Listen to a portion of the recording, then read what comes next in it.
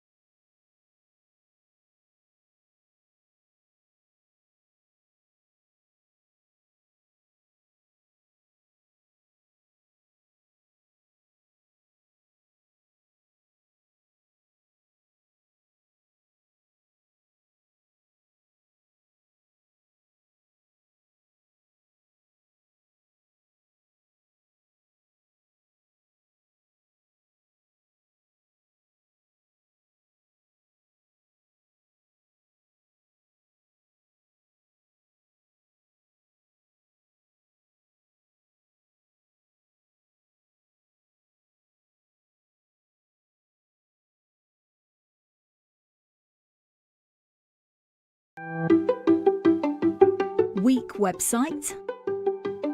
It could be a superstar. We do A/B testing, personalisation, social proof, product recommendations, baseline analysis to bring your bottom line over the line. Visit webtrends-optimise.com or call 0333 444 5502 today.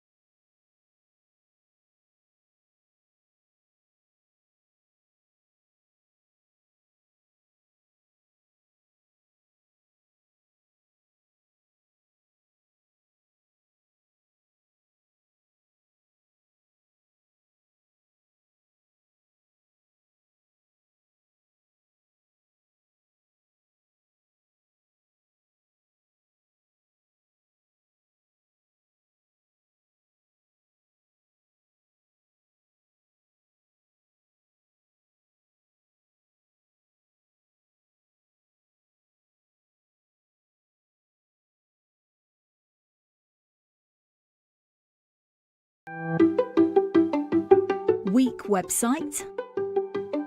It could be a superstar. We do A/B testing, personalisation, social proof, product recommendations, baseline analysis to bring your bottom line over the line. Visit webtrends-optimise.com or call 0333 444 5502 today.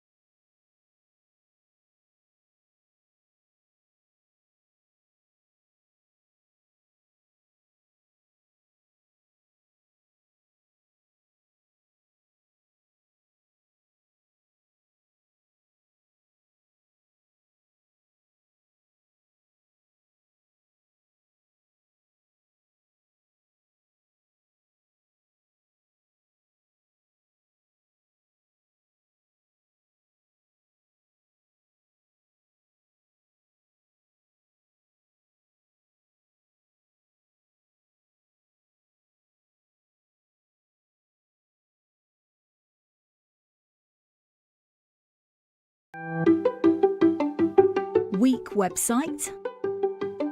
It could be a superstar. We do A/B testing, personalisation, social proof, product recommendations, baseline analysis to bring your bottom line over the line.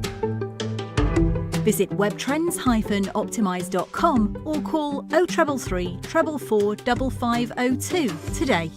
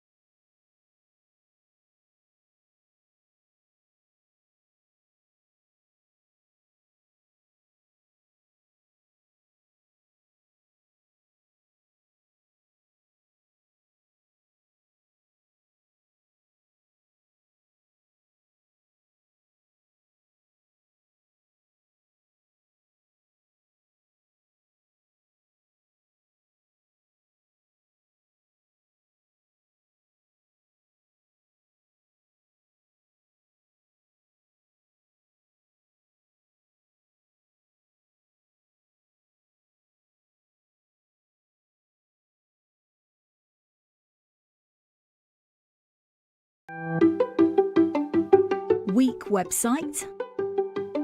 It could be a superstar.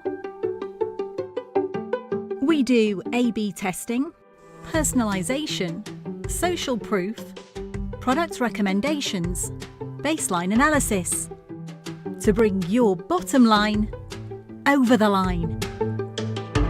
Visit webtrends-optimise.com or call 0333 444 5502 today.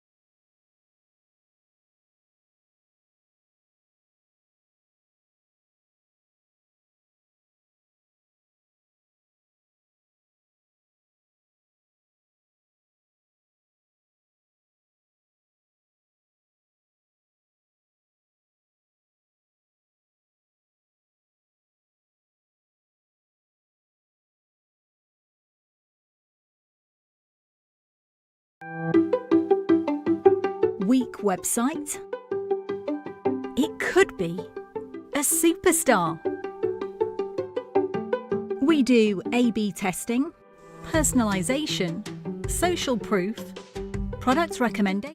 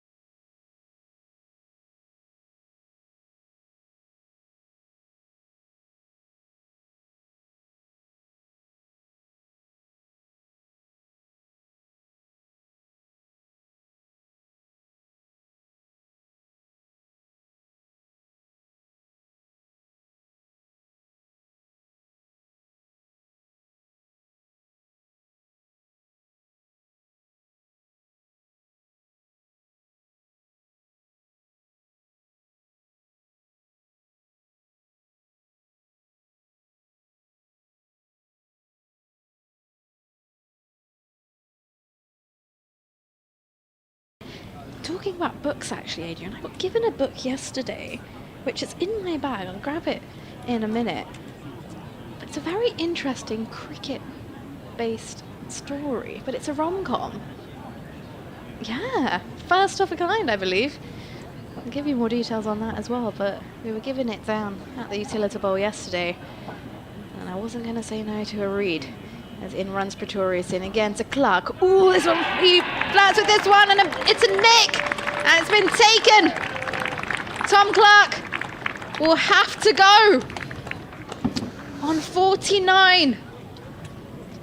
It seemed like he was in two minds for that one. Wanting to play at it, then deciding not to play at it, and then again last minute he just sticks his hands out a bit, and unfortunately just gets a tickle. And that's going to be the end of Tom Clark, going for 49 from 85 deliveries, and Somerset get their very much needed second wicket. Yeah, so we disappointed Tom Clark because he'd done a lot of the hard work this morning and was looking in really good nick. There was a good delivery by Pretorius, just what Somerset needed after lunch. I think outside of Lewis Gregory and Josh Davey, the Somerset bowling had been a little ragged this morning, but to pick up a wicket in the first over after lunch is just what the doctor ordered. But Tom Clark will be disappointed, doesn't add to his score of 49 before lunch. He's on his way, and Sussex 127 for 2, and it brings out the third Tom in the Sussex top order, and the third Tom, who is also a left-hander, who is Tom Alsop, who's making his way out to the middle. One Tom replaces another Tom, who's batting so well. Looked in good touch, did Tom Clark, following on from last week up at Edgbaston. Yeah, I mean, he batted beautifully last week, and I mean, this was as impressive an innings. I mean, clearly he went on to make a big score, made 140, but the wicket at Edgbaston did flatten out for it fairly quickly, and that's not to take anything away from the innings, but I thought he really he seemed to have built on that innings today. And as I say, having done a lot of the hard work pre-lunch, he'll be disappointed to get out in the first over since the resumption. Oh, here's Tom Alsop. Low in his stance. As Pretorius is in, back of a length, just shrugged off into the leg side, fielded by a square leg, no run. That will conclude the first over after lunch. Sussex 127 for 2, with Hughes on 44, and Tom Alsop, new batter into the middle, yet to get off the mark. And if you just joined us, a very good afternoon. Welcome to live cricket on the BBC, BBC Radio Sussex and BBC Somerset. I'm Adrian Harms alongside Nikki Chowdhury. Anthony Gibson is the third member of our commentary team here this week. Wherever you're listening from, if you're anywhere in the UK, you will know that the weather is glorious at the moment, and Hove is no exception. Not a cloud in the sky, good crowd in. It almost feels like it ought to be the middle of July, really, with this lovely weather, but we are only in early April.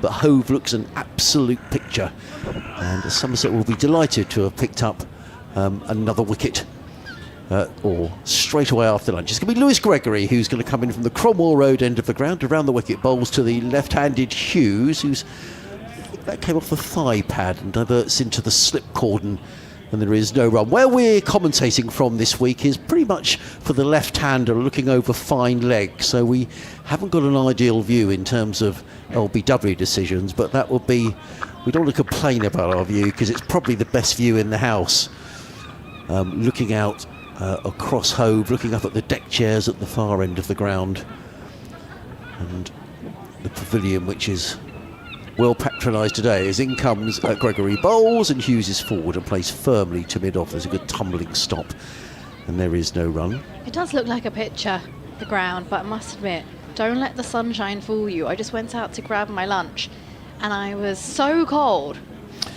Well, certainly up at Edgbaston last week, it was cold out of the sun, and where the changing rooms are at Edgbaston, they're in the shade pretty much all day, and the players were sitting down on the balconies huddled up in big coats and bobble hats, whereas in the sun, where the spectators in the sun, people were wearing shorts. In comes Gregory around the wicket, in and bowls, and Hughes is beaten, not for the first time today, by Lewis Gregory, who lets out a howl as the ball ends up in the gloves of James Rue, and there is no run. 3 slips, backward point, cover mid-off, mid-on, mid-wicket, and a fine leg just down below us to our right-hand side. Those that were here for the business lunch or the business meeting have disappeared in to have their lunch away to our right-hand side, but I'm sure they'll be back out again as Gregory turns and is on his way again down the hill from the Cromwell Road end, bowls to Daniel Hughes. It's another no ball from Lewis Gregory. I think I need to double check this. That's 7 no balls that he's bowled so far today. That is indeed his 7th no ball. I mean, often not easy when you're coming down the hill. We often say this at home, where players haven't played here for a while. It can take a bit of adjusting to the slope, but Lewis Gregory would have played plenty of T20 cricket here down the years. Although Anthony was saying that he does bowl a lot of no balls, does Lewis Gregory, but he's on his way again. Around the wicket, bowls, and beautifully driven by Daniel Hughes for 4 runs. That was classic batting from Daniel Hughes over pitch, and he just caressed the ball away through extra cover for 4 runs. No need to run for that. He didn't hammer the ball. It was just all in the timing. Beautifully played. He goes to 48, 133 for 2. Just stand and admire that one. That was beautiful. Had a bit of width, could free his hands through it. He didn't even have to move. Beautiful shot. 3 slips go down. Hughes waits. And Gregory is in again. Bowls. And he rather squirts this one through the slip cord. And they've taken 1. They'll think about coming back for a second, but it isn't there. Hughes goes to 49, 134 for 2. I can hear some sort of... There's a lot of renovation work going on here at this end of the ground, around about the media centre. So if you can hear some hammering and banging going on, it's because there's some work going on around the building. So apologies if you're picking that up on our microphones here. Well, the B's gone, luckily. The B has gone, but I prefer the B sound to the... Oh, I'm not sure. To the hammering. Gregory in again, bowls, and Tom Alsop has gone, and it's a 2nd wicket after lunch, and Tom Alsop, who was out first ball at Edgbaston last week, departs for a duck, well caught at 2nd slip, and Somerset, having not had maybe the rub of the green this morning, have certainly got it this afternoon. Casey Aldridge picks up the catch, and Gregory has taken the wicket, and suddenly Sussex, from being in a very strong position at lunch, have lost 2 wickets immediately afterwards. They've gone from 122 for 1 to 134 for 3. Well, whatever Somerset had for lunch, well, they should have more of it. 2 wickets after lunch. Sussex now 134 for 3, and Tom Alsop just really going at it. And he didn't need to, did lean quite far forward into it as well. Perhaps if you watch it back on the replay, you may say it was one that he didn't have to reach and play for, but it's done now, and he'll depart for a duck. Well, a bit of rebuilding to be done now. James Cole's the first right-hander, in fact the only right-hander for Sussex in the top 6, makes his way out. Well, we all know with county championship cricket how quickly things can change, and poor old Tom Alsop, having coming wandering out, it's pretty awful at any cricket ground when you are out cheaply, wandering off with without any applause. But here comes James Coles, very highly regarded right-hander, all-rounder. Only just turned 21, went away with the England Lions in the winter. And he's just having a little chat away to Daniel Hughes, who, this is where Sussex really are looking for the experience of Daniel Hughes this season. In fact, I can see the physio, John Morelli, the Sussex physio, is out a bit of attention to Daniel Hughes. Now, Hughes did get hit on the hand this morning. I just wonder whether... I mean, he looks okay, and he's clearly going to carry on. It'll be a slight concern for Sussex. That's the end of Lewis Gregory's over, who's bowled 11 overs, 3 maidens, taken 2 for 39. Sussex 134 for 3 here on BBC Radio Sussex, BBC Somerset. Adrian Harms and Nikki Chowdhury here on commentary duties. And Anthony Gibson, a familiar voice of Somerset cricket, will be back with us shortly. 2 important wickets for Somerset. And Pretorius is ready to go again from the C end. Gives the ball a shine. 3 slips in place, deep point, extra cover, mid-off, mid-on, mid-wicket and a long leg. As in comes Pretorius. Right arm round the wicket to Hughes. Goes off the back foot. Drops the ball. It rolls over to third slip. Just notice the apartment to our right-hand side. They've got the Sussex flag hung up and they're out on the balcony watching the cricket. I can't see that. Where are you? Building on our right. Yep. Right top floor. They've got a nice big balcony. You can see the Sussex flag hanging up as Pretorius is in. Round the wicket now. And oh, it's trapped him on the pads. There's a shout. Given him. And he's been given. He's been given. That's going to be the end of Daniel Hughes. He'll have to depart for 49 as well. Following on not too far from Tom Clark. Sussex, 134 for 4. They've lost 3 wickets in quick succession after lunch. Well, it's just extraordinary how games of county championship cricket can change so quickly, and that's what we love about the game. You know, clearly Sussex this morning, we did say in commentary that we felt that suddenly the opening Somerset bowlers, Gregory and Josh Davey, had bowled a lot better than their figures suggested. Well, they've come out after lunch, maybe a few words said in the dressing room at lunchtime, and suddenly they picked up 3 wickets and the game's got a whole different complexion about it now. 134 for 4. I'm sure there's some pretty frantic padding up going on inside the Sussex dressing room. And not for the first time, John Simpson comes out. He's been in magnificent form for Sussex, John Simpson. 600s he's made since he's been at Hove.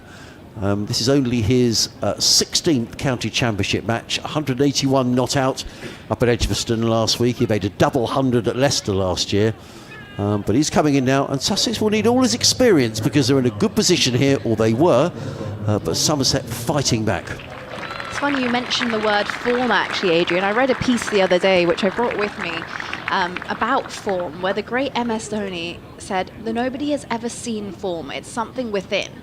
Sometimes you can even fake that you're in form with your body language, and it just takes one hit from the middle of the bat to truly feel it again. And I was like, that's actually bang on, because you can't. Someone might look in decent nick out there, but they haven't been in the runs.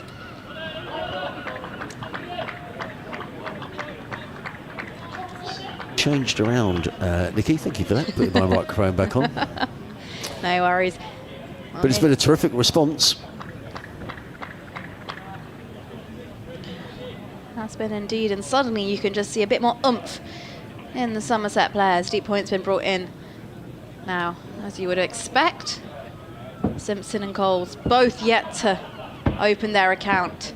Simpson on strike now to Pretorius from the CN, runs away from us, right arm round the wicket, short ball, and this one's ducked under. A swift duck from John Simpson, as that's taken by Rue.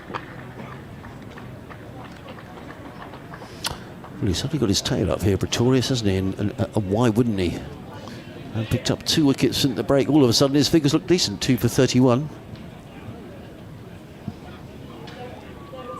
Oh, is that the Olympics you're pointing out to me? It is. I've just seen an article, which I'll get to after this delivery from Pretorius to Simpson. Forward, solid in defence.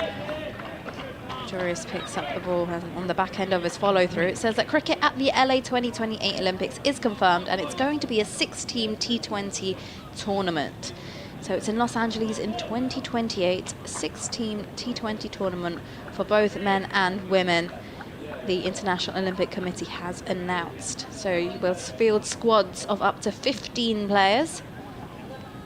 Exciting to see that as Pretorius makes his way through again. Full of delivery. Simpson's forward, inside edge, down to fine leg. We'll get him off the mark.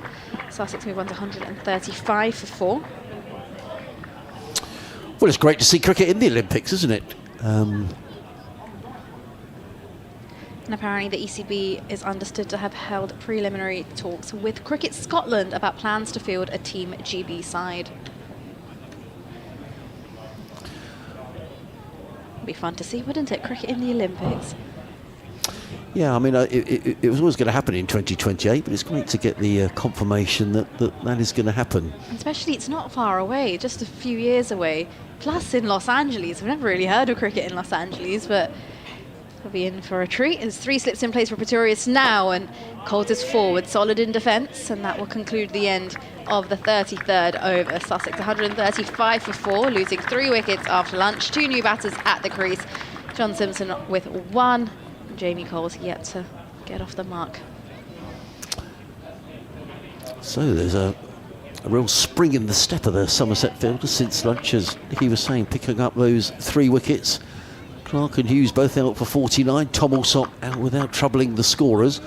And all of a sudden there's a rebuilding job for Sussex. So I'm sure at lunch we're thinking, well, 122 for 1, looking at batting a good part of the day. But it just goes to show how things can change really quickly in county championship cricket. Lewis Gregory is going to carry on from the Cromwell Road end of the ground. 11 overs, 3 maidens, 2 for 39 for Gregory. Those 3 slips are in place, and Gregory makes his way in around the wicket, coming into bowl to the skipper John Simpson, and Simpson clips this to mid-wicket. They were looking for a quick single, but it was never there, and Simpson quite rightly sent back by James Coles.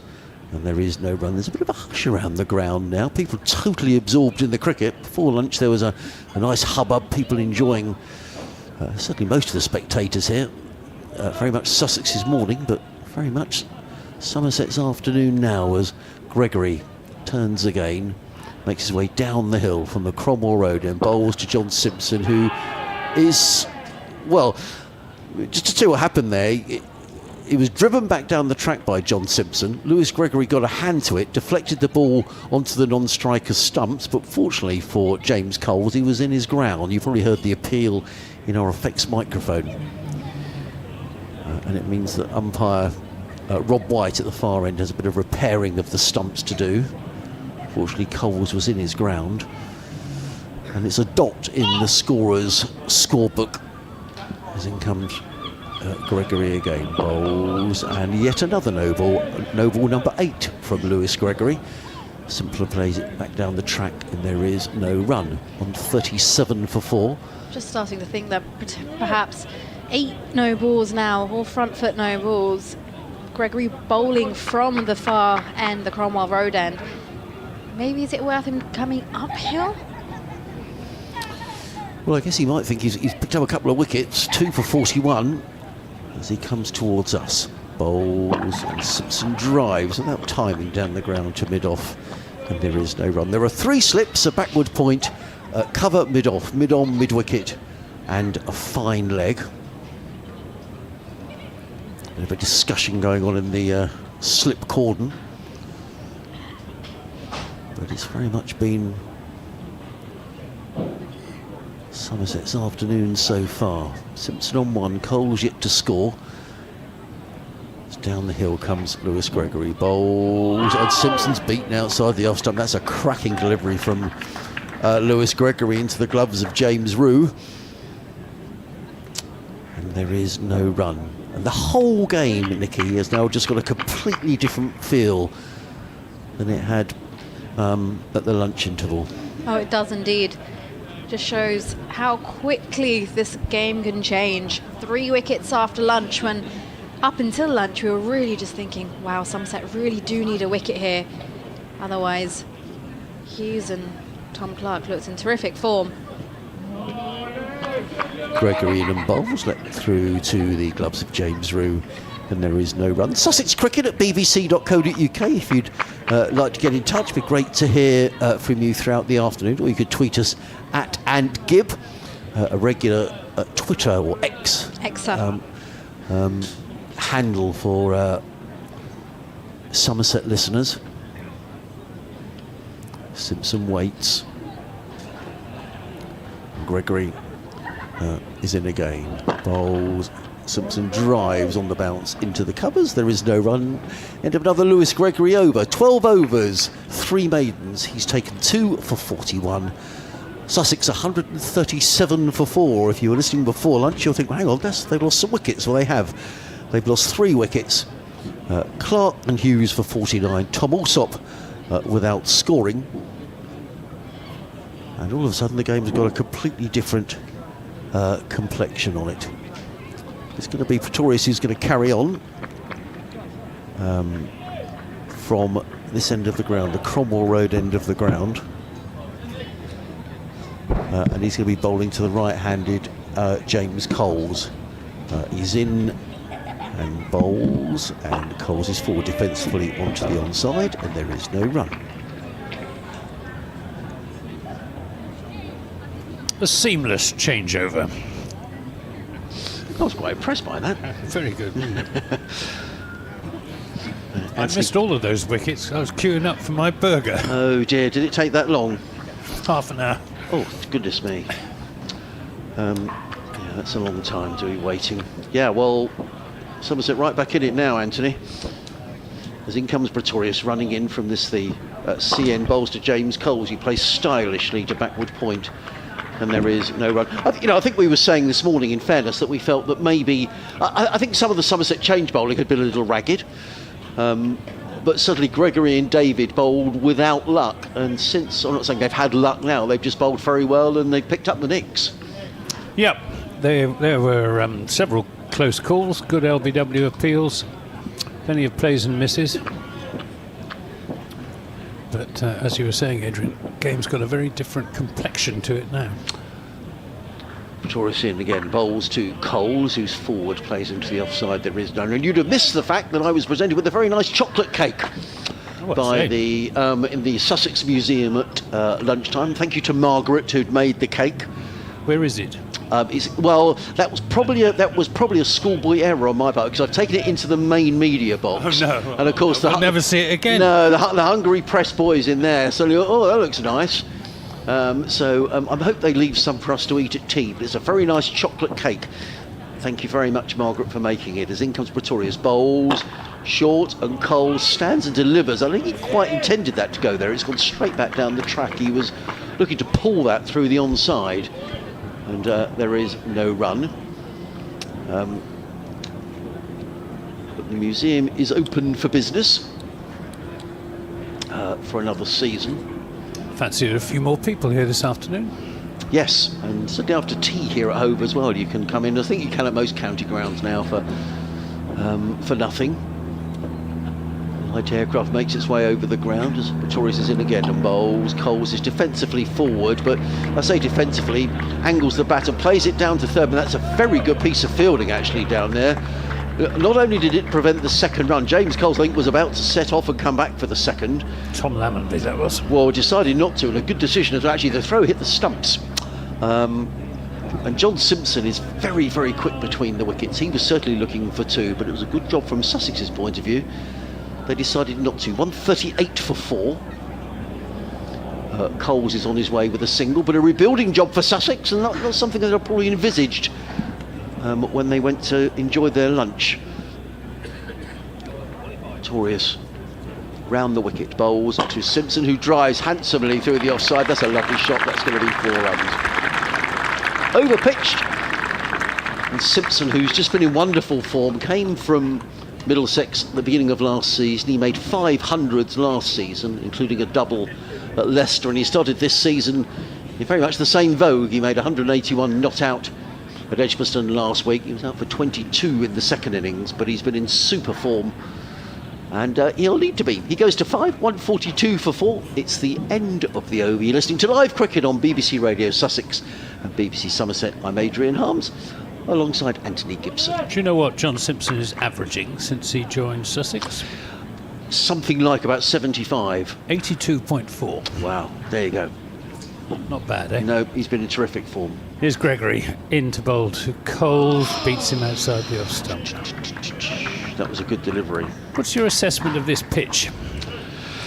Well, I was talking to the groundsman before play, and he was saying to me that wickets in general, because it's been so dry and warm, are a little bit advanced of where they would normally expect to be at this stage of the season. So he thought there might be a little bit of help for seamers early on, but spinners would come into play. So there was a little bit there, but I think they are good cricket pitches here at Hove. There's a bit in it for everybody. 3 slips go down as Gregory is in and bowls. Oh, it's a leading edge, quite a firm leading edge, back past the bowler. not fielded cleanly at mid-off, but Tom Banton recovers well. I wonder what Lewis Gregory will make of that, because he does like to take a step down the pitch, just James Coles, and he did that to that delivery, and that won't have gone unnoticed by Lewis Gregory. Yeah, so you know, I think I think there's quite a lot in it for the quicker bowlers, and Somerset didn't make best use of it this morning. But if you get the ball there or thereabouts, things can happen. This is turned into the onside by Coles.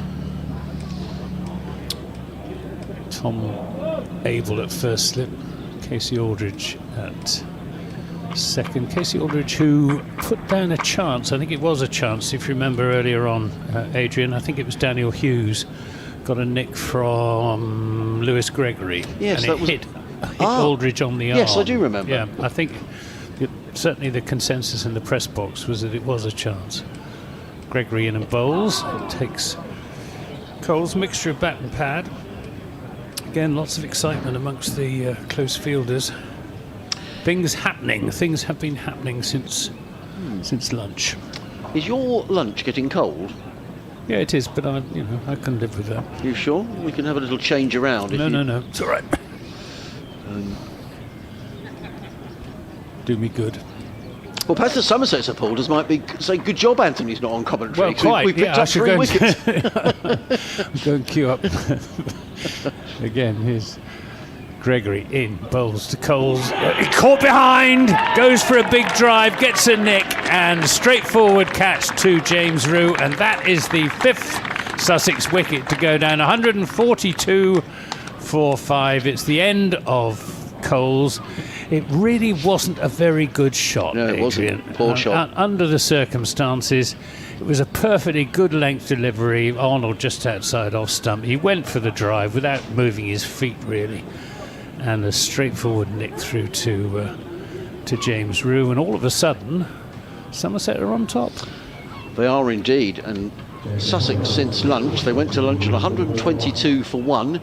They've lost 4 for 20 since lunch.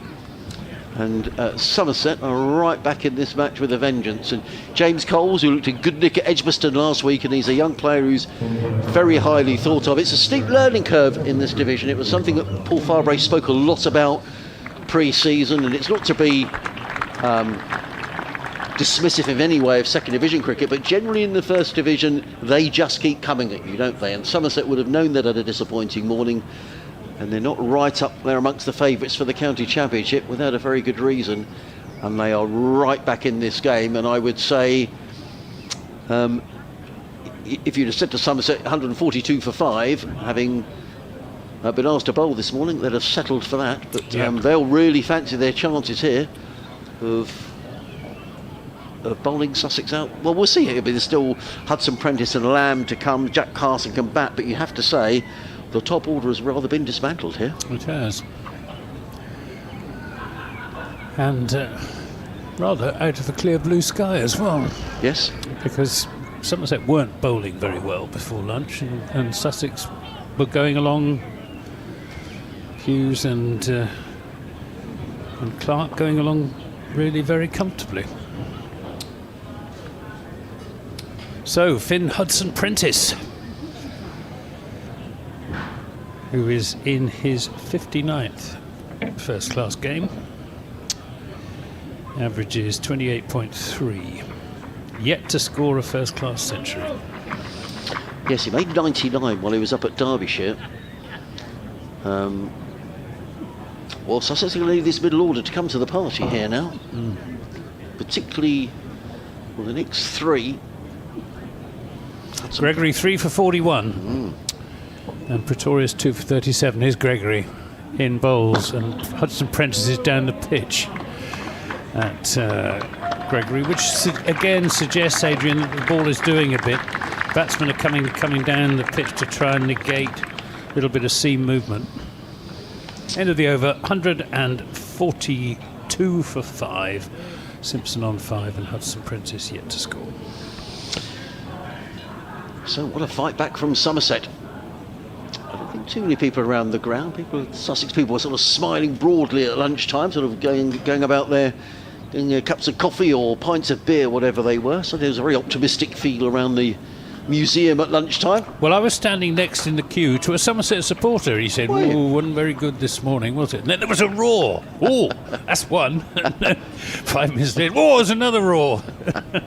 Have a few people made the trip, do you think, down to? Yeah, it's a very popular trip. Yeah. To Hove. I mean, it's one of the nicest grounds on the circuit.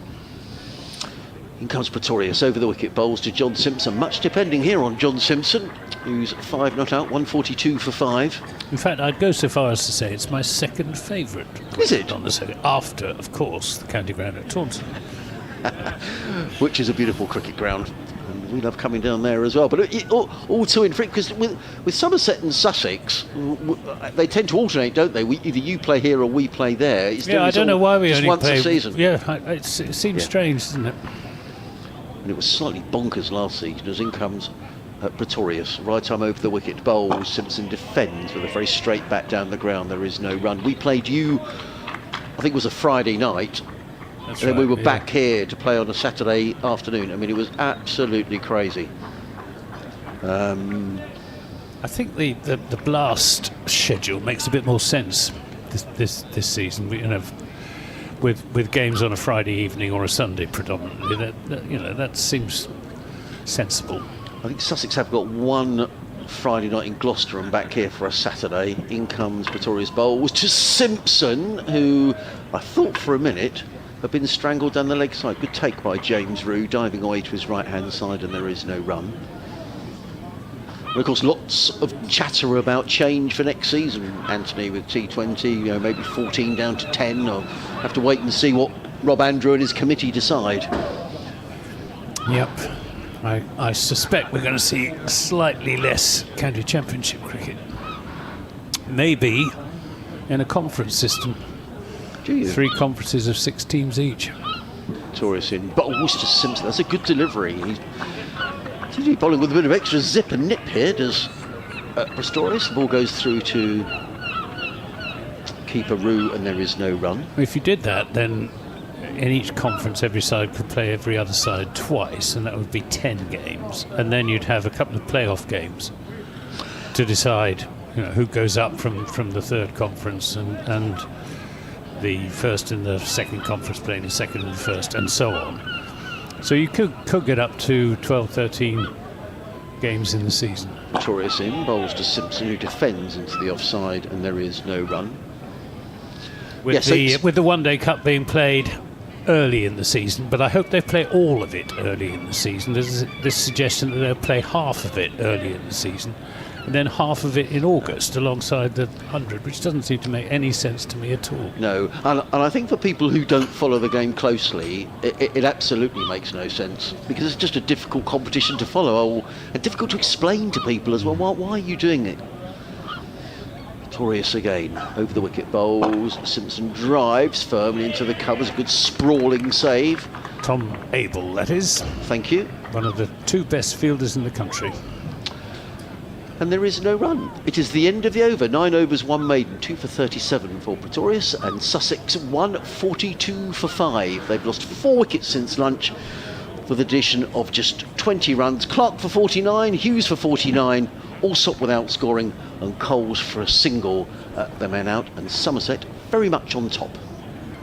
And who is the other second best two of the best 2 I was just going to say. Come on, who do you think I'm referring to? He's not a Sussex. I'm thinking. Let me have a think.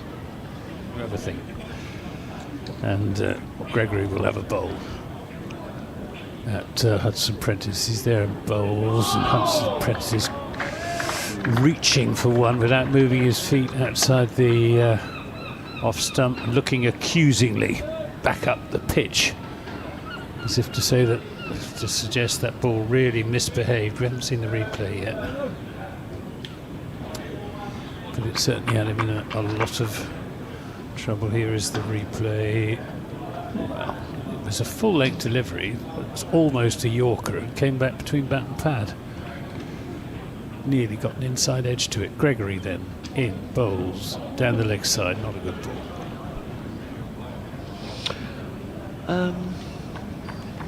Gun fielders. First division? First division, yeah. Right. Well, I haven't seen much of the second division, so. No, and I haven't seen much. No, go on, you tell me. Jordan Cox. Oh, right, okay. Jordan Cox of Essex. He's and of course Kent previously. He took a brilliant catch in the T20 field. Was that against Somerset? It was, Yeah. absolutely. It was. Outside the off stump. And Sonny Baker took a brilliant catch for Hampshire this morning. It was one of those which you see quite often in T20 cricket, but not so often in the county championship, where he was running back to the boundary, took it over his head, tossed it high, stepped over the boundary. Oh, right, okay. Came back and caught it inside. Very good. And come back to Sonny Baker after this from Lewis Gregory. Goes past the outside edge again. Sonny Baker preferred by Hampshire to John Turner, who has gone on loan to Lancashire, I think. Lancashire, that's Yeah. right. And John Turner is regarded as one of the up-and-coming quick bowlers. He is. And I saw him bowl for Hampshire this year. I think it was just in the Blast last year. I was very impressed with him. So Hampshire obviously have a very high opinion of Sonny Baker, who didn't quite make the grade with Somerset. Gregory in a bowls down the pitch. He won't get an LBW decision down there. Might do if there was DRS, but umpires don't give those with Hudson Prentice advancing on Lewis Gregory and then swinging across the line. It wasn't a very good shot, it has to be said. Was John Turner Exeter University? I think he was, yeah. And yeah. then and got, because I think he might have bowled down here in a pre-season game a couple of 3 seasons ago. He's and bowled very distinctly- quickly. Yeah, he's distinctly sharp. Here comes Gregory to Hudson Prentice bowls. This is turned away through the onside, over pitched from Gregory, and Hudson Prentice is off the mark handsomely with 4 runs through straight mid-wicket. That takes the Sussex score to 146 for 5. Well, Hudson Prentice and Simpson having a little natter in the middle of the pitch. Thank you for your emails. There's a few more come in which I shall read on sussexcricket@bbc.co.uk. Cherry and Ken from Codnor in Derbyshire have been in touch. Hi Adrian and team, I'm at Trent Bridge enjoying a glorious day in the sunshine. I live here but Sussex born and bred, so still support them and love keeping up by listening to you as I watch Not to be Essex. They are indeed unhappy about losing tongue for this one, unsurprisingly. In comes Pretorius, bowls to Simpson, lets that go outside the off stump, taken up by Rue, and there is no run. And Jerry says, thanks for the commentary and come on Sussex and the Albion too. Referring to Brighton Hove Albion, who are playing at the Amex tomorrow against Leicester. Still with hopes of getting into Europe. I was going to say they're having a decent season. Very good. Yeah, they've been excellent for the last couple of seasons, the Albion. They have this knack of buying players for no money and selling them for millions. Not a bad knack to have. I was going to say, good knack to have. Pretorius with the 3 slips. In them bowls. Simpson's beaten outside the off stump. Simpson's is the wicket that Somerset Oh, totally. covered. Yep. He's got form against Somerset as John Simpson. Martin Mahoney's been in touch. He says, blimey, I only took out my earpiece to answer the front door and things 4 wickets have fallen. Well, Ian Robbins on Twitter says, any chance you can go for another burger shortly? We could be batting by tea if you do. We being Somerset. Pretorius again runs away from us. In bowls and Simpson turns that onto the leg side. There is no run. It's tight, it's accurate, it's testing from these Somerset bowlers. They're a very good side in the field, Somerset. They're athletic, they're mostly very good fielders. Body language is always good. They're very well, skillfully, thoughtfully, shrewdly captained by Lewis Gregory as well. When Nicky's back on commentary, I've had a message from Jake. You mentioned a book when you were on commentary, Nicky. You need to mention the name of it when you come back on. As in comes Pretorius again, bowls to Simpson, who's forward, plays into the offside. There is no run. Nicky's going to put a coat on. Oh, she's cold. So tell us about that. Michael Fletcher's been in touch, and he says, hello, is there ball-by-ball commentary on a radio stream, or is it just updates at news time? No, Mike, if you go to the BBC website, go to the cricket page, go to the listen or watch and listen, and there'll be a list of all the county games there. Click on that and you will come up with Sussex against Somerset. Pretorius is in, bowls, and Simpson plays with a very straight bat into the covers, and there is no run. Yeah, if you go to the BBC Sport website, click on cricket, and that will bring up a page saying live county championship, Notts Reading against Essex, etc. And then click on that, and then you come to yeah, I can't do it myself now. I mean, I have to say, I don't think it's the most visible. I would agree. I would agree. Actually, I think perhaps we need to make it slightly more visible. Here comes Pretorius around the wicket, bowls to John Simpson, and Simpson plays firmly to backward point on the bounce. There is no run. It is the end of another very tidy over from Pretorius. 10 overs, 2 maidens, 2 for 37. It's not terribly user-friendly. Yeah, you click on that, and it will say County Championship, Notts Reading against Essex, Hampshire on top. And then you will get a summary, and above the summary is live reporting scorecard or watch and listen. And that's where you need to scroll across to watch and listen, and then you will get the full list of County Championship commentaries. It's fooled a lot of people, that extra move to watch and listen. They get the impression that there's just one commentary on available on the BBC Sport website. And in fact, they all are. Message for you, Anthony. I'll read after this delivery. Gregory it is, into bowl to Hudson Prentice, who's hurried into a defensive shot, won't get a run. It's from Simon. He says, really enjoying you and Anthony. I'm in Taunton. Any news on Craig Overton, please? He is perfectly fit, but he has been rotated out. I think they're keeping him fresh for the 3 big games coming up against Hampshire and Surrey away, and then Essex at home. Do you do the first 5 weeks? So we're playing the first 4 weeks on the spin. We're doing the first 5. Gregory in the bowls, beats him outside the off stump. He really hasn't had much luck. I mean, he's picked up 3 wickets, Lewis Gregory, so he said he must have had some luck, but he has. But my goodness me, he's been past the outside edge on any number of occasions. Bowling down the slope from the Cromwell Road end.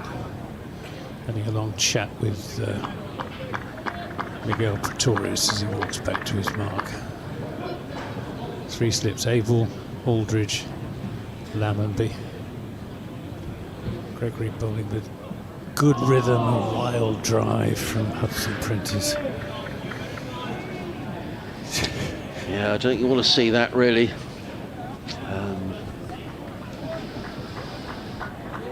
This is first division cricket, though. This is what it's all about. I've only seen him in white ball cricket, Finn Hudson Prentice, but he looks as if he plays a bit in red ball cricket, a bit like he does in white ball cricket.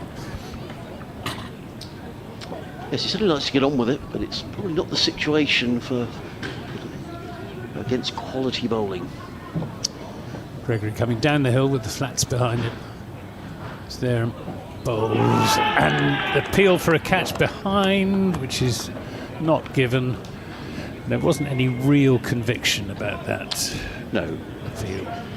I think James Rue didn't even appeal behind the stumps, but he's asking a lot of questions.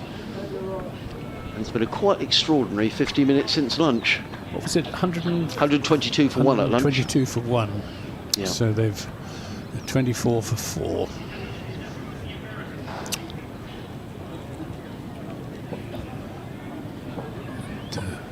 Gregory. Nice, easy approach. He's there now in bowls. And this time, Hudson Prentice back on his stumps, playing a solid-looking backward defensive shot back up the pitch. gulls circling. I saw one gull flying past with what looked like a canapé in its mouth, as if it had been down to the corporate hospitality. I dare say the seagulls here at Brighton and Hove are just as voracious as they are in Dorset and Devon, Somerset for that matter. This is wide of the off stump, and a good diving stop by James Rew. End of that over, 146 for 5. Lewis Gregory with figures of 15 overs, 5 maidens, 3 for 45. Real captain's performance from Gregory.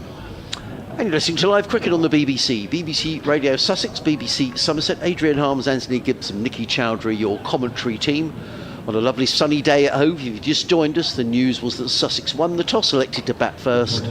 Reached lunch on 122 for 1, with Hughes on 41 and Clark on 49, but it's been all changed since the break. Somerset have picked up 4 wickets. Hughes and Clark both gone for 49. Tom Alsop without scoring, James Coles for a single. And Josh Davey, is Josh Davey is coming? Yes, it is. Yeah, He's coming back yeah. in. Bowled well this morning without any luck. 10 overs, 2 maidens, no wicket for 31. As Lewis Gregory juggles his attack. We'll have an update shortly to the listeners on BBC Sussex as Simpson drills a ball into the offside. Is that Abel again? That's a very fine feat of fielding, diving away to his left in the covers. And Somerset have really got the squeeze on here, and their bowlers are being backed up by some excellent ground fielding as well. Yep.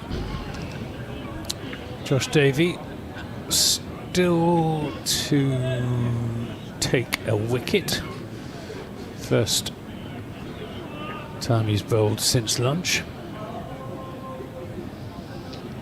Here comes Davey. Bowls. Simpson is forward defensively, played into the offside. There is no run. Sussex just can't break the shackles here. I mean, the important thing is not to lose any more wickets. But at the moment, asking lots of questions are this Somerset attack. Josh Davey, who we thought pre-lunch may have hurt his hamstring. He was feeling his sort of left, back of his left leg. But he looks to be striding. Well, funny what a few wickets does as well. He looks sprightly enough now.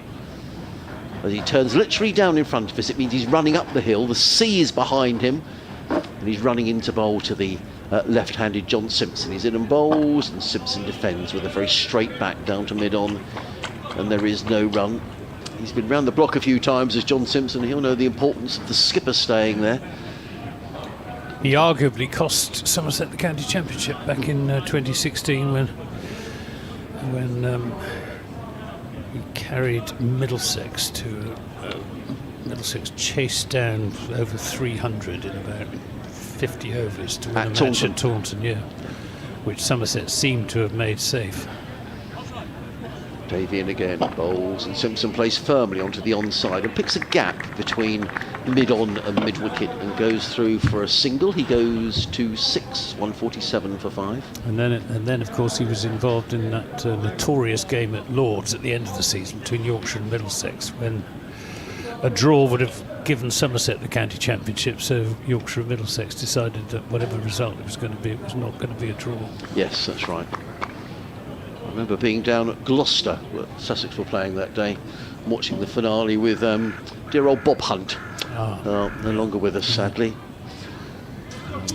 And very sad to hear as well of the passing of John Curtis last week as well, a regular in the Worcestershire press box. He was always so welcoming. What a lovely man, yeah. What a lovely man.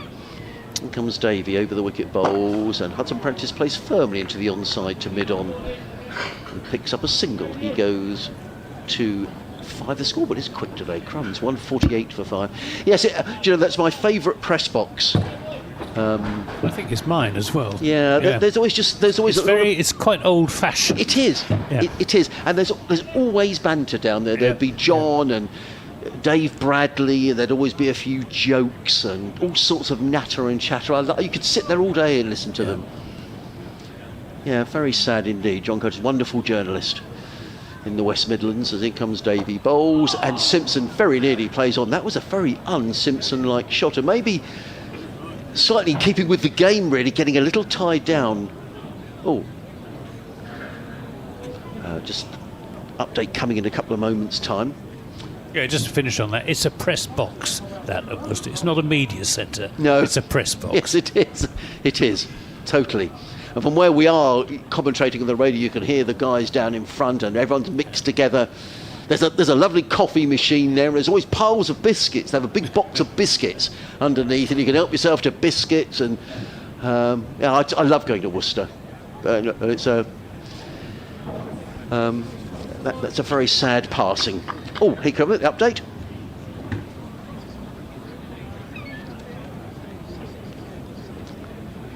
Yes, indeed, and it's all change here at Somerset under lovely blue skies on a lovely sunny day. Sussex going to lunch on 122 for 1. They've lost 4 wickets since lunch and are now 146 for 5, although John Simpson, the skipper, has just hit a boundary out to the far side of the ground. So 4 wickets have gone down, and all of a sudden Somerset in the ascendancy. Sussex out 152 for 5. Meanwhile, at the Oval, Surrey not having things their own way either against Hampshire. They're 160 for 5. Dom Sibley is still there. He's 40 not out. But Kent having a very good day at Canterbury against Middlesex. Middlesex 128 for 6. 3 wickets there for Nathan Gilchrist.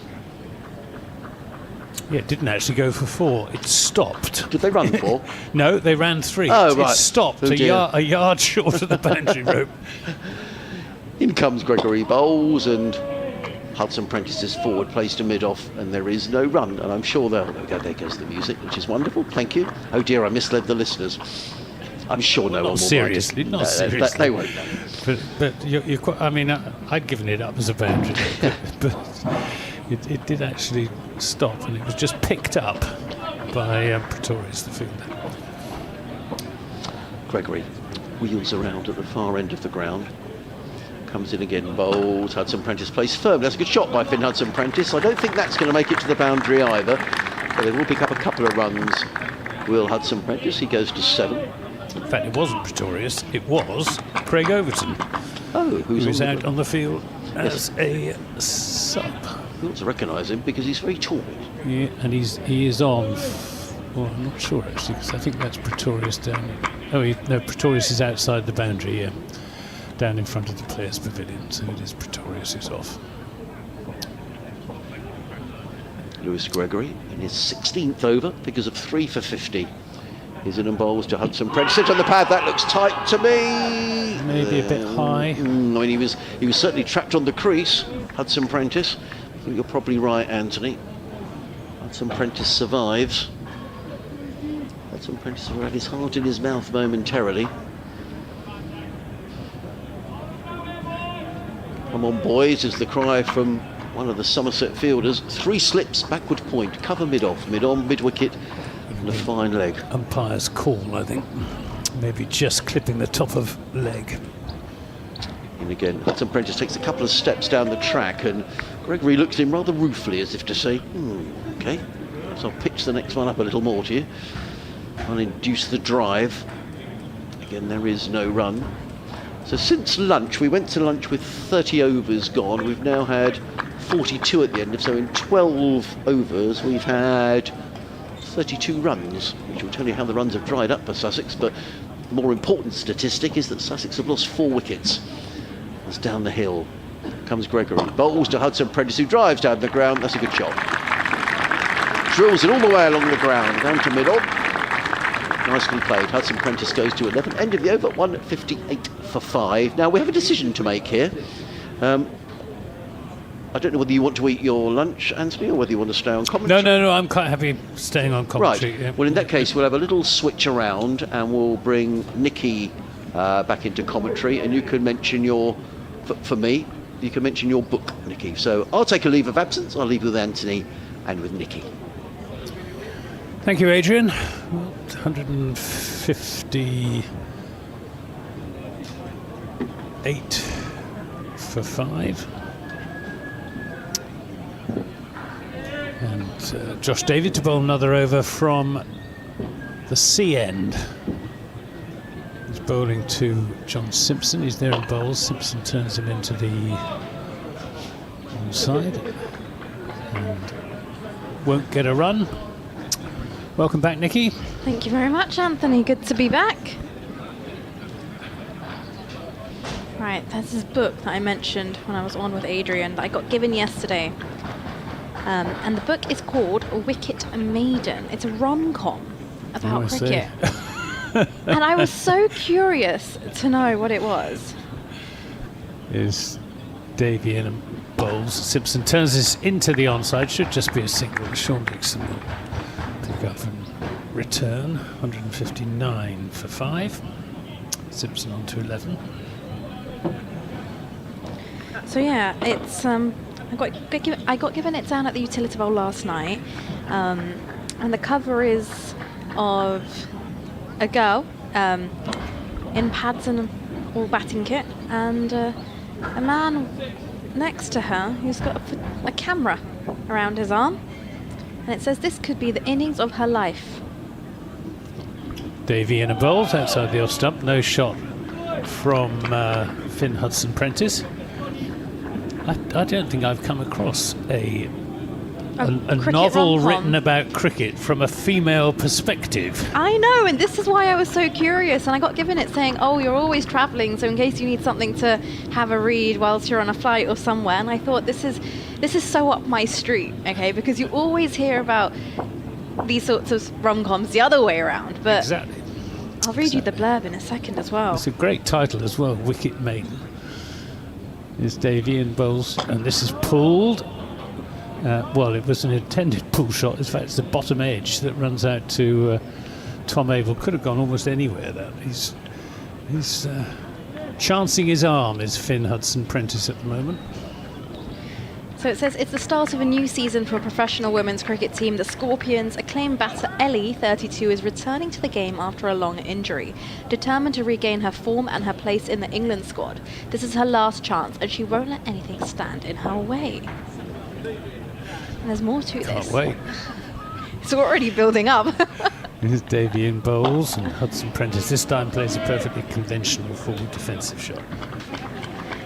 So it goes on to say, cricket fan Adam, 34, an artist and a photographer, has followed Ellie and the team through highs and lows. He's drawn to her talent, athleticism and public persona, but is content to be a fan in the crowd cheering her on. He'd never date a famous person anyway. When events on and off the pitch bring Ellie and Adam together, friendships blossom and their careers initially soar. Yet with romance in the air, Ellie loses focus on her game. Davy in the bowls, gets Finn Hudson-Prentice in a bit of a tangle, but survives. Which jeopardizes her dream. What's more important to them both, cricket or love? Well, sounds a must read to me. Well, I'll pass it on to you once I've given it a read. Actually, talking of books, I ought to mention today is publication date for Annie Chave's book, which is How Cricket Changed My Life. It's an account of 11 personal stories of people, some cricketers, some non-cricketers, for whom cricket has made a crucial change in their life. Annie Chave, who is the editor of County Cricket Matters and summarises for us down at Taunton regularly, and is a regular on the Cricket Society. Right, change in bowling from the Cromwell Road end. Casey Aldridge comes back into the attack after lunch. He's currently rolling his arm over to mid-on. Bowling to Simpson, who taps his bat, who drops his front shoulder in his stance as Aldridge is in, full delivery. And Simpson looks to drive, doesn't quite time it, comes off the toe of the bat and goes straight to cover. He now decides to come down the wicket to a little bit of gardening. Suddenly you can sense the energy back amongst Somerset players after some quick wickets after lunch. 4 wickets have fallen. I believe Adrian said it was 4 for 20. As in runs Aldridge downhill, and this one's left alone by Simpson. Goes through to Rue with the gloves. The crowd seem to be basking in sunshine, and one day when I'm not working, I'll be basking in sunshine reading this book. Yeah, Ideal reading on a nice sunny beach somewhere. It's got a very Bollywood take to it, because Bollywood loves to mix cricket and romance, as this one is driven beautifully back down the ground by John Simpson. He turns and taps the wicket. He needs to say no more. Goes all the way down towards the boundary, and Sussex move on to 163 for 5. Beautiful shot. Over pitch delivery there from KC Aldridge. He might just want to pull his length back a little bit.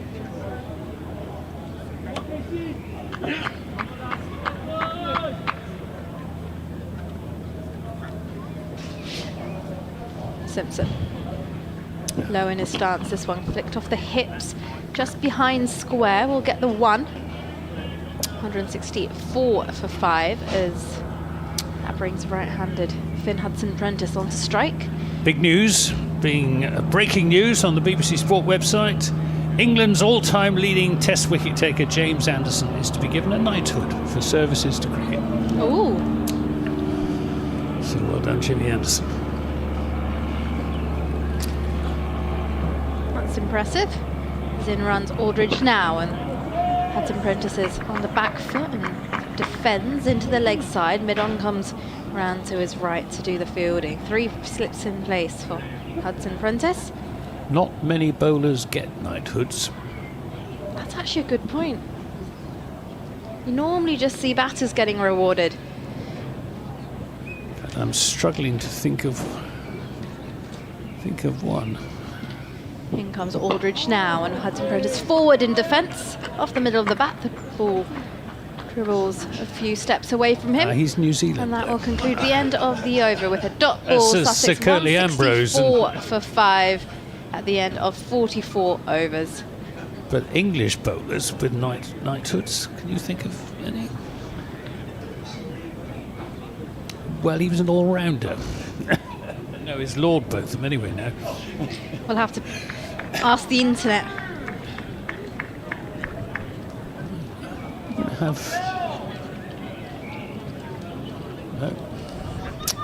We're going to have a bowling change. Top Lammonby coming into the attack from the CN to bowl his left arm seam up. He bowled a few overs in the game against Worcestershire, coming back from a foot injury which prevented him from bowling. Didn't bowl at all, I think, in the season before last. He just bowled a few overs last season. So I've got a list here, a full list of English cricketers who've received a knighthood. So we'll go through this and hopefully. There's Lammonby then to bowl to Simpson. Who's there and bowls. Simpson plays and misses. Swings and misses at a ball outside his off stump, leaving him. And nearly a big scalp for Lammonby first up. So some of these names are obviously well before my time, but it starts off with Sir Francis Lacey to Sir Frederick Toone. Well, these are they're knights of the realm who played cricket rather than people who've been knighted because of their cricket. This is outside the off stump and a no ball. I suspect Sir Jack Hobbs was the first cricketer, Perhaps this as a cricketer, who was knighted. Sir Jack Hobbs.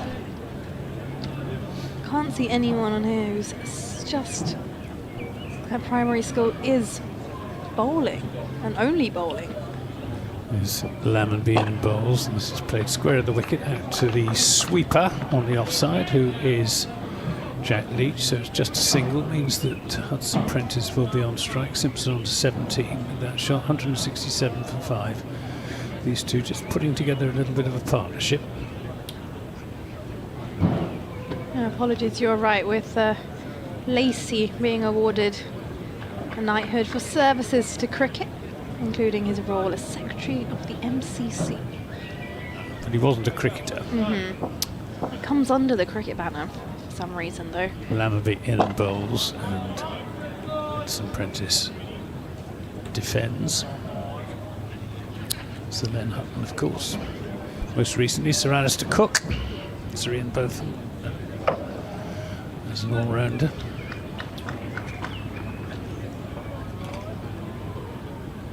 Boycott hasn't got a knighthood, has he? Has he? Lammerby in a bowls, and she's pushed defensively into the offside. I believe he does have a knighthood. I'll have to double check that. I think he wasn't he knighted by Theresa May. I think he was, wasn't he? Jeff Boycott.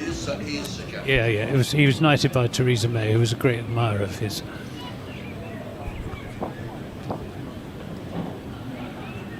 Here we got Lammerby bowling to Hudson Prentice in the bowls, turned into the onside. Tom Abel is after it, loses his cap in the process. He'll come back for comfortable 167 for 5. Hudson Prentice, no, 169 for 5.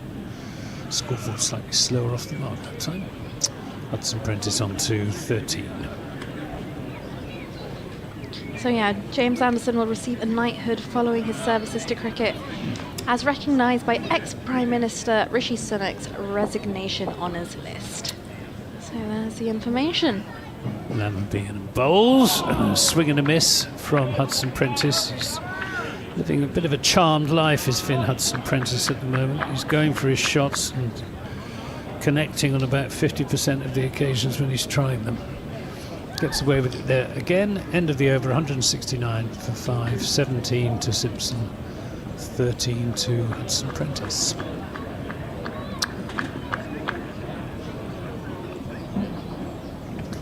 Casey Aldridge to bowl over from the Cromwell Road end. In for a second over after lunch. John Simpson will be on strike. Left hand, right hand combination out there for Sussex now. Got plenty of left-handers in their lineup. 3 slips in place. The deep point, cover and mid-off on the offside as in runs Aldridge. Round the wicket to the left-hander and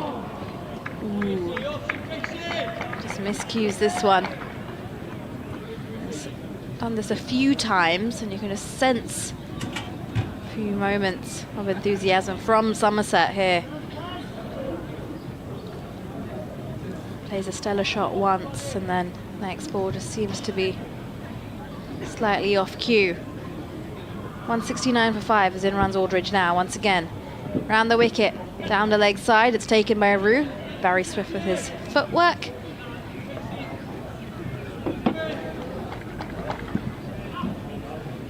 Still not a cloud in sight, just the seagulls are doubling in numbers, so they can probably smell lunch around the ground. Plenty of food stalls as well.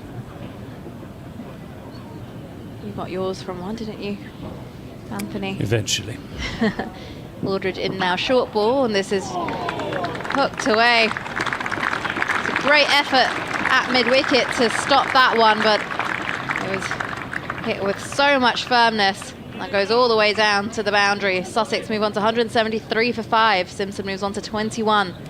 So Archie Vaughan with the dive.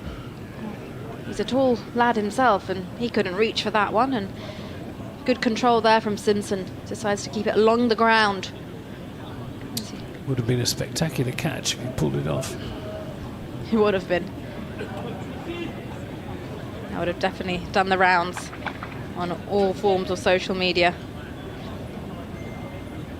Aldridge, right arm over the wicket, down the hill now. And it's a short ball, and Simpson is ducked under. Roux takes it. Very good.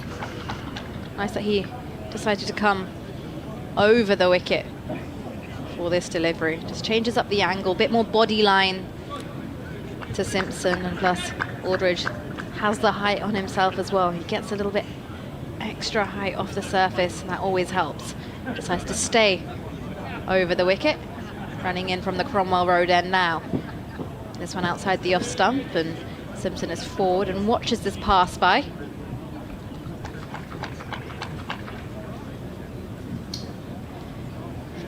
Yeah, looking forward to giving this book a read. It's called Wicket Maiden.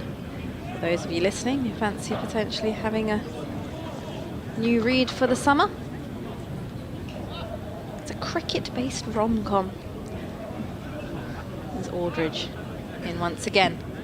And this one, a short ball down the leg side, which Simpson Two down the leg side and one in the middle, miles outside the off stump. It's not good bowling from Casey Aldridge. That will conclude the end of the 46th over, though. Sussex 173 for 5.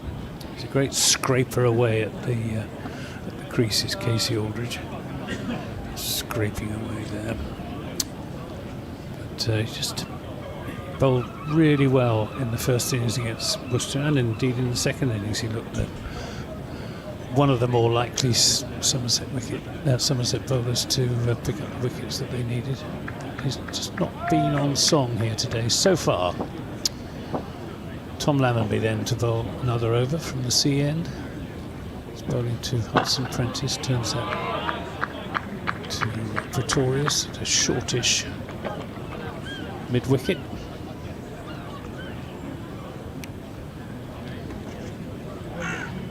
Still the 3 slips. Somerset of, no, I beg your pardon, 2 slips. That's the fewest slips that Gregory has posted. Himself at first and Casey Aldridge at second. Lammonby in and bowls, pushed into the offside. No ball signal on the umpire. That's Lammonby's second no ball. I think Lewis Gregory's bowled at least 5. He's bowled 8, I believe. Has he? Crikey. Yes. The other 3 must have been when I was queuing up for my burger. I was going to say, whilst you're at the burger van. Well, they do sell other healthy eating options like pies and sausage rolls. This is a drive and a miss from Hudson Prentice. Another rather uncontrolled shot. Quite describe it as wild, but it doesn't move his feet very much, Hudson Prentice. Swinging a bit from the hip at the moment. Not that the crowd will mind, and the crowd having a thoroughly good day's cricket in the sunshine. As Lammonby bowls, and this squirts off an outside edge down towards the third man boundary. It'll be pulled in by Craig Overton, who's on as a sub, and they come back for 2 runs. 177 for 5. Not sure who Overton is on for. Plays a lot of golf, doesn't he, Finn Hudson Prentice? You just said goes with the hips a little bit. Oh, does he? Yeah, so 2 slips in place. Lammonby in and bowls outside the off stump, and Hudson Prentice plays no shot.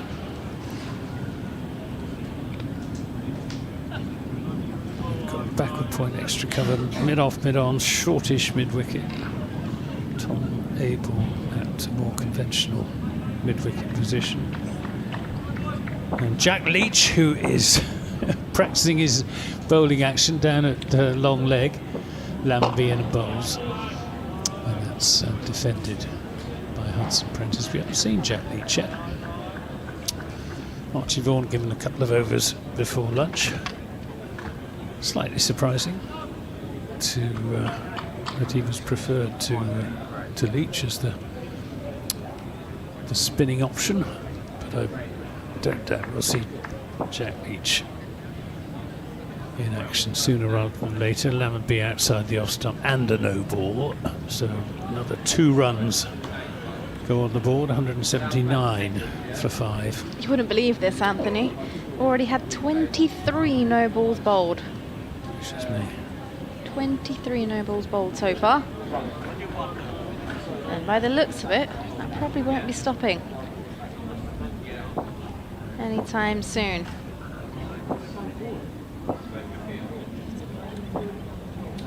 Lammonby.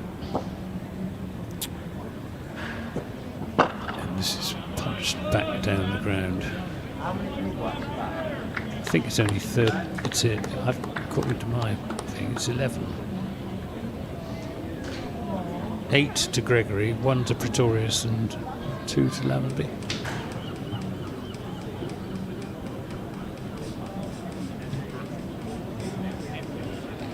Just double check that. 179 for 5.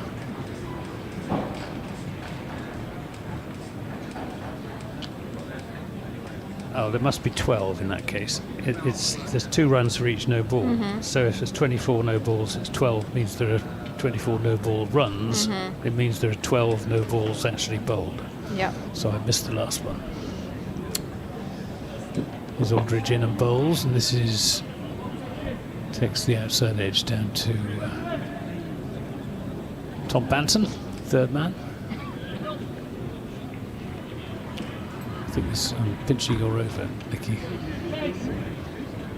Pardon? So I'm pinching or over. Yep, you are. I just thought I'd let you continue. Aldridge down the hill now. 3 sips in place as Hudson Prentice is forward, and again just overbalances as his head drops over. And this ball squirts into the offside. There's no run. It's cover fields. Looks a little off balance. 3 slips, deep point, cover, mid off, mid on. Square leg and a long leg. As Hudson Prentice is now tall in his stance, bat quite highly raised. And Aldridge is in, and he's been bowled! This one just jags back a little bit off the surface, and the bails have gone flying. Hudson Prentice will have to make his way back, scoring 15 from 38 deliveries, and Sussex lose another wicket. 5 wickets lost since lunch, 180 for 6, and Casey Aldridge picks up this one. He gets the breakthrough, his first wicket of the day into his 6th over, 1 for 33. Yeah, well bowled, Casey Aldridge. Seen the replay. Oh, here we go. Here comes the the replay. Just shows the batsman walking off, but yeah, good piece of bowling by Casey Aldridge, who had a slightly ragged start this morning. His first 3 overs went for, I think, 22. But he's now taken 1 for 33 in 5.5 overs. And it has to be said, Phil Hudson Prentice never gave the impression that he was going to be there for very long. Yeah, he never looked quite settled, did he? Just always looked like there was something about to happen. And the ball before that as well, off balance, just trying to dig around, and unfortunately that wasn't to be. Cleaned up by Casey Aldridge. Gone for 15, Hudson Prentice. Sussex 180 for 6 now. As new batter Danny Lamb comes out to the middle and takes his guard. It's a funny game, cricket. Sussex 1 down, 122 for 1 before lunch. And we've come out on the other end. Barely 60 runs out of the total, but 5 wickets gone tumbling. Danny Lamb, who's well known to Somerset cricketers. Aldridge in now, and there's a shout. He's down on one knee. Has he? I think that's going down. Big appeal. Big appeal. I Love was the going to say, Danny Lamb played for Somerset in the One Day Cup season before last. drama. 180 for 6. As Aldridge makes his way back to the top of his mark. I think it's just going down.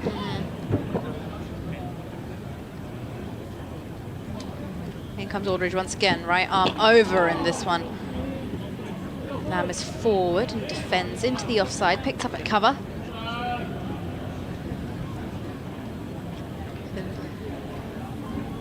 Again, see a spring in the steps of the Somerset fielders now.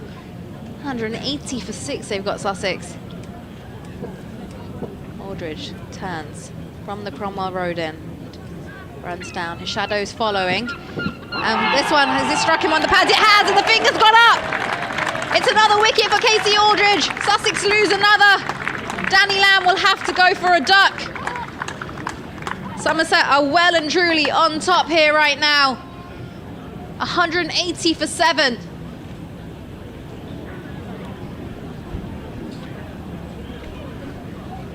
did. Adrian Harms just saying it looked very out, and it was very, very out. Not a difficult decision for the umpire to make. Playing across the line, Danny Lamb, he didn't do very much for Somerset when he did play for them in the One Day Cup.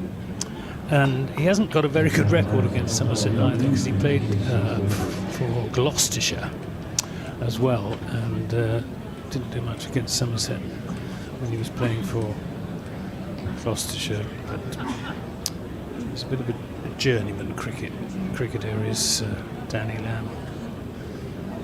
So, well, what started off as very much Sussex's day is turning into, thus far, very much Somerset's day, and the game is moving on.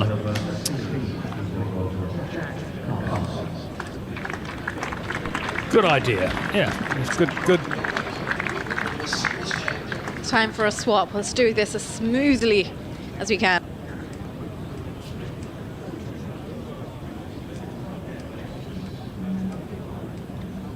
I think we need to get Anthony off the mic. Sussex are collapsing. That was the real tactic, wasn't it? To people who come to watch county cricket, I was introduced to somebody he came and introduced himself at lunchtime. Whatever time he got up this morning would have been as early as Ian Cuthbert, who's a Sussex fan who lives in Edinburgh. Caught the morning flight from Edinburgh, and he's come down for the game, and he's flying back tonight. That is dedication. So it was lovely to meet you, Ian, and you enjoyed the morning, probably not this afternoon. We can hear you, Nikki, that's okay. I can't hear the... Can't hear yourself in your headphones? I can't hear myself, no. Okay. Trying to figure out Well, we can hear you, so don't worry. All is good. So, how games can change. This is what we love about the County Championship. As in comes Pretorius, racing in to bowl to John Simpson. Simpson plays this firmly, picks up a single down to Wideish, third man. I would say that Jack Carson is the last of the recognised batsmen. That's not to do any disservice to Jaden Seals or Sean Hunt. But Somerset, who in their opening game spent all day taking 4 wickets, have taken 6 in a session here. And they are unquestionably in the driving seat. We've had quite a few emails in which I'll read as well. But good luck, Ian, on your travels back to Edinburgh. It was a pleasure to meet you earlier on today. As Jack Carson takes his guard. There's almost a stunned silence around Hove, actually. Yes. Pretorius races in, bowls to Carson, who's right in behind that, plays it to back the point. There is no run. Stephen in Berkhamsted, who I think is the Somerset fan, said, Nicky mentioned that 12 no balls have been bowled. How is the split between up and down the slope? I think they've all been down the slope. From memory, certainly Lewis Gregory's were all down the slope. We've had a few coming. Lowenby bowled a couple, yeah, well. but the split would probably be about 10-2, I would think, something like that. Pretorius races away from us again. In and bowls. Oh, and he beats Carson outside the off stump through to James Rue, and there is no run. Linda Price has been in touch. Hello, Linda. She says, thanks for the book info, Nicky. I write cricket fiction too. Next one is ready for publication. Who's that? So,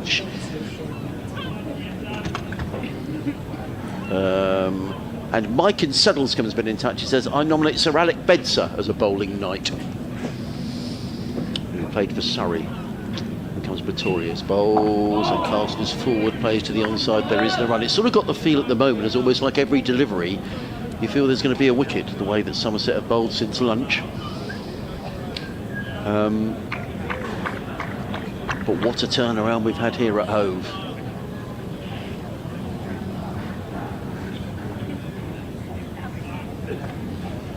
Has been. Things have really taken a turn. 7 wickets on the board. I didn't expect this before we were queuing for our lunch, that's for sure. Pretorius in bowls to Carson, who nudges that one down to fine leg and picks up a single to Jack Carson. 182 for 7. Brings the left-handed John Simpson on strike. Well, you never know, of course, until both sides have bowled on the pitch, but I think this is a pretty good batting surface. I just think Somerset have bowled very good tight line since lunch. Maybe didn't have quite the desserts they deserved this morning, but Sussex will be very disappointed to have gone to lunch 122 for 1 to 182 for 7. So they've lost 6 for 60 since the break. Pretorius in again, bowls to John Simpson, who takes his hand off the bat, plays it into the offside. And there is no run. End of the over. 182 for 7. Simpson on 23. Carson is on 1. Live cricket here on BBC Radio Sussex and BBC Somerset. Adrian Harms, Nikki Chowdhury and Anthony Gibson, your commentary team. If you're just wondering what on earth's happened since lunch, well, Tom Clark was caught James Roux off the bowling of Pretorius for 49.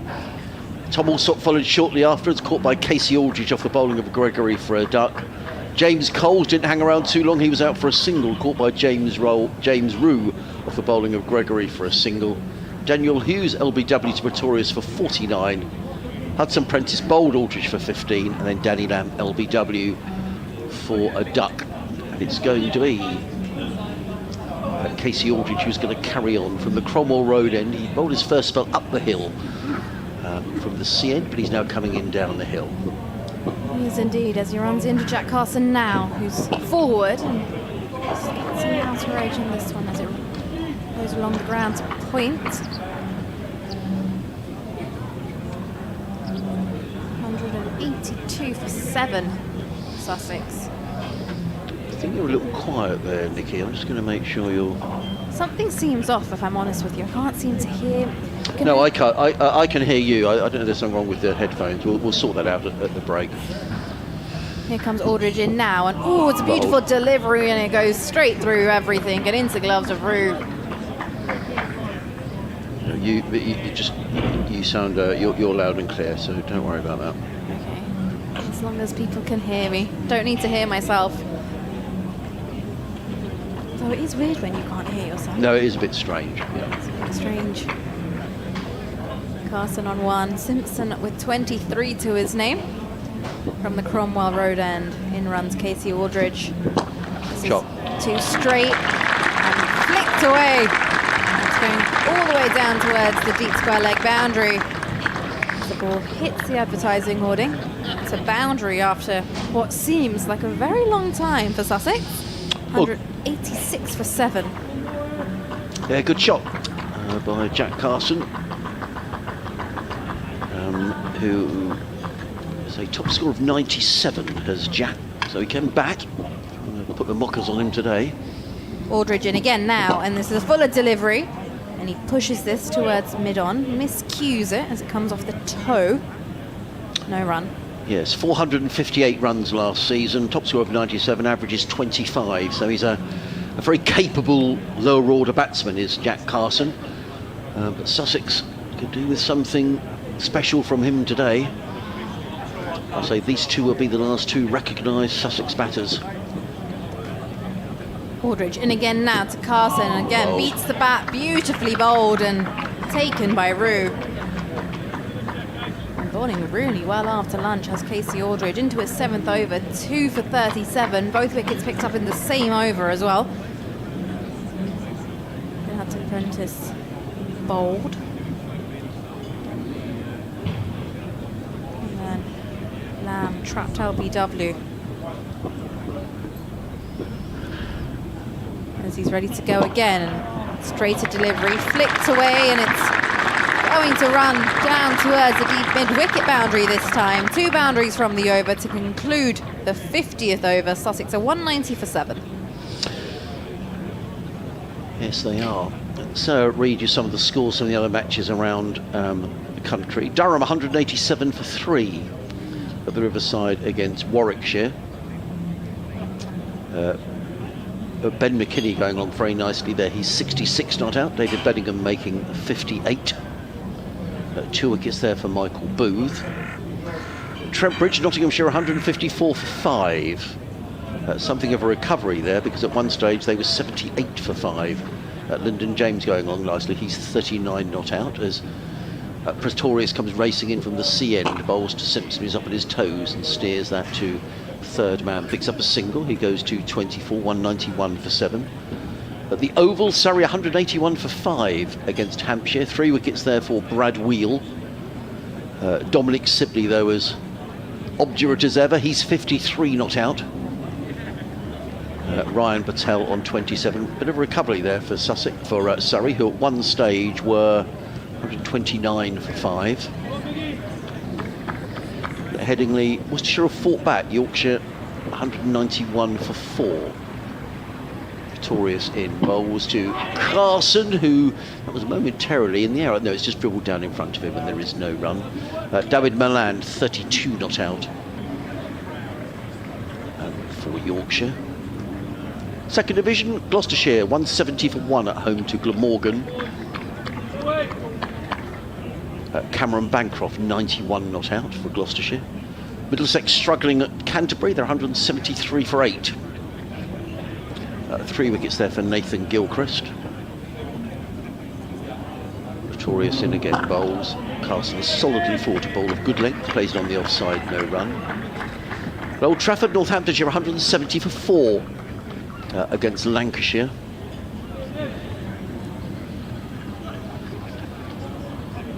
James Sales, I believe that's David Sales' son, is 59 not out. Luke Proctor made 64. Leicestershire have lost a couple of wickets against Derbyshire.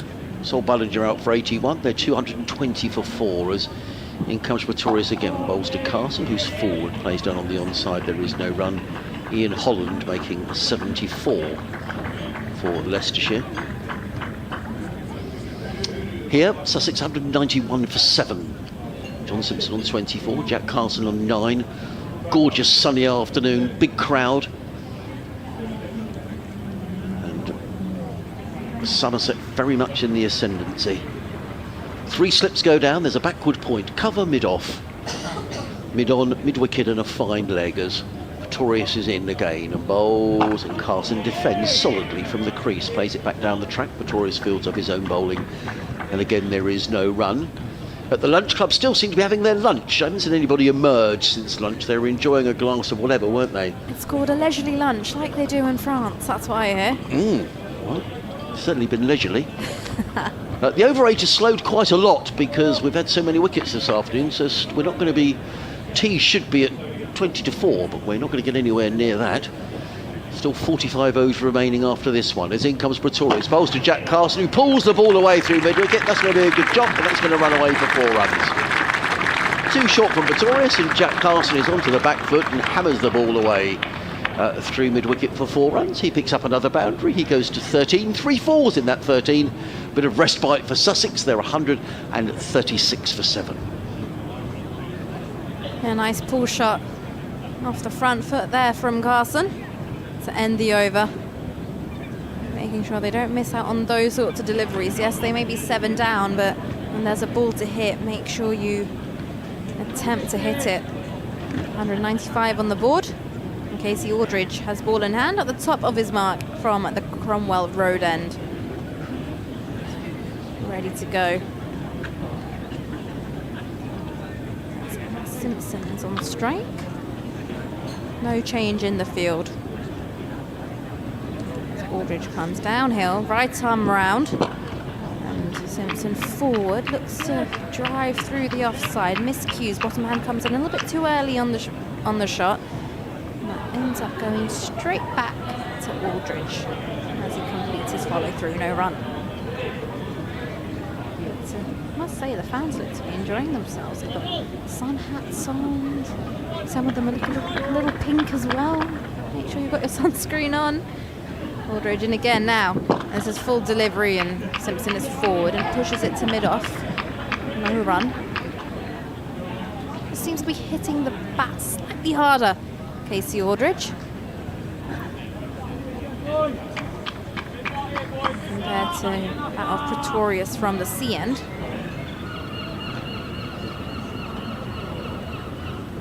As here we go, Aldridge downhill once again to Simpson, who's forward and lets this one go through to Rue with the gloves.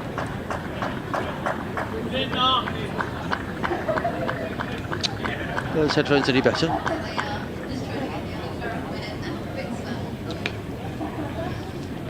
Sorry, just take time, it's all right. We're just having a bit of a headphone change because Nicky was struggling to hear through the other headphones, and hopefully the ones we've just found might help.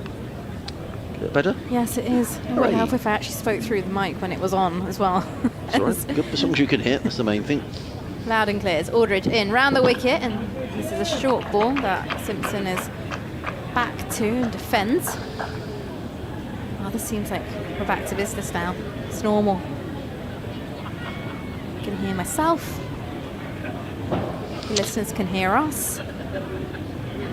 Although for a Sussex fan, you probably don't want to be listening right now. 195 for 7. If you're tuning in, especially after lunch, you're in for a treat. Aldridge in now, and this one is played into the leg side. It's fielded at cover, fielded at mid-wicket. No run, and John Simpson decides to come down and do a little bit more gardening. 3 slips and a deep point, but a deep backward point in play. Aldridge turns, or swivels at the top of his mark. In now, and this time Simpson forward defends to cover, and that will conclude the over. It's a maiden over there from Casey Aldridge as he completes his 12th. 52 overs gone, Sussex 195 for 7. Let's listen to live cricket on BBC Radio Sussex, BBC Somerset. Adrian Harms alongside Nikki Chowdhury, the regular voice of Anthony Gibson, has just popped out to have a break for 5 minutes or so. Somerset in control here. Sussex attempting to fight back through Carson and Simpson, but as Nikki was saying, 6 wickets have gone down since the break. It's going to be Pretorius who's going to carry on the Somerset attack from the sea end of the ground. Bowl to the right-handed Jack Carson as a light aircraft makes its way over the ground, and Carson is solidly forward to a ball of good length, plays out into the offside, and there is no run. John Malone's been in touch. He says, "Hi Adrian and colleagues, I'm blaming the claps on the tide being on the turn and going out." He says, "Congratulations on being grandad. I have 6 of the wee ones. They keep you busy. I popped out to collect one of them and 6 wickets have fallen." Sorry, John. But great to hear from you. Thank you for getting in touch. Sussex Cricket at bbc.co.uk. Yes. Pretorius bowls. That's a noisy aircraft actually, and it might even be a helicopter, who knows. It's somewhere behind us down towards the sea, and as Nicky says, there's not a cloud in the sky here at Hove and around the ground here. For the benefit of our listeners, particularly down in Somerset, the ground is surrounded by flats, and particularly to our right hand side there's people sitting on their balconies with a brilliant view of the cricket. At the far end of the ground I can hardly see anybody on their balconies, but there's a lot of construction on the far end. in comes Pretorius bowls. Carson shoulders arms, lets that one pass by outside the off stump, and there is no run. The deck chairs are out in force at the Cromwell Road end of the ground, the blue and white striped deck chairs. In a few weeks' time the deck chairs will go, and they'll put up the temporary stands which go at that end of the ground when the 20 over competition begins. But for now we've got the traditional deck chairs, which is lovely to see, and there's not a lot of space up there today. But I can see away to my right hand side the lunch has finished and people are just drifting out to watch the cricket as Pretorius is in and Carson clips this one nicely away. 4 more. Lovely shot by Jack Carson, who's now scored 4 boundaries in his 17, and he gets a nice round of applause as well. Over pitched, and Carson clipping the ball away nicely all the way along the deck for 4 runs. He goes to 17 and Sussex to 199 for 7. Save your legs, Archie Warren. He was the fielder in pursuit of that one.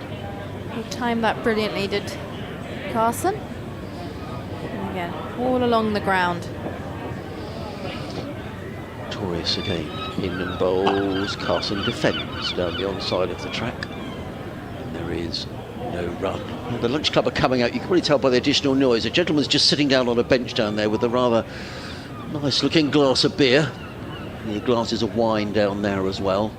I think that's probably the local business community, and what a great day to come and enjoy a business lunch. Lovely sunny day. Probably I wouldn't have thought too many of them going back to the office on a Friday afternoon. Yeah, I don't think you'd get much work done, No. especially after that lunch. No. Pretorius in again, bowls. Carlson is forward to a ball of good length, plays with soft hands into the offside, and there is no run. It's Casey Hughes. I do apologise. End of the over. Pretorius 13 overs, 2 maidens, 2 for 48. Sussex 199 for 7. John Simpson is on 24. Jack Carson is on 17. It's going to be Casey Aldridge who's going to carry on from the Cromwell Road end. 8 overs, 1 maiden, 2 for 42. John Simpson and Finn Hudson-Prentice setting about a repair job here after Sussex have lost those 6 wickets since lunch. At one stage they lost 4 for 15 straight after the interval. These two trying to repair that damage. Here's Aldridge running downhill. This is on leg stump. This is played off the hips by Simpson into the leg side. A run back for 2. Brilliant running, although Simpson does drop his bat halfway down the wicket and completes the run nonetheless. He's now on his way back to collect the bat from halfway down the wicket. Yeah, picked up by Sean Dixon. He's very quick between the. He's 36 years of age, John Simpson, but he's like a hare between the stumps. He really is. And that was a good bit of placement. He's ready to go again. Drops his front shoulder in his stance, and this time slightly fuller delivery. And Simpson is able to open the face of the bat and run that down towards third. Will to come through for the single. 202 for 7 the score.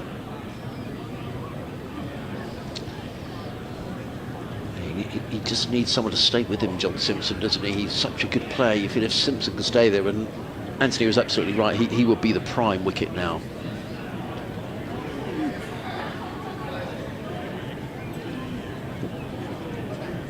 Here we have it. Right arm over to Carson, who's forward and defends 2 short mid-wicket. Big job to do here now between these two to rebuild and get to a score that they are happy with. It's a good deck down here at Hove. You get set, you want to capitalise on it. Craig in Portslade says, until John Simpson is bowled out twice, I still believe, despite the collapse. The Simpson effect. Aldridge in. And this time off the front foot, Carson defends. No run. We will have an update to our listeners on BBC Radio Sussex. 2 or 3 minutes' time. I'll wait for the music cue in my ear, Adrian. Always comes through as some sort of oasis song, though. Every time. As in runs Aldridge. And this is driven through the offside, between point and cover. Might not have the weight. Might not go all the way, it doesn't, just shy of the rope. They'll come back for a couple of runs. They make it back for 3, in fact. Big boundary on the offside when you're bowling from the Cromwell Road end. For the right-hander, 205 for 7. Simpson moves on to 27, and Carson has quickly moved on to 20 as well. Well, it's a real string to Jack Carson's bow with the fact that, I mean, he's clearly in the side to take wickets, and he took 5 at Edgbaston last week, but he's a very handy lower order player. He's showing that again today, very quickly onto 24. So 20 off 24 deliveries, I should say. And it's nice when you can contribute in both departments as well, because there's always going to be days when maybe your primary score doesn't pull off as well. But if you can do something else and contribute to your side, it's always good to have 2 disciplines. Simpson on strike, taps his bat, drops his front shoulder once again as Aldridge is in round the wicket. Short balls pulled away. There's protection out in the deep. Long leg will just be the single. And that should conclude the end of the 54th over. Sussex 206 for 7. Yes, 42 overs remaining in the day, so tea would normally be at 20 to 4, but we've got another 10 overs to go until the break, so tea's going to probably be about half an hour late. I don't think anyone's too worried about that. It's a beautiful sunny day, and I'm sure we're going to get the full quota of 96 overs in. I'm going to make sure I go and sit up on the roof when I get a moment. Yeah, well, it'll be very pleasant up there, Nikki. Sit in the sunshine with a cup of tea. Now, Pretorius is going to carry on from this, the C end of the ground. 13 overs, 2 maidens, 2 for 48 for Pretorius. And he's coming into bowl to the left-handed John Simpson. 3 slips in place. There's a deep, wide-ish third man. Oh, in fact, now they're taking one of the slips out. So it's just the 2 slips in place. There's a ring of 3 saving one on the offside. There's a third man a mid-on, mid-wicket and a fine leg.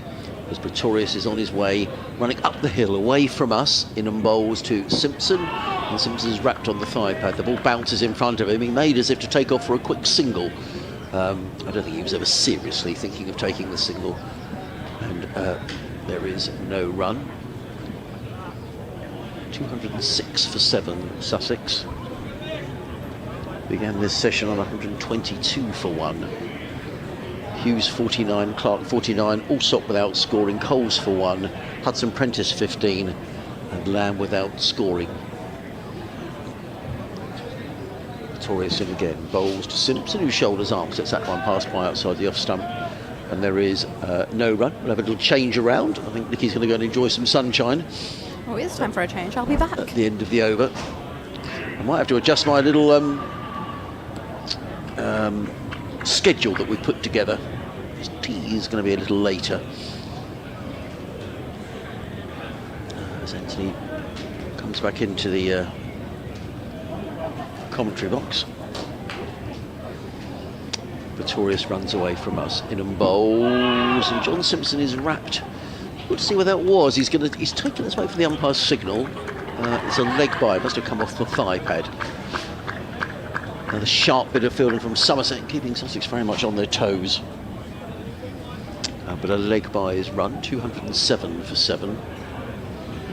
Yeah, not too much happening at the moment, is there? Yes, Jack Carson's come in and played a few shots, hasn't he? He's looked pretty useful. Yes, he is. I was saying to Nicky, I mean, he top score of 97 last season. He scored 458 runs at 25. So he's useful. Down the order is Jack. Here comes Pretorius, bowls to Carlson, who turns it onto the onside. They've just taken a single. I'm not sure whether Jack's folks are listening over in Ireland. Jack was telling me it was his mum's 60th birthday last week, so happy birthday to Jack's mum, and he's doing Sussex proud here today. He's 21 not out, 208 for 7 are Sussex, but they'll feel they need a few more than that on what I think is a pretty decent batting surface. Of course, I guess you never know until both sides have batted. Okay, update coming your way in a couple of moments' time. Pretorius in, bowls to Simpson. Simpson defends into the offside, and there is no run.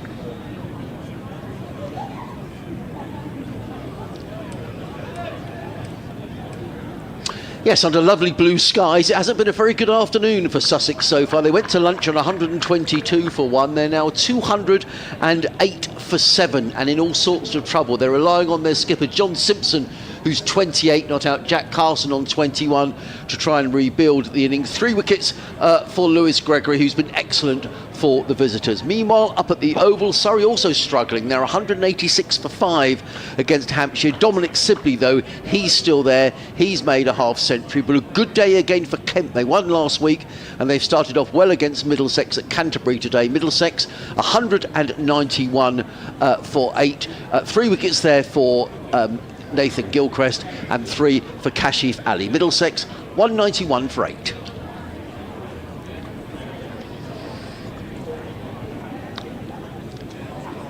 And my Freudian, Lewis Gregory has got 3 wickets. I thought for a minute he'd only got 2, but he has got 3. He's got 3. He has, and he's coming back into the attack, and I'm not surprised actually. Every time Lewis Gregory seems to come on to bowl, something seems to... Did he have a bad back a couple of seasons ago? He's had a bad back for about 12 years. Right, okay. Okay. But he obviously manages it. I mean, it is. It's a chronic back injury. Right. He suffered a hairline fracture at the base of his spine back in about 2013, something like that, and he's had various operations since. And he's okay. He's okay. But this is a lot of overs for Gregory to bowl, actually. He's coming down the hill. To bowl to Carson. He's there and bowls, and Carson pulls this down to Banton, who's fielding at long leg just for a single. 209 for 7. Well, he does extraordinarily well.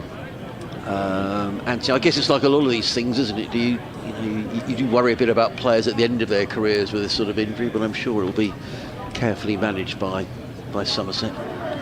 Oh, he has been, yeah. But as captain, he is almost contractually required to play most games.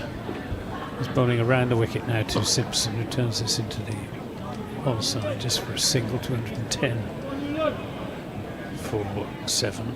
And certainly at the end of last season, and I think to use his own expression, he was in bits. He was aching in every limb, and but he kept going. He's a very fine cricketer. He is a fine cricketer. Gregory. No, absolutely. And a good leader as well. Yeah, he is. Different style to Tom Abel. He's in there to Carson bowls and Carson defends. Tom Abel was sort of ever present, dashing around here, there and everywhere, talking to his fielders, talking to his bowlers, moving the field. Lewis Gregory is a sort of calmer presence, but he has that air of command, if you like, of control. And he captains the Trent Rockets in the 100, and they won the competition, I think, in the first year it was played under his captaincy. He's in bowls, and this one takes off. Just the odd ball seaming away and lifting.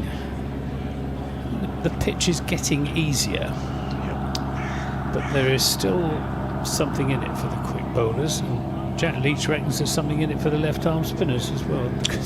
He's warming up, isn't he? He's still warming up. He's been warming up since about 11:30 this morning.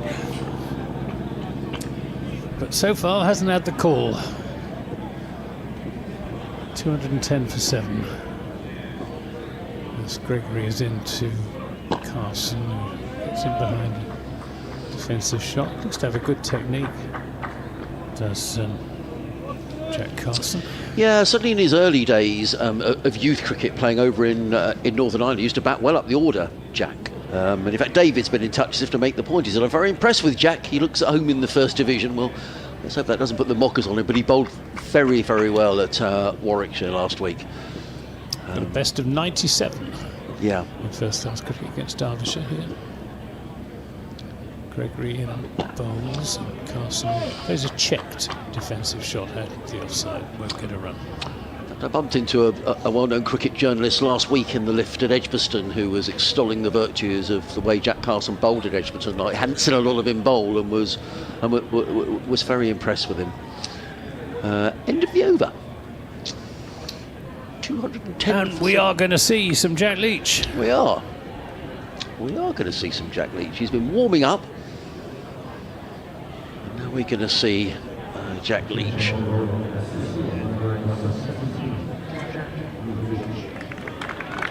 Oh, how lovely.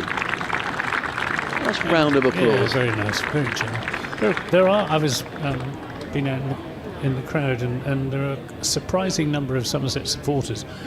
Whether they have come up from Taunton or whether they are Somerset expats, Yeah. I'm not sure, but I wonder as well, if you were thinking of coming up for a few days, you might have looked at the weather and thought, oh, let's just go and have a couple of days at the seaside. yeah. Well, my statistical guru, Steve Pittard, has come up for the duration from Hughes Episcopi in Somerset. I've lost track of whose open is, but I think you should commentate on Jack Leach. Right. Well, it's it's Leach to Simpson, left armour to left-hander. How many overs have we had? 56. Yeah, we've got a lot to be bowled. Still 40 to be bowled today. So another 8 overs before the tea interval. Leach to Simpson.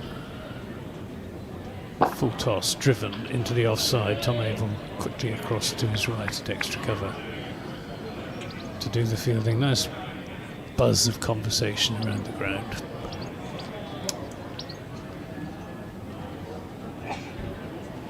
Leach's bald head glinting in the sunshine. This is lapped down to fine leg by Simpson. But Sean Dixon is down there to do the fielding, so it's just a single. 211 for 7. I thought there were two examples there, Anthony, of just how hard it is to score runs in the first. Two actually very good pieces of fielding. The cut-off here, and then the bit of fielding by Dixon there. That could so easily have been 2 runs, Yeah. but it wasn't. Yeah, Somerset pride themselves on their keenness and athleticism in the field, and they are a pretty athletic side. Jack Leach and Josh Davey, not natural athletes, but they throw themselves around with the best of them. Leach it is to bowl to Carson. Carson's forward, playing that to short extra cover. Josh Davey standing there in it's a catching position. He's not walking in. Standing there with his hands on his knees. Leach bowls. This is swung down the ground by Carson for 6. Straight 6. Handsome shot from Carson. Well, no doubt about that. He moves on to 28, 217 for 7. First 6 of the day. Yeah. It's a relatively short boundary here, and, you know, club that there. But as I could look at the ball, I suspect it probably rolled across the tarmac area behind us. He doesn't. Well, he's okay with it. More or less where I was standing just now. I could have caught that. So, Leach to Carson. He's back on his stumps this time, turning it into the onside. Lamby will field. Leach, as I said, bowled 65 overs in second innings against Worcestershire. And Carson stretches forward. In the course of that innings, he took his 500th first-class wicket. Excellent. But of course, he's had to make way in the England setup for Shoaib Bashir, who's plying his trade for Glamorgan at the moment. Yes. He's playing in the current match. Let's have a little look. I think Glamorgan were under the cosh, actually, in that game. Let me have a quick look. Playing the Gloucesters, aren't they? Yeah, Gloucestershire 194 for 1. Bashir 4 overs for 30. Ouch. Yeah, well, he does tend to bowl at least one bad ball and over. That's why, well, one of the reasons why Somerset prefer Leach. The other main reason is that Leach has got a fantastic record for Somerset. Here comes Lewis Gregory round the wicket, bowls to John Simpson, who drives down the ground. Gregory fields off his own bowling, and there is no run. Not too often that you see John Simpson outscored when he's at the crease, but this partnership now worth 37, of which Jack Carson has made 28 of them. John Simpson 28 off 34 balls. Quite happy to pay second fiddle here. Lewis Gregory has kept an attacking field. He's kept those 3 slips in pretty much all. Who's he nattering away to there at mid-off, Anthony? That is Josh Davey. He's having a little natter about maybe a possible field change or something. They're keeping it the same for the time being. As in comes Gregory, bowls, and I think that's come off the thigh pad of John Simpson down here to fine leg. It's just a single. Yes, indeed. A leg bye is given, so John Simpson remains on 30. 218 for 7. And still another, as Anthony was saying, 6 overs after this until tea. Somerset were very, very keen to try and get this wrapped up if they can. Well, I think they'll feel, one more wicket and they're through to the tail. Yes, they are, certainly, with Jaden Seals. And I mean, Sean Hunt does have a top score of 65, but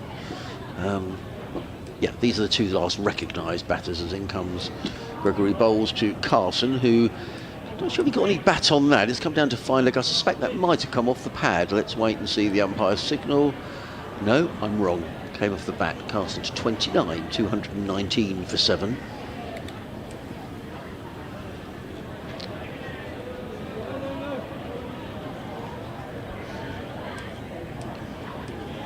There's 3 slips in place. Lewis Gregory coming around the wicket to the left-handed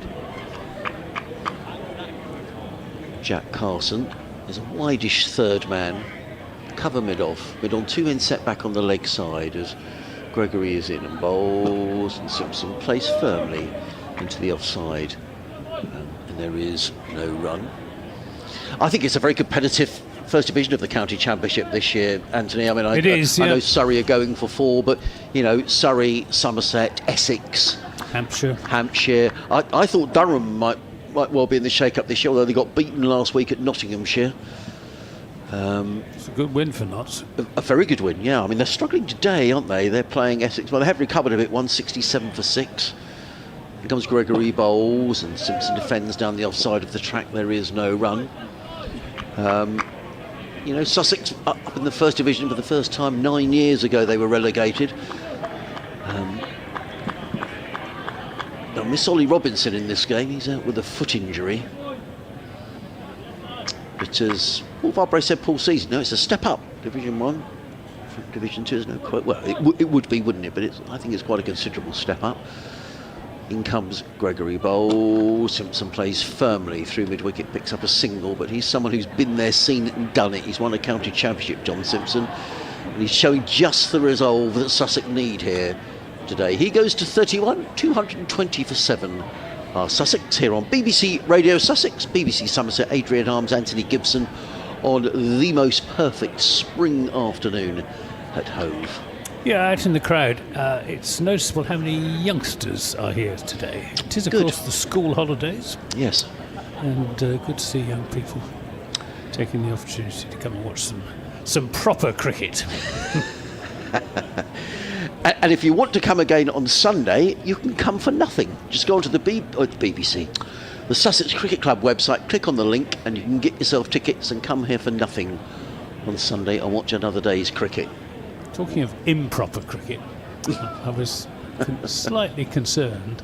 Hang on, I'll continue that after this delivery from Jack Leach. Full toss, which is hit down the ground, but only for a single because Casey Aldridge was there. Yeah, when I interviewed Lewis Gregory at the end of the Worcestershire match, he referred to 200 sets being bowled in the day. Oh no. As opposed to overs, because sets, for those of you who don't follow the 100, that's what they're called in I didn't know that. Isn't that awful? Yeah. Leach is in the bowls. This is played to short extra cover. So I hope that, you know, it doesn't become part of the sort of the cricketing lingo, ergot. Leach bowls. This is turned into the onside. Tom Abel will field this time. They do get new words do come into the sort of cricketing lexicon. They do. There's Leach bowls to Carson. Won't get a run. Poles is a relative newcomer to me for wickets. Yes, I agree. Yeah, So I would say that's in the last 6 or 7 years, something like that. yeah. Is that something about Australian as well? Is that what I'm not? I don't know. Honestly, don't know where it came from. And Carson stretches forward in defence. It was Marchant de Langer who first used it in an interview with me. I put Lords in the final of the Bob Willis in 2020. This is turned into the onside. There won't be a run. End of that over, 221 for 7. Not much happening for Somerset's bowlers at the moment. It's a useful partnership building up here. It's worth 41 so far between John Simpson on 32 and Jack Carson on 29. No cause for alarm from the Somerset perspective, but and in fact there's some cause for reassurance because batting is looking a bit easier, which suggests that the pitch is sort of flattening out under the influence of this lovely sunshine. Yes, I would agree. And actually, you know, from a Sussex point of view, they're probably looking at this and thinking, this does look a little. I mean, take nothing away from the way that Carson and Simpson have played.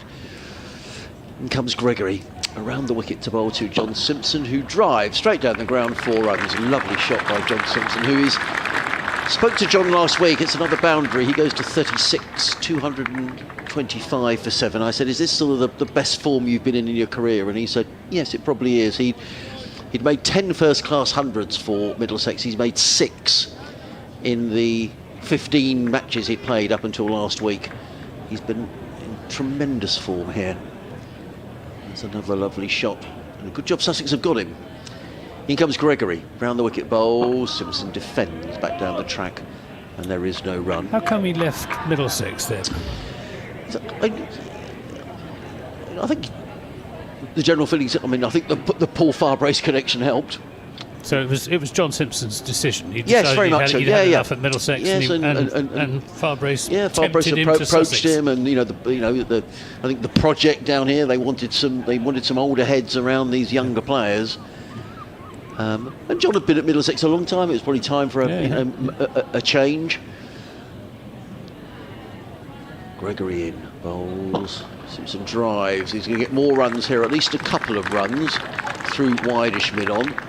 And he'll settle for 2. He goes to 38. The scoreboard's already got it up. I don't know who's operating the scoreboard today, but they're doing a very good job. 227 for 7. Yeah, but I think, to be honest, when everybody saw the signing, everyone thought, oh, that's a good signing. Oh, yeah, absolutely. And he'd never skippered before he He's came. one of the best wicketkeeper batsmen in the business. Yeah. Vastly experienced. Yeah. A tremendous record, and he's obviously a pretty good leader as well. Yes.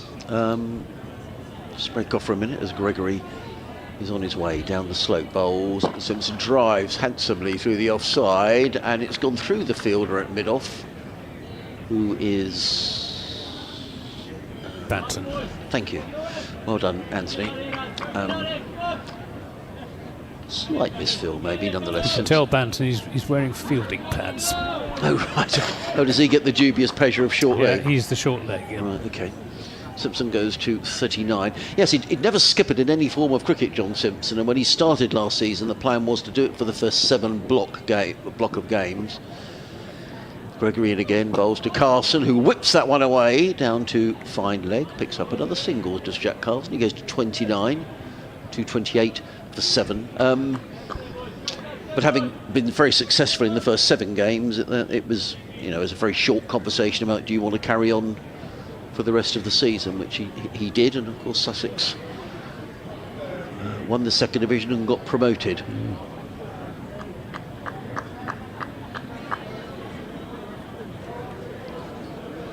The buzzers returned around again. I think that's a lot of that's due to the corporate people who've emerged from lunch, and there's a glass of wine or 2 being consumed down to our left. In comes Gregory, bowls to Simpson. Oh, beautiful.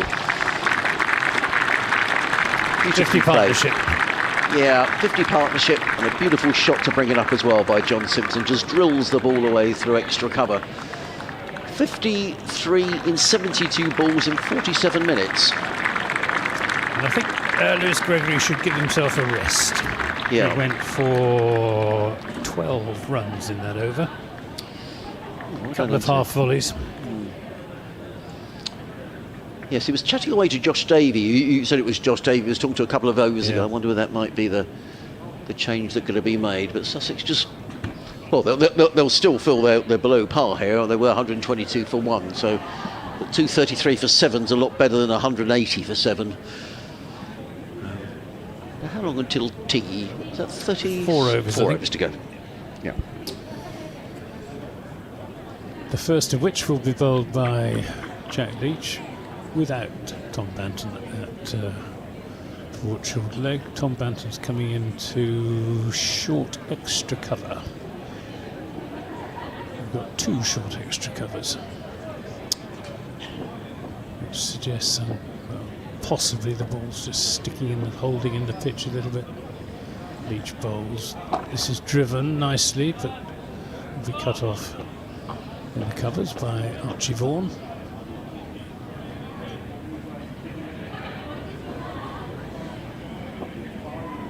Leach to Carson, back on his stumps, playing that up to Lambie. Fancy us not remembering Sir Alec Bedser. Oh dear. Yes, As a knighted bowler. Yeah. Leach in. Bowls edged, caught. It's the end of Jack Carson. Good neat catch by Lewis Gregory at first slip. Good piece of bowling by Jack Leach. Whether it turned or not, I'm not sure, and we haven't seen the replay yet, but I'm just going to watch it now, probably along with those of you who are watching on the live stream. Yeah, maybe did just grip a little bit and turn enough to take the outside edge, and as slip catches go, That was pretty straightforward. It was. Can't keep Lewis Gregory out of the action, can you? He's either taking wickets or taking catches or making bowling. Well done, Jack Carson. It was a counter-attacking innings from Jack. 30 and 44 balls. As I say, he averages 26 in first-class cricket. He's a handy performer down the order, but with all due respect to Jayden Seales and Sean Hunt, they would be the last of the recognised batters, and I suspect we might now see John Simpson maybe with a bit of a change of tactic. I was just going to ask you about that, as to whether he would go on the attack, as it were. I think he might now.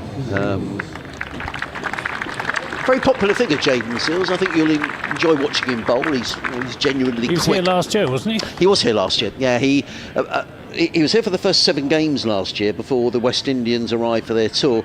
He was due to be here for 7 this year, but that's changed because the West Indians are playing Ireland in a one-day series, and so he's only here for 5 games, which sort of skewed Sussex's plans. So Nathan McAndrew, who was coming over later in the season, has had to change his plans. He's coming over a little earlier. But I enjoy watching Jayden Seales. You know, he's a quick West Indian bowler. I enjoy watching him bowl. A little wayward last week at Edgbaston, but it's great to see a genuinely quick bowler roaring in. So I think we're going to get to see that today. Well, he's facing Jack Leach now, bat raised. He comes right forward. He's I don't know how to pronounce this, Tobagonian? Right, okay. From Tobago. Is that right? Tobagonian? I don't know. As opposed to Trinidadian. He launches this down the ground, but it's only going to bring a single, as Casey Aldridge is stationed at long on, and from that shot you can see why he's stationed at long on. 33 runs, 11 last year. Jane didn't get much chance to bat. Top score of 23, so... top score of 17, I'm sorry. 233 for 8. As Leach bowls, this is driven out to Lammonby, who'll send in the return to the wicket-keeper's end. And Jayden Seales safely home. It means that Simpson will keep the strike for the next over, which will be bowled by Archie Vaughan. So we're going to have spin from both ends, which suggests that the nature of the pitch is gradually changing. Yes, maybe there is a little bit of help for the spinners, or probably less help for the seamers. Yes, yeah, you felt that Lewis Gregory had probably fancied a little breather. So 3 overs to go until tea. I'd rather suspect if Somerset were to pick up these last 2 wickets before tea, we would have tea and then we wouldn't lose any overs. Yep.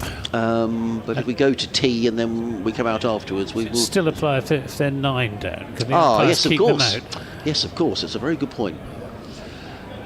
So we may have the tea break even further extended, coming up to 4 o'clock.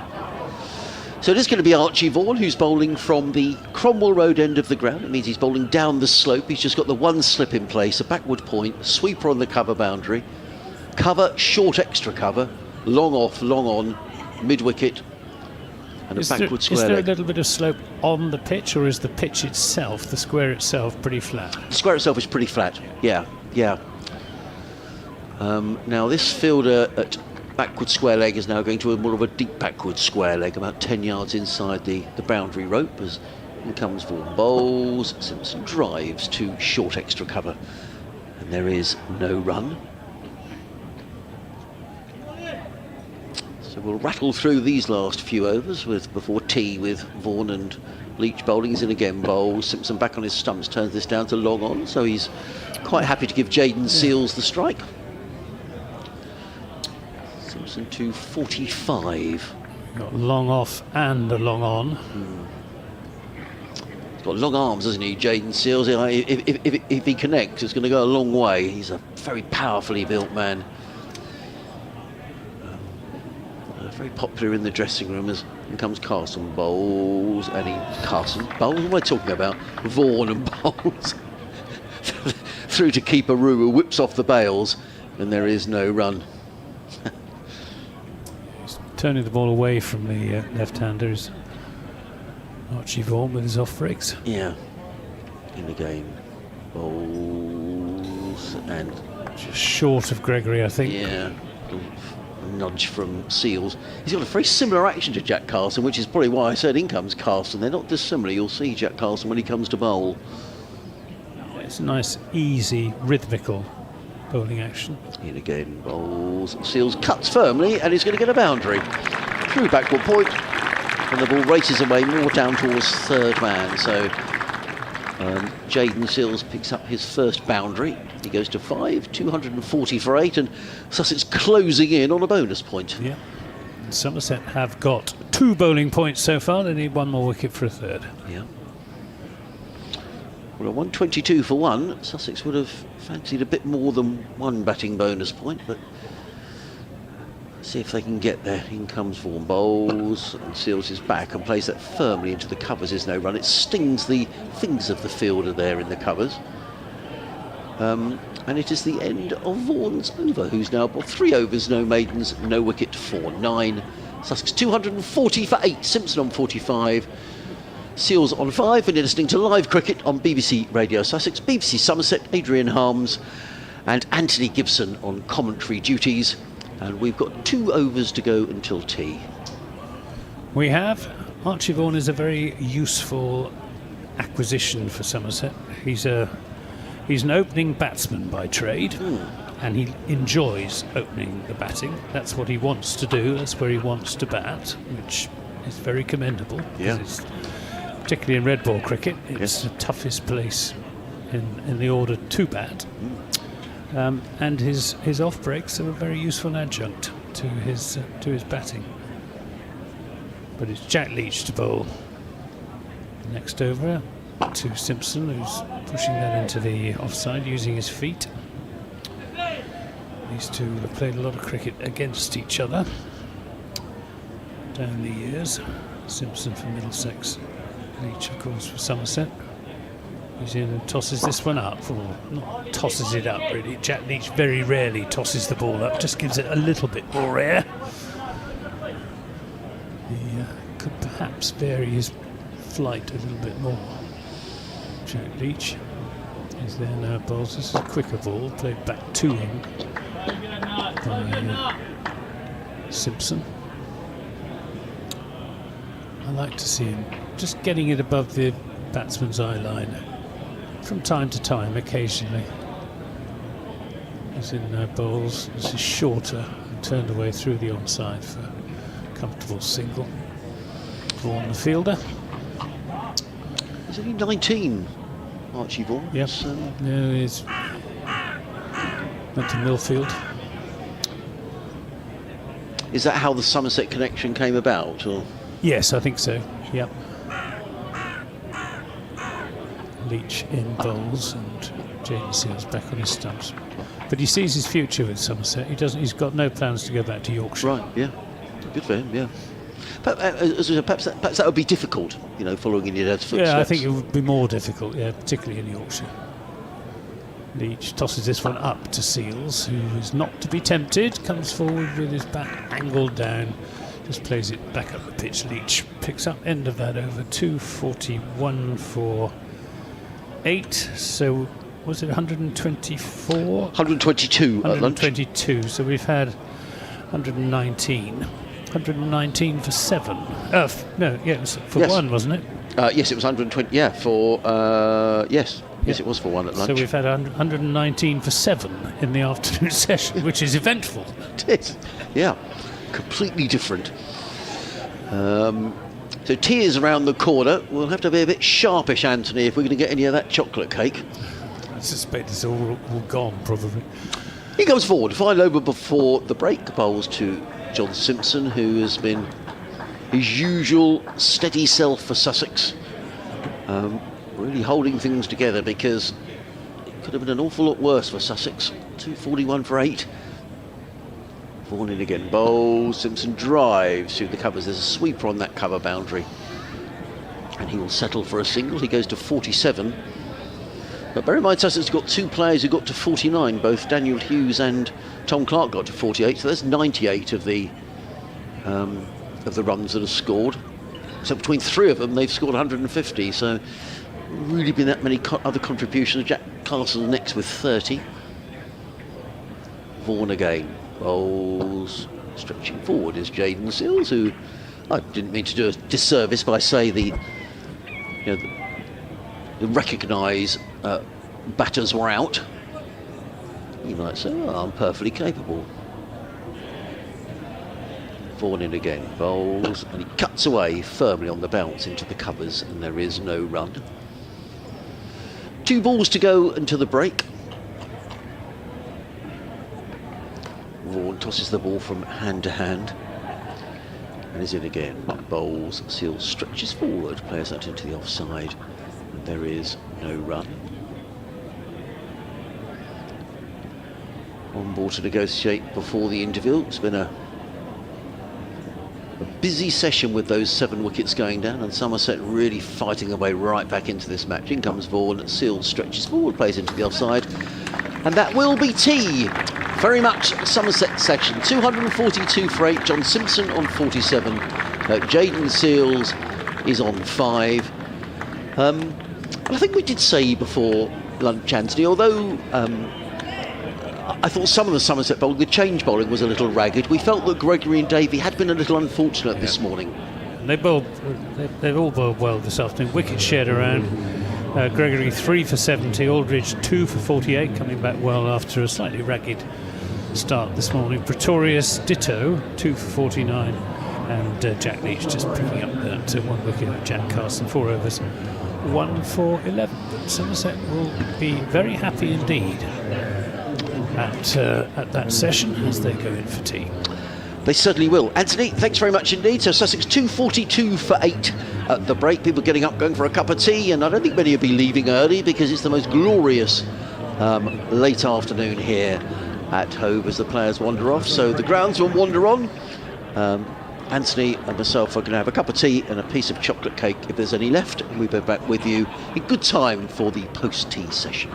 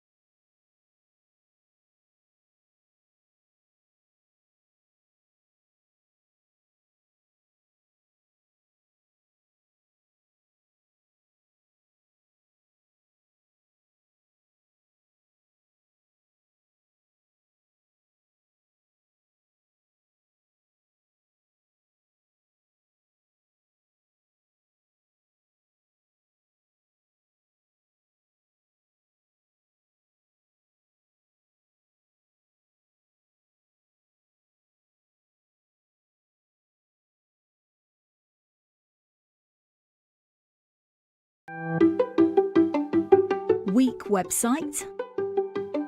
It could be a superstar.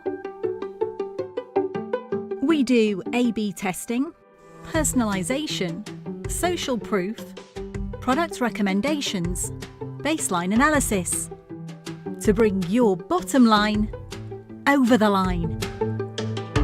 Visit webtrends-optimise.com or call 0333 444 5502 today.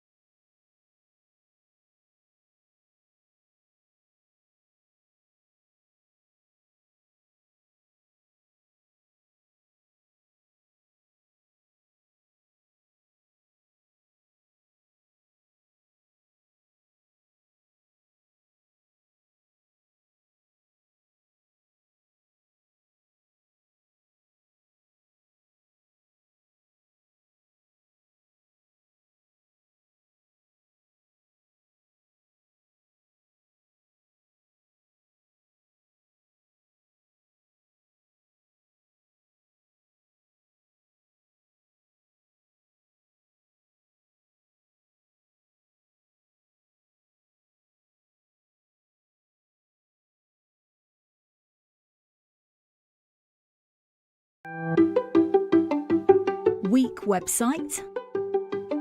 It could be a superstar. We do A/B testing, personalisation, social proof, product recommendations, baseline analysis to bring your bottom line over the line. Visit webtrends-optimise.com or call 0333 444 5502 today.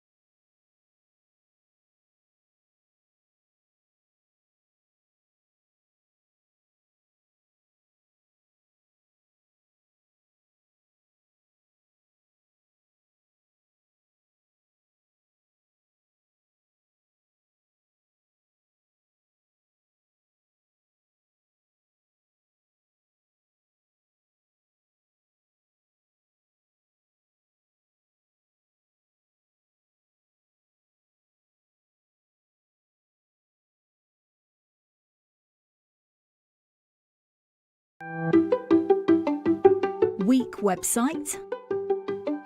It could be a superstar. We do A/B testing, personalisation, social proof, product recommendations, baseline analysis to bring your bottom line over the line. Visit webtrends-optimise.com or call 0333 444 5502 today.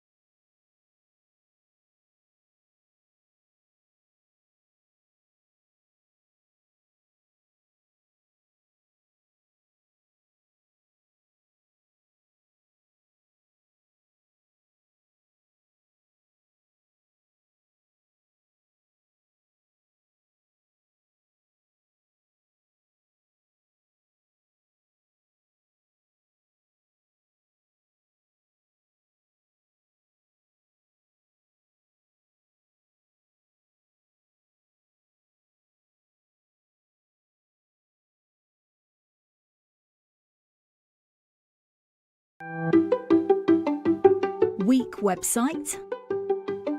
It could be a superstar. We do A/B testing, personalisation, social proof, product recommendations, baseline analysis to bring your bottom line over the line. Visit webtrends-optimise.com or call 0333 444 5502 today.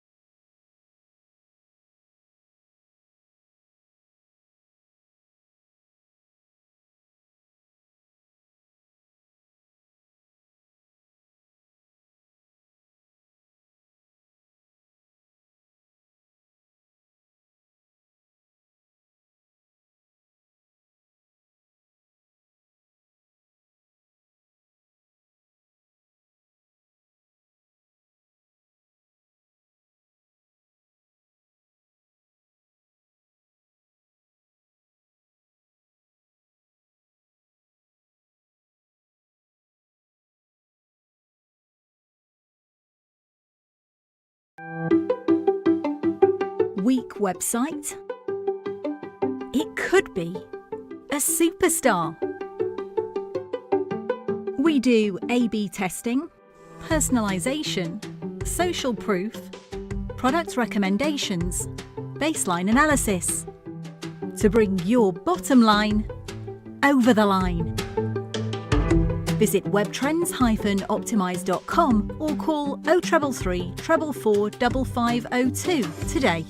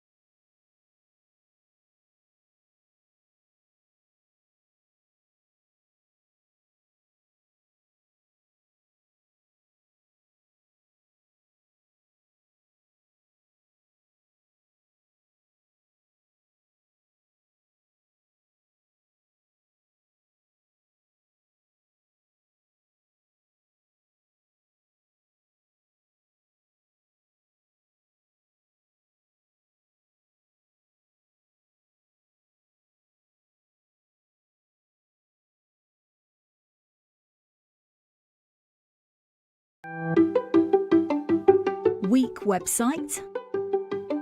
It could be a superstar. We do A/B testing, personalisation, social proof, product recommendations, baseline analysis to bring your bottom line over the line. Visit webtrends-optimise.com or call 0333 444 5502 today.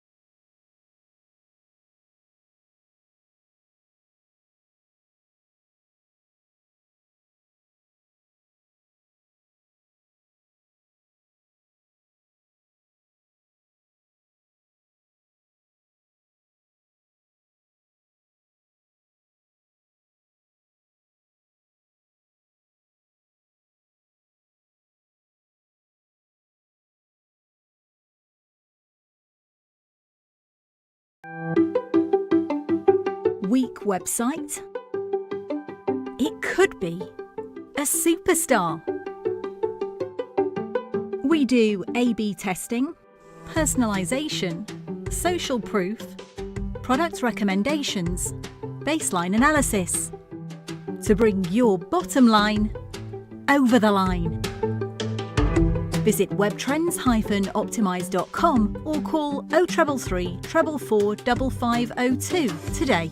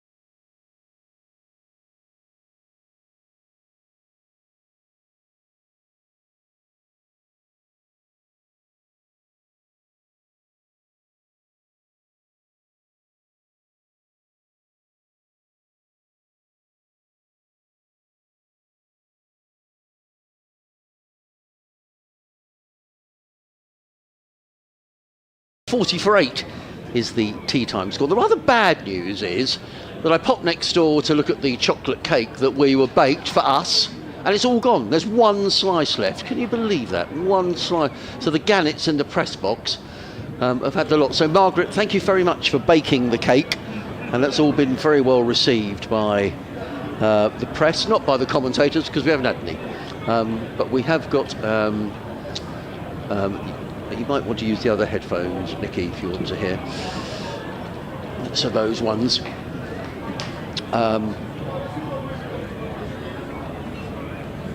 Yes, I couldn't hear anything through those either earlier today. Not to worry. Anyway, I digress. The players are making their way out of the pavilion. 242 for 8. You probably heard Anthony talking before tea. He's been very much Somerset session, but they'll be very, very keen to pick up these two final wickets quickly in this third session of the day and come into bat themselves. Good crowd here. We've heard there's over 1,500 people in the ground today, which is a good attendance.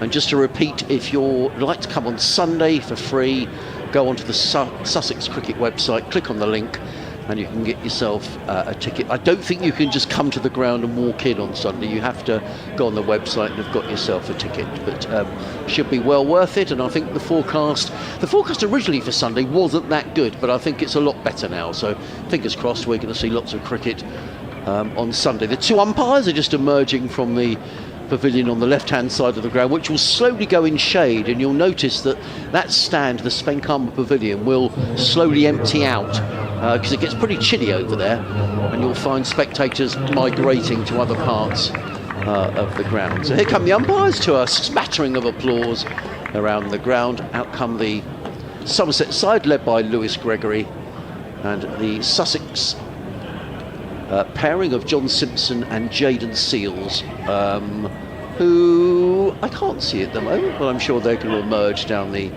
pavilion steps in a few moments' time. Nikki Chowdhury sitting next to me, Anthony Gibson back on commentary in about half an hour's time, and here comes Simpson and Seals running down the pavilion steps. Nick Davies been in touch from Hayward Heath. He says, "Hi Adrian, enjoying the coverage. I think this session is the reality of how tough some games will be in the county championship this season. Fingers crossed Simpson and Carson can steady us to a respectful total." I'm sorry, Nick, obviously you sent this in before Jack Carson was out, but he batted very nicely, Jack Carson. He says, "A question, do you know if Albion season ticket holders can get in for free for the morning session tomorrow? I know years ago this was a thing. It would be great to watch the mornings play in the sun with a few beers before going to the Amex." The Albion are playing Leicester City tomorrow. I will ask, I don't know if you're listening, lads, in the press office, but can people come here tomorrow morning and then go to the Amex a little later on for free if you're an Albion season ticket holder? So we'll have to find that out, and I'll let you know, Nick. However, we're about to get underway, and it looks like Josh Davey is going to take the first over for the post-sea session. He's going to be bowling to John Simpson, and to guide you through the action is Nikki Chowdhury. Yeah, first over after tea. With 2 slips in place. He's just adjusting his field now for Simpson. Left-hander, 2 slips, a point, cover, mid-off, mid-on, mid-wicket, deep mid-wicket, and a deep backward square leg, who I've just found. They were hiding, as in comes Davey now from the sea end, and this is defended by Simpson off the front foot. It's gone to mid-on, no run. Simpson's on 47. We've had a couple of dismissals today in the 40s. Daniel Hughes went for 49. He was trapped LBW to Pretorius. And then Tom Clark as well went for 49 as he was out caught behind after bowling of Pretorius as well. In comes Davey once again. Runs away from us. And oh, this is in the air. Is it going to be caught? It is. It's taken.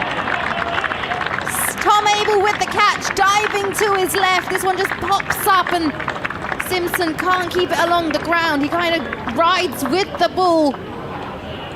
That's taken at cover. That's a fabulous catch by Tom Abel. And it's the first wicket gone in the evening session for Sussex. Straight after tea, first over, second ball. And Simpson will have to go for 47. Well, I saw Josh Davey put his arms in the air. I think he was saying at long last he'd picked up a wicket, because he has bowled well without luck. Difficult to say. I mean, that caught, I don't know if he played too soon to that shot, John Simpson. It seemed to me to sort of spoon away off a leading edge. He'll be bitterly disappointed. But a very good catch, and Anthony was saying just how well Somerset do field. And now Sussex are down to the tail enders. Sean Hunt coming wandering out. He's got a top score of 65 as Sean. That was last season here at Hove. But with due respect to that, this is obviously a step up in terms of the bowling attack. But useful runs here. If these two could nudge Sussex to 250, at least it gives a batting bonus point. And some people say, well, what does a point here, a point there matters? Well, it matters a lot, and I think it's going to matter a lot this season. You just want to pick up every single point you can. But Josh Davey picks up a wicket. We'll be doing an update to the radio in a minute, Nikki, but you'll hear the you'll hear the music. You'll hear the music. Yeah. Zach Crawley, LBW, Roland Jones, 0 for Kent. So anyway, here comes Josh Davey. Here's Davey, right arm over, and Hunt is forward, solid in defence. 242 for 9 here, Sussex. Quick turn in events from this morning. They went to lunch 122 for 1. They came back after lunch and lost a scurry of wickets. 4 wickets in the span of 20 runs. And now, first over after tea, another breakthrough. And they're 9 down.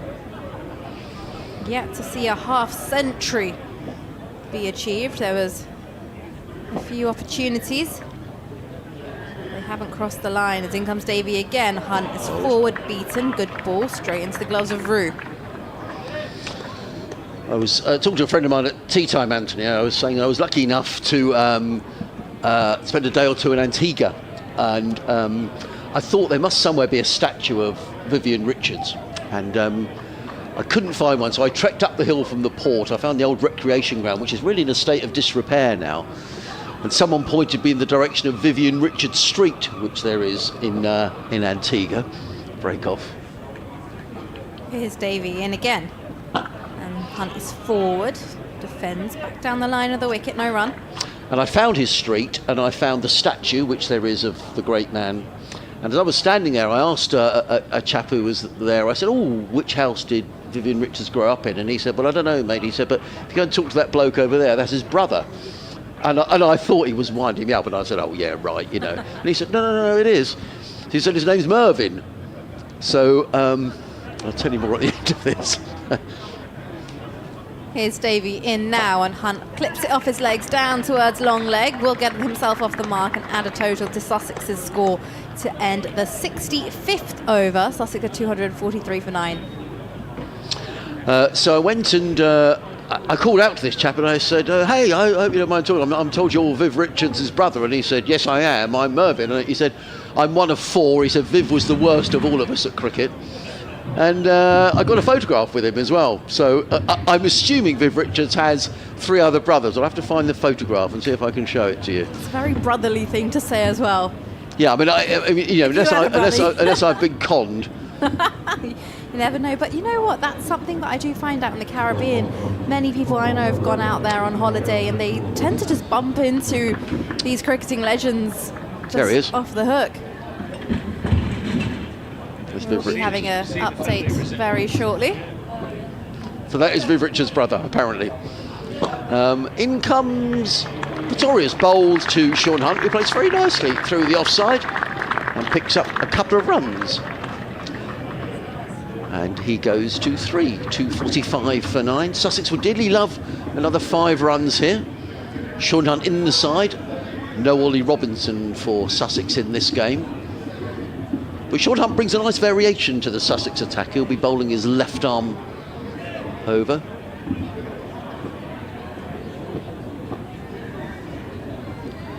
In comes Pretorius, bowls, and Hunt picks up another single. No, they're going to go for a single. Yes, we've just resumed after tea. Sussex 246 for 9. A wicket has fallen since tea. That of the Sussex skipper John Simpson, who was out 447. So Jayden Seales and Sean Hunt, the 2 not out batters. Sussex trying to get to 250 and at least get 1 batting bonus point. Surrey struggling at the Oval against Hampshire. They're 201 for 6. Dominic Sibley's still there. He's been there since the beginning. He's 65 not out. Decent day for Kent down at Canterbury. They bowled Middlesex out for 222, but in reply they are 9 for 2. One of those wickets, that of Zach Crawley, who's out for a duck.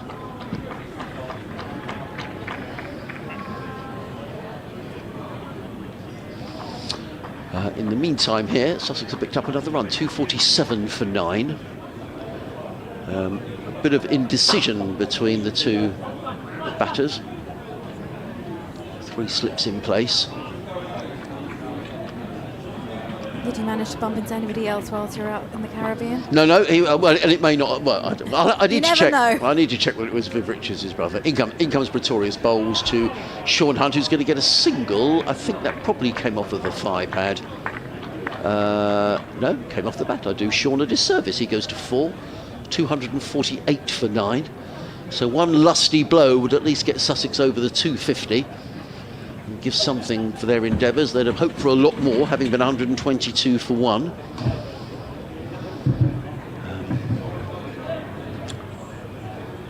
I'm sure we'll have to get Anthony back on commentary after 5 here. I'm sure he'd have seen some vintage Richards in his day. Torres in, bowls, Seales drives, and that is going to be the 250. Big, thick outside edge, down to 3rd man. So Sussex have at least got something to show for their endeavours. 250 up, 252 for 9. Somerset have picked up the maximum bowling points. Jayden Seales goes to 9. Do you recall how many brothers he's meant to have? How many? How many brothers? Oh, well, he said he was one of 4. I don't know. Anthony might well know far, better than I. Just googled. I believe he's one of 3. So perhaps it wasn't his brother. I don't know. It could be cousin. Perhaps the guy makes a fortune out of pretending he is. I don't know. I don't think so. In comes Pretorius, bowls, and well, there's an appeal for LBW. I can only imagine that maybe there was a little nick on to pad. It is the end of the over. 252 for 9 here on BBC Radio Sussex, BBC Somerset. Adrian Harms, Nikki Chowdhury, Anthony Gibson, your commentary team here at Hove. If you're just joining us, Sussex winning the toss, deciding to bat first. At lunch they were 122 for 1, but in the afternoon session they lost 7 wickets. They went to tea 242 for 8. Since then they've lost John Simpson, who was out for 47. And I think it's almost inevitable that we're going to see Somerset batting here tonight. Yeah, I think that's pretty inevitable. But just going to the Caribbean, just on that, I know a family friend of mine went out to Barbados recently as here's Davy running away from us now. And this is a shorter delivery that Hunt looks to cut, miscues and gets a bottom edge on this one as it rolls into the offside. And he bumped into Joel Garner. Ooh. And he was out having dinner, and then Joel Garner comes and joins him at his table, and they end up having a dinner discussing cricket. It's not the first time I've heard stories like that, and it just makes me think maybe I should go over to the Caribbean, go over to Barbados, and then just bump into all these legends. You never know. Sussex, 252 for 9. It's in runs Davy now, and this is Shot. straighter delivery that's clipped off into the leg side. Mid-wicket's on the pursuit. Hasn't been hit too hard, so it won't go all the way, but they will come back for a couple of runs. 254 for 9. The score moves on to. Nice looking shot by Sean Hunt. So he made 65 here last year. That was his top score against Leicestershire, I believe. I'll double check that in a moment. Nothing wrong with that though. That was a perfectly good shot. 2 slips in place for Hunt. He was awaiting his Ooh. forward. Ooh. Didn't know much about that. He just swung his bat, hoping for the best. Ball just drops into the leg side. He has no idea where it's gone. He won't be running, that's for sure. Short mid-wicket comes in to field that one. Extra short mid-wicket. It's quite square. Not exactly where you would normally expect your short wicket, mid-wicket. It's slightly straighter. Here's Davy running away from us from the sea end. Looks to turn it into the leg side, does Hunt, but closes his bat face a bit too early and doesn't time that. No run. It must be starting to become a concern, I would imagine. I know the summer's only just started and Test cricket is a little way away, but it must be concerning Zach Crawley's run of form. I think he made 30 odd in the second innings at Northampton last week, but he really desperately needs a score. Going into a Test series against India, you need some runs under your belt, you'd have thought. You really do. It's going to be an interesting series this summer as Davy's in now, and this is a good-looking shot from Hunt, and it's straight into the ankle, I believe, of Davy. He uses that as a stop. Whatever works, no run. But yes, that series kicks off later this summer on 20th of June up in Leeds, so at Headingley. England take on India. Yeah, I mean, that's clearly 2 months away. There's a lot of county championship cricket to be played before then, but you just want to be able to go in after a decent run, don't you? As Davy's in now, and Hunt is through the shot a little bit early. It's gone straight to cover, and that will be the end of the over. Just 2 runs from it. Sussex at 254 for 9 at the end of 67 overs. you would certainly feel, and you don't wish Zach Crawley any ill at all, but as I say, if you're picking informed players, you'd have thought if there is someone around the country who is scoring runs, that that they would have an opportunity. England are playing is it a one-off test against Zimbabwe? That's in May, I believe, at Trent Bridge. Yeah, they are. I mean, maybe he'll bat himself into form, but he didn't have a great winter, did he, Zach Crawley? Yeah, from the 22nd of May, that one is. Right. Pretorius is running in down the hill from the Cromwell Road end. He's in and bowls to Jaden Seals, who's back and across and steers this to backward point, and there is no run. Somerset will be very pleased with their day's work, having lost the toss and been asked to field on a pitch that's offered a little bit of help for the seamers. Certainly Lewis Gregory's bowled very well today. But I think this is probably a pretty decent batting surface. Someone's had a couple too many, I think, down in the corporate hospitality area, as in comes Pretorius again. Bowls to Seals, who nudges this one down to fine leg and picks up another single. All valuable runs as far as Sussex are concerned. It sounded like me on my birthday last week. Oh, really? Okay. Seals goes to 10 at 2:55 for 9. Where were you celebrating your birthday? Actually, not last week, a couple of weeks ago. I was actually out in India. All right. Okay. Yes, I was working a league out there, and then I just decided to stay out there for a few days, celebrate my birthday with my friends before I headed back home. Victorious in bowls. Hunt defends stoutly down the onside of the track, and there is no run.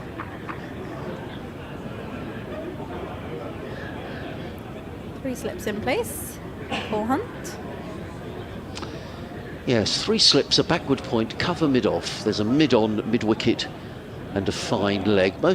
You can see the Spencombe Pavilion is probably a quarter of the crowd that it was at the beginning of the day. People tend to spill out to other areas of the ground to Chasing the sunshine. Yeah. Victorious in bowls, good delivery, beats Sean Hunt. Ball rattles through into the gloves of James Rue. And there is no run. 2 for 57 for Pistorius. The wicket shared around for Somerset today.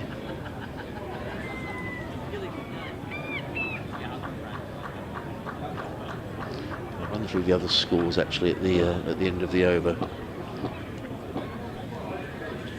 2 for Pretoria. In comes Pretorius again, bowls to Hunt, who defends. There is no run. 1 for Davey, 3 for Gregory, 2 for Aldridge, 2 for Pretorius, and 1 for Jack Leach.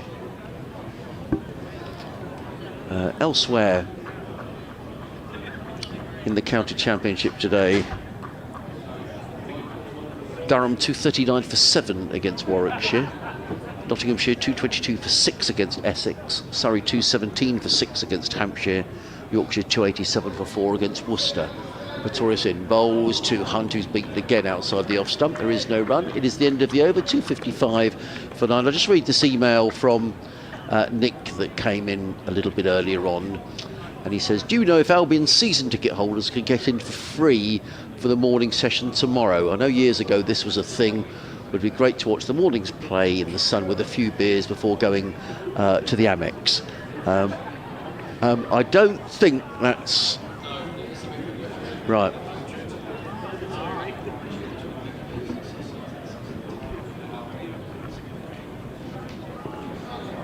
Brilliant. So that's very grateful to Jamie Burnett, who's the Sussex press officer, who's just come in. There isn't an arrangement in place, Nick, but it's something that may happen in the future, some sort of reciprocal arrangement between the two. But if you come down tomorrow, you're going to have to pay before you go to the Amex. But you could see a good morning session, leave here and make your way up to the Amex. Here we go, Davey from the C end. Seals us forward and just prods at it as the ball goes to points. And it's a great city for sport is Brighton, because you've got the Albion, you've got the cricket, you've got a race course, you've got the rugby team. There's all sorts going on down in Brighton. But there will be a few tomorrow who won't be coming to the cricket. Will elect to go to the football in the afternoon. here runs Davey into Seals now. He's crouched low and looks to turn this into the leg side. It's come off the pad, so it should be signalled a leg by. It's waiting for the signal from the umpire. There we have it. I think the slight concern here for Sussex will be that these two look, I'm not saying comfortable, but for the last wicket pairing, they haven't looked in, they'll probably get out now, but they haven't looked in huge amounts of trouble. And bear in mind, Sussex were 180 for 7, which perhaps shows that batting has become a little more comfortable. Davey in to Hunt. Now, who's forward, plays and misses, goes straight into the gloves of Rue. And the umpire now just looking at the foot placings of Josh Davey as he comes through his action. Hasn't said anything yet, just investigating as Davey makes his way back to the top of his mark. Shadows of the floodlights now coming over the ground from the sea end as Davey runs away into Hunt, who slashes his bat through this one, and it's going to find the outer edge and run down towards the boundary by the clubhouse 4 runs added to Sussex's total takes him to 256 for 9. 260 for 9, apologies. First time I actually think I was quicker than the scoreboard. And that doesn't happen very quick today. frequently. Especially down here. The lads are operating the scoreboard are very swift. Davey at the top of his mark, ready to go again now to Hunt. He's on 10. Awaits in his stance as he's through his action. It's a play and a miss. Outside the off stump, just goes fetching a little bit. 260 for 9 the score.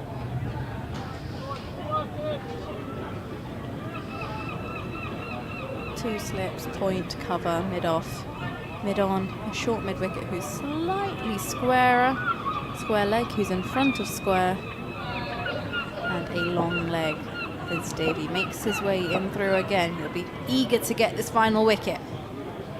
Hunt off the back foot, pushes us into the gap between point and cover. Could go for 4. And it should. No, well No, fielded. it doesn't go for 4. Wow, that's a good bit of fielding. That is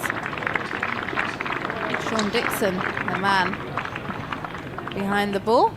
262 for 9 at the end of the 69th over. Sussex, Hunt on 12, Seals on 10.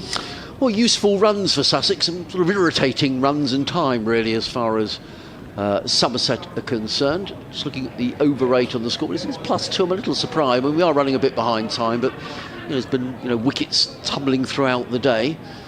But I'm sure that won't be a concern for Lewis Gregory at this stage of the game.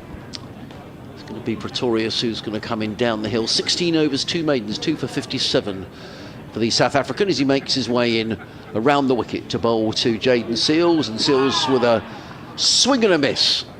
The ball rattles through into the gloves of James Rew, and there is no run. 2 slips, point, cover, mid-off, mid-on, mid-wicket, a fine. There must be another fielder somewhere, actually. Is there a third man? Yes, there is. Away to our left-hand side. Glorious evening. Shadows starting to lengthen, but we're not going to have any problems with the light. As Pretorius turns again. In and bowls, Seals defends out into the offside, and again there is no run. There are 26 overs left in the day after this one. We will lose 2 for a change of innings. So Somerset, we'll have to see how long these two stay together. They might stay together to the close, but I think that's probably unlikely. A new ball will be available if it got that far to Lewis Gregory in 10 overs time after this one. Somerset will hope to have it wrapped up by then. In comes Pretorius, bowls to Seals, who defends into the offside, and there's no run. We'll get Anthony's views in a minute, but I get the impression this pitch is starting to play quite well. I think it's played pretty well all day, to be honest. I mean, nothing's done anything untoward. I think Somerset have just bowled in good areas, particularly this afternoon. 1 or 2 rash shots by the Sussex top order.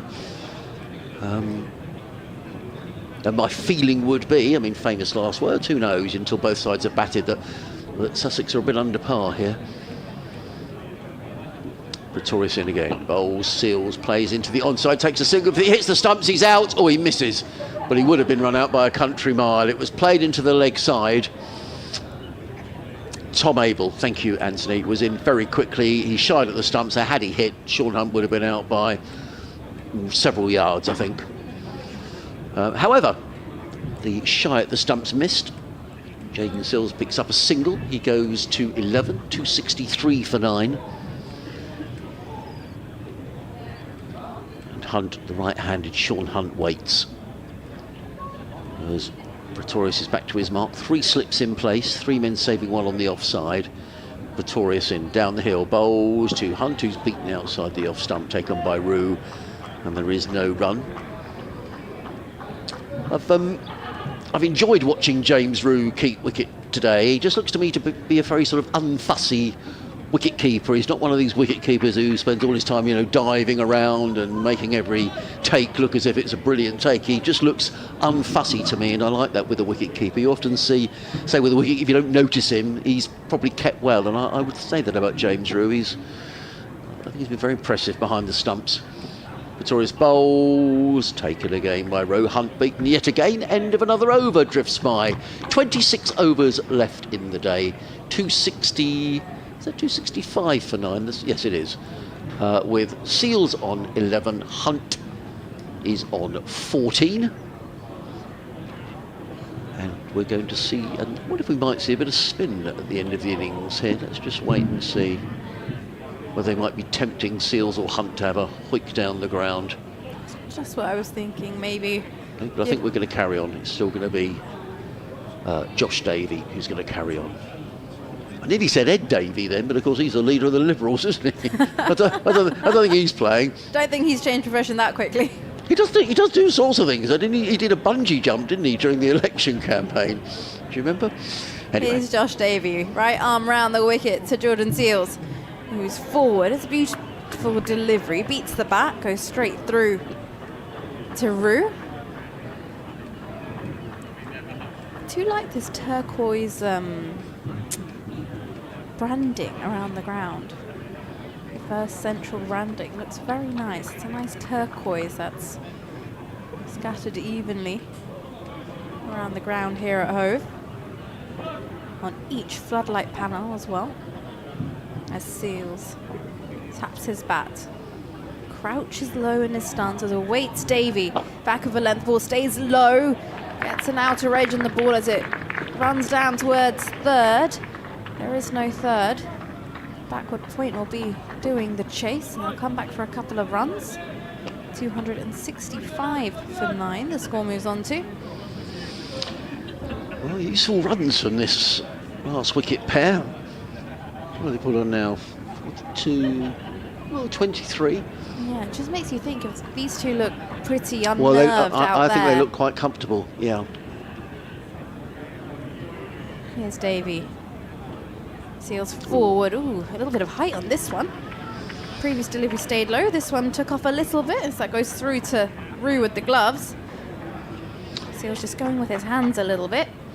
I think there's been good carry throughout the day. I've been watching the way James Rue has taken the majority of livers round about, waist high. So certainly good carry in the pitch.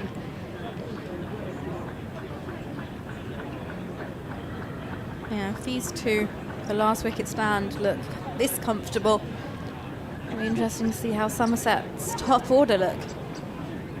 Davey in now, round the wicket, Seals is forward, miscues, toes this one straight back to Davey, who fields as he completes his action.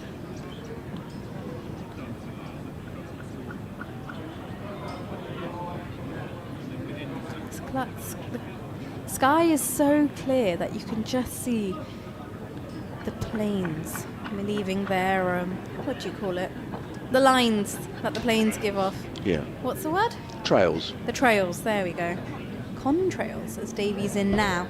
And Seals is off the back foot, defends into the offside. It's picked up by cover. Well, if and when Sussex are out, it'll be these two who will be opening the bowling, I would imagine, in the absence of Ollie Robinson. How quickly can you one-pad? That's going to be the question. Yeah, well, absolutely. Sussex won't want these two using up huge amounts of energy, but Exactly. at the same time, they'll fancy a few more runs if they can add another 20 or 30.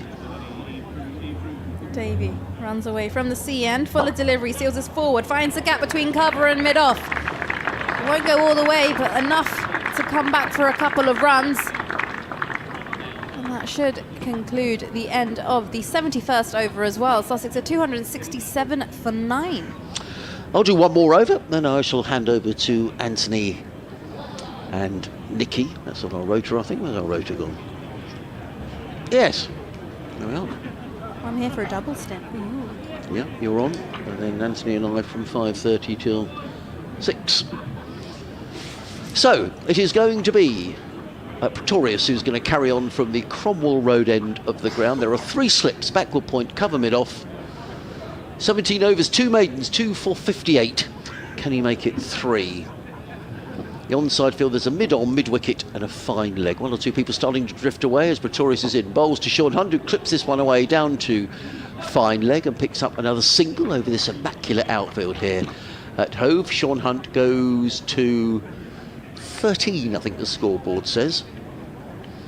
The non-strikers numbers are shown in white, and it's just where the sun is shining now. Or maybe it's my eyesight. Hate to break it to you, it's pretty clear from where I'm sat. Is it? Yeah, Hunt on 13, Seals on 15. Yeah, I could see Seals with these yellow numbers. Maybe it's the reflection of the light coming through from where You you're see it more sat. clearly actually on the left-hand side scoreboard. In comes Pretorius again, bowls to Jaden Seals, up on his toes, steers that to mid-wicket, and there is no run. 268 for 9. So we will have a bit of overtime here tonight. Still 24 overs to be bowled after this. But I don't think anyone's going to be complaining. Not on a day like this. No. Pretorius in again, bowls, and Seals is forward. There's a strangled appeal. Pretorius, who looks at umpire White. Can only imagine he got a little nick on that, Jaden Seals. Seemed to hit him quite high on the pad as well, and he's a very tall man. Is Jaden Seals, as Anthony was saying earlier, he played down here last season and was very impressive in the time that he was here. Played in 6 matches, bowled 168.4 overs, took 24 wickets at 24, best of 5 for 29.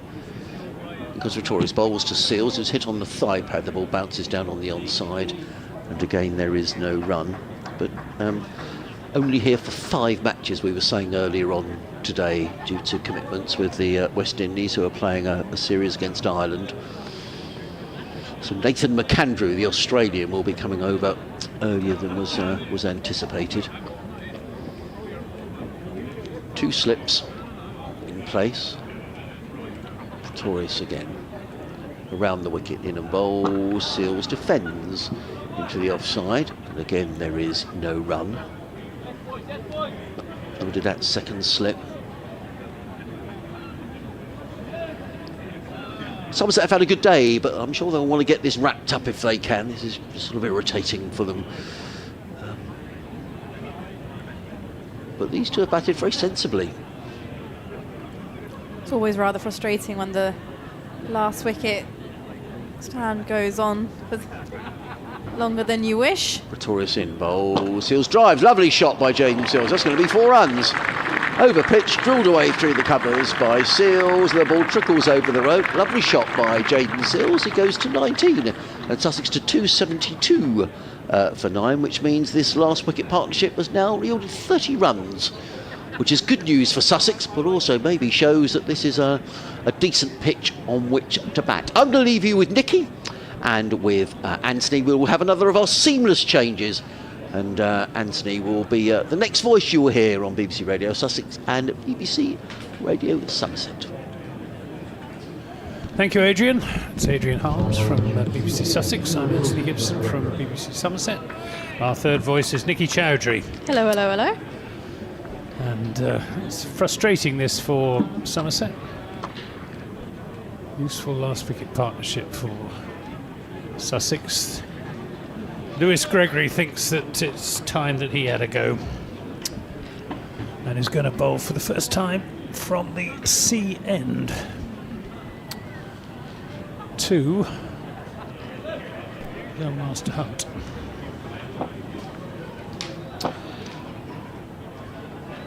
There's Gregory in bowls.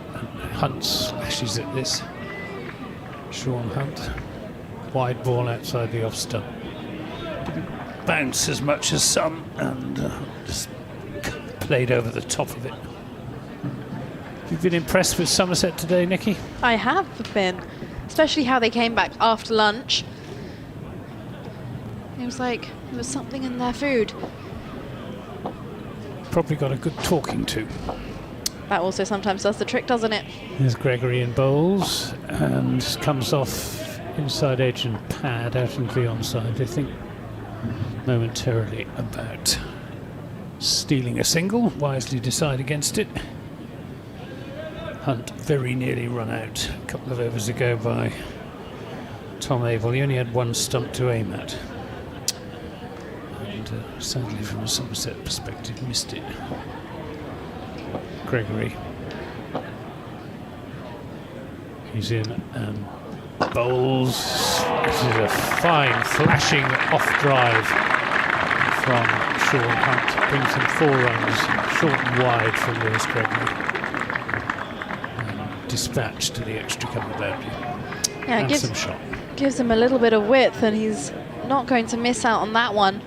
Every run counts at this point for his side.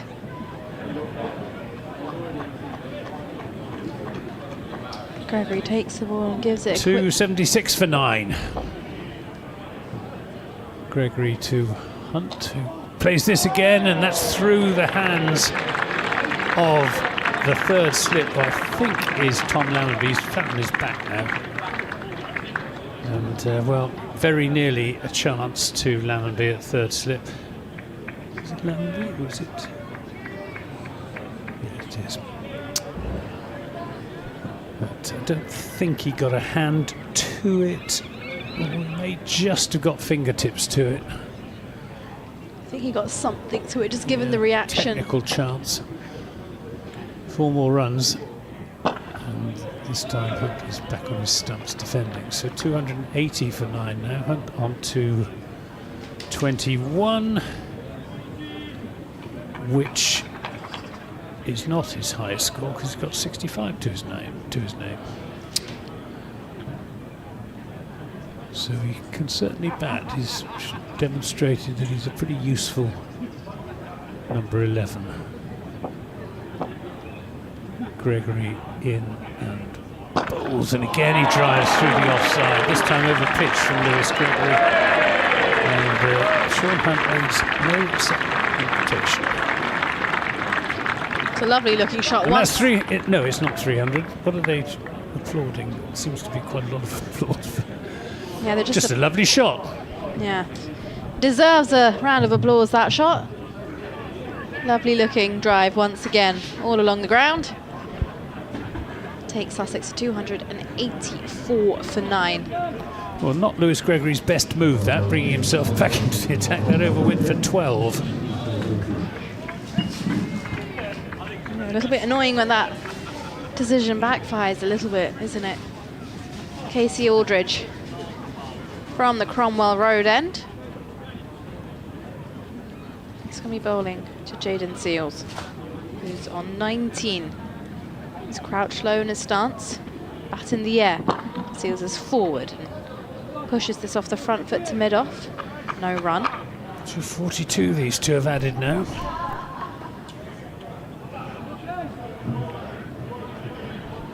Somebody on Twitter tell me what the highest 10th wicket partnership is for Sussex against Somerset at Antgib. Aldridge in round the wicket to Seals, who off the back foot just turns this into the leg side. It goes straight to short mid wicket.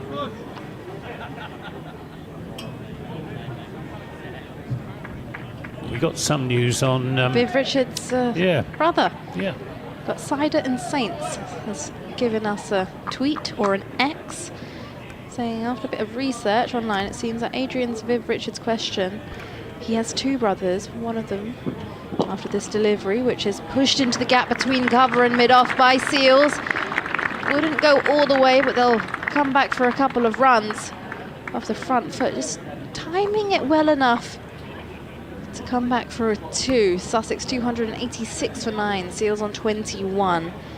So as one of Viv Richards' brothers is a good football player as well, apparently. He's a former Antiguan international footballer. Yeah.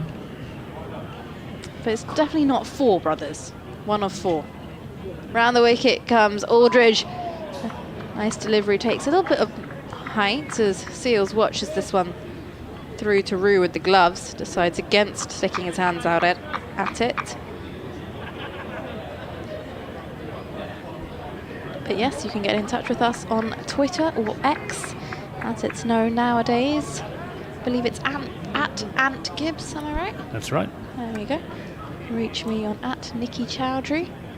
I'll help you spell it after this delivery. Aldridge in Seals fully fledged drive that goes straight to cover. It's Nikki with an NIKKICHAUDHURI. Get in touch with us. Share your thoughts on today's play, wherever you're listening from. Is it as sunny and beautiful wherever you are? Sussex here, 286 for 9 as in comes Aldridge. Round the wicket to Seals again, who's forward, and this time respectfully defends to mid-off to conclude the over. 2 runs from it, 74 overs gone. Sussex 286 for 9. Well, my thoughts on the present situation is that Somerset need a wicket. They need to wrap up this last wicket partnership, which has been worth 44 very valuable runs to Sussex. And the sooner Somerset do wrap it up, the better the frame of mind their openers will be in when they go out to bat. Oh, I heard tractor driver. Those familiar tones.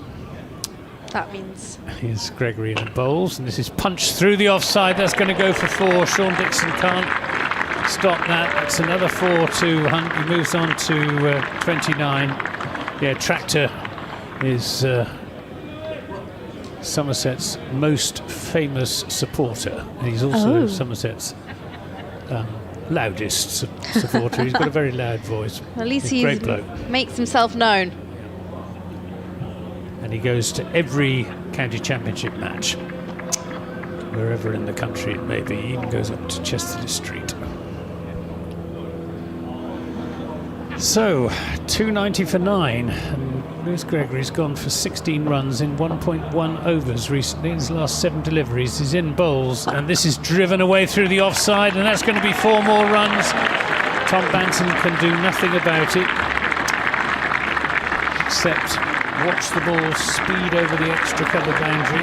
Hunt moves on to 33. The crowd are absolutely loving this. There's nothing a crowd likes more than a 10-wicket partnership. And that's the 50 partnership. Well batted, the pair of them, from 62 balls.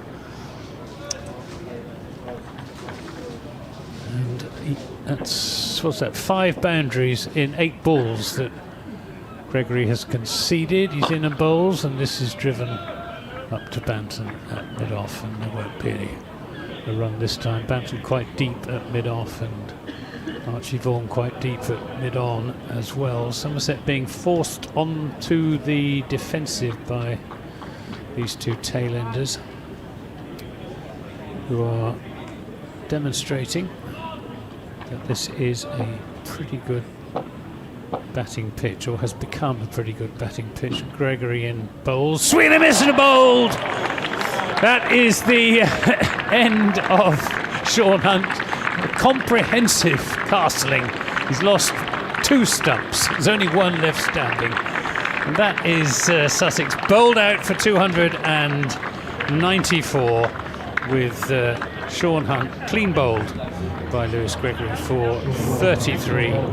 And well, just going to the well once too often was Sean Hunt, and Lewis Gregory as his man. So I think both sides will be reasonably happy. Sussex will be disappointed they didn't add a second batting point to the one they already had, as it was often middle stumps that were deposited on the turf. Just watching the replay. And Somerset, who were looking down the barrel at lunchtime, with Sussex on 122 for 1 on a pitch that seemed to be getting better with every over. Well, they took 7 wickets during the afternoon session. They picked up the last 2 wickets in the evening session eventually. And if you'd offered them 294 all out at lunchtime, 122 for 1, I think they might have taken it. Although, having reduced Sussex to, what was it, at one stage they were 180 for 7, 233 for 8. For Sussex to go from 233 to 8 for 8 to 294 all out, well, they'll be pretty happy about that. What's your verdict, Nikki? Well, I think Somerset have come back brilliantly, especially after the morning session, where Sussex looked pretty comfortable, and then after lunch it's all just taken a turn. I think it'd be a little bit frustrating, especially that 10th wicket partnership. They probably wouldn't have wanted them to get as far as they did. So they must be quite relieved with that. Well, breakthrough. Somerset will have 19 overs to face before the close by my calculations, and we'll bring those overs to you in around about 8 minutes' time. Hope you join us then.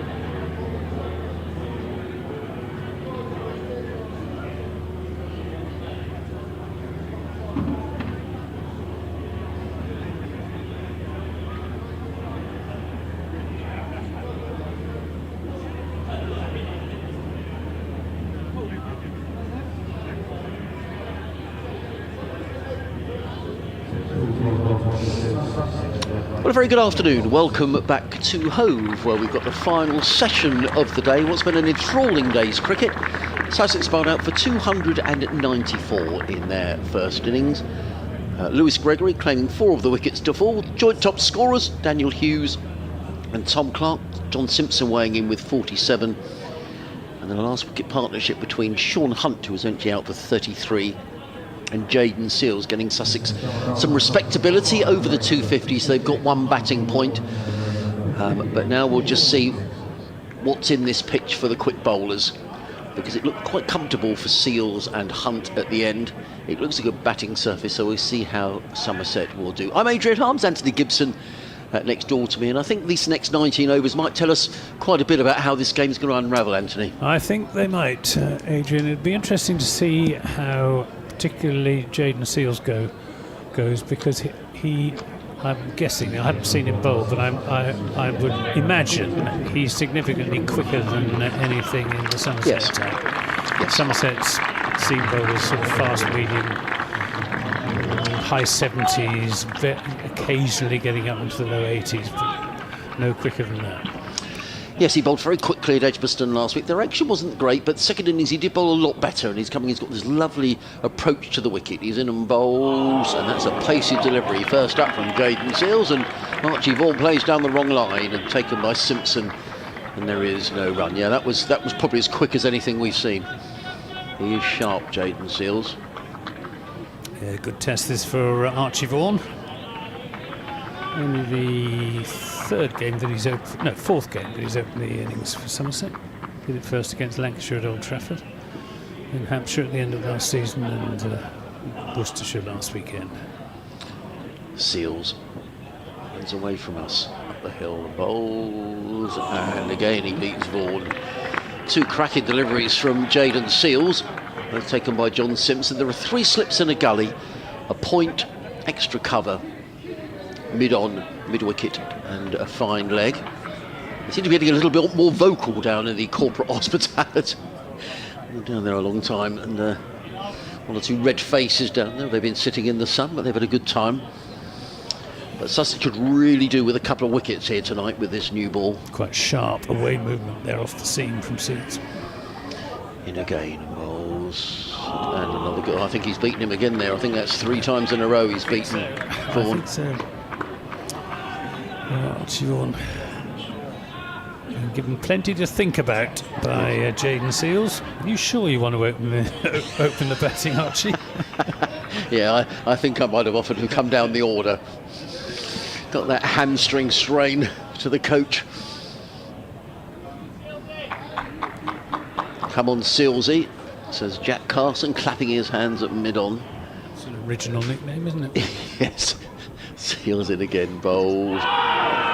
It was a loud appeal, but it was a stifled appeal, and I can only think that maybe he got a bit of inside edge on that. It's the first time he's got any bat on the ball, though. So. Yeah, he does a bit of gardening. Well, it's what it's all about, isn't it? First division cricket, it's the best players, and that's the way it should be. Jayden Seales, who played in the West Indian side last summer against England and impressed in that as well. Turns and he's on his way again. The 3 slips and a gully go down. Seales is in, bowls, and this time Vaughan lets that go. That was a genuine leave outside of the off stump, through into the gloves of Simpson. And there is no run. If you're just joining us, a very good afternoon or late afternoon. You've missed a super day's cricket here at Hove under cloudless skies. Sussex winning the toss, batting first at lunch, 122 for 1, and we were thinking maybe Sussex would bat all day, but Somerset were having none of that. They picked up 7 wickets in the afternoon session. Sussex going to tea, 242 for 8. Eventually about out for 294. We've got 19 overs, or 18 left after this one. Seales is in, bowls to Vaughan, who gets the first runs of the Somerset reply, gets bat on that, plays it out into the offside. He takes a single, and a flock of pigeons decide they're going to take off. Jayden Seales gets a nice round of applause from the Sussex faithful. I'm presuming where's he going to go and field? Well, he's not going down to fine leg, which is generally where quick bowlers go. He's going to mid-on, and it's going to be Sean Hunt, left-arm seamer, who's going to open the attack. from the Cromwell Road end. In his 4th season now with Sussex, made his debut up at Lancashire 3 years ago on a bitterly cold opening day of the season. Originally was with Surrey, played his club cricket at Sendon Horsley Cricket Club.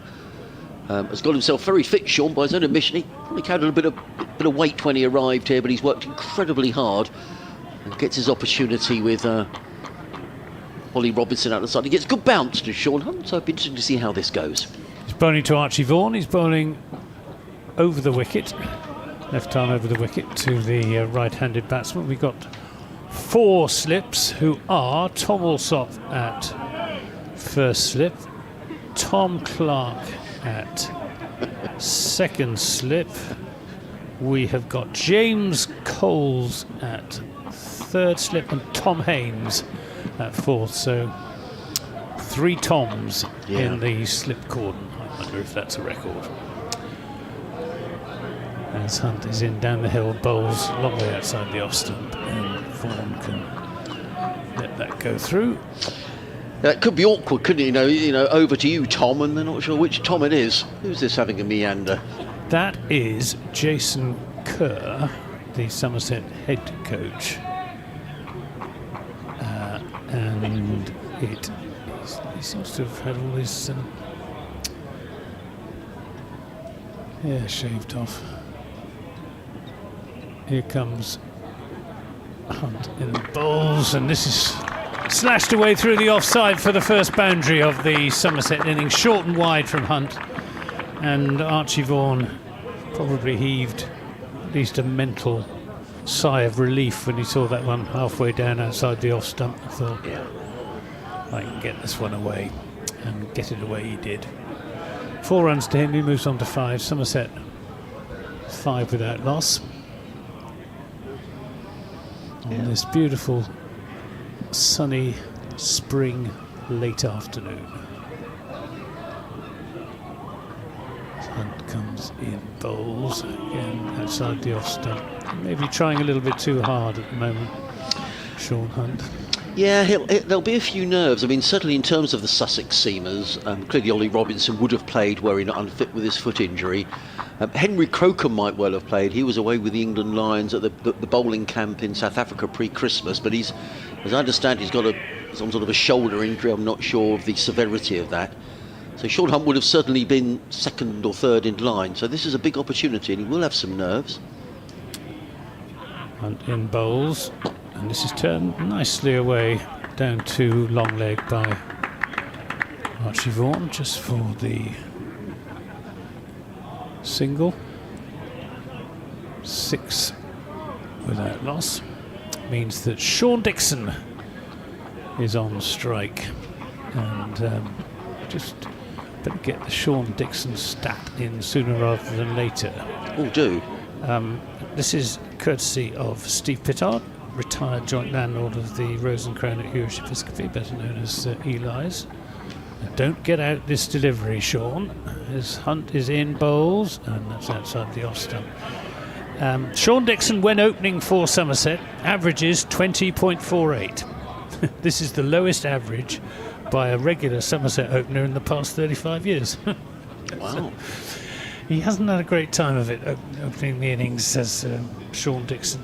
He's had plenty of opportunities, but the pattern of his innings tend to be he'll defend stoutly for over after over, and then when he's got to about 20, as his average suggests, he'll decide that the time has come to open up and get himself out. But hopefully that will not be the case here today. Jayden Seals over the wicket bowls to Vaughan, who playing a miss outside the off stump, taken by Simpson low down in front of first slip, no run. Sean Dixon played for Kent, was that right? Yep. Yeah. And didn't he make a big score for Kent? He got 300 for them. That's right, yeah. 318 against Essex. Oh, well done, Anthony.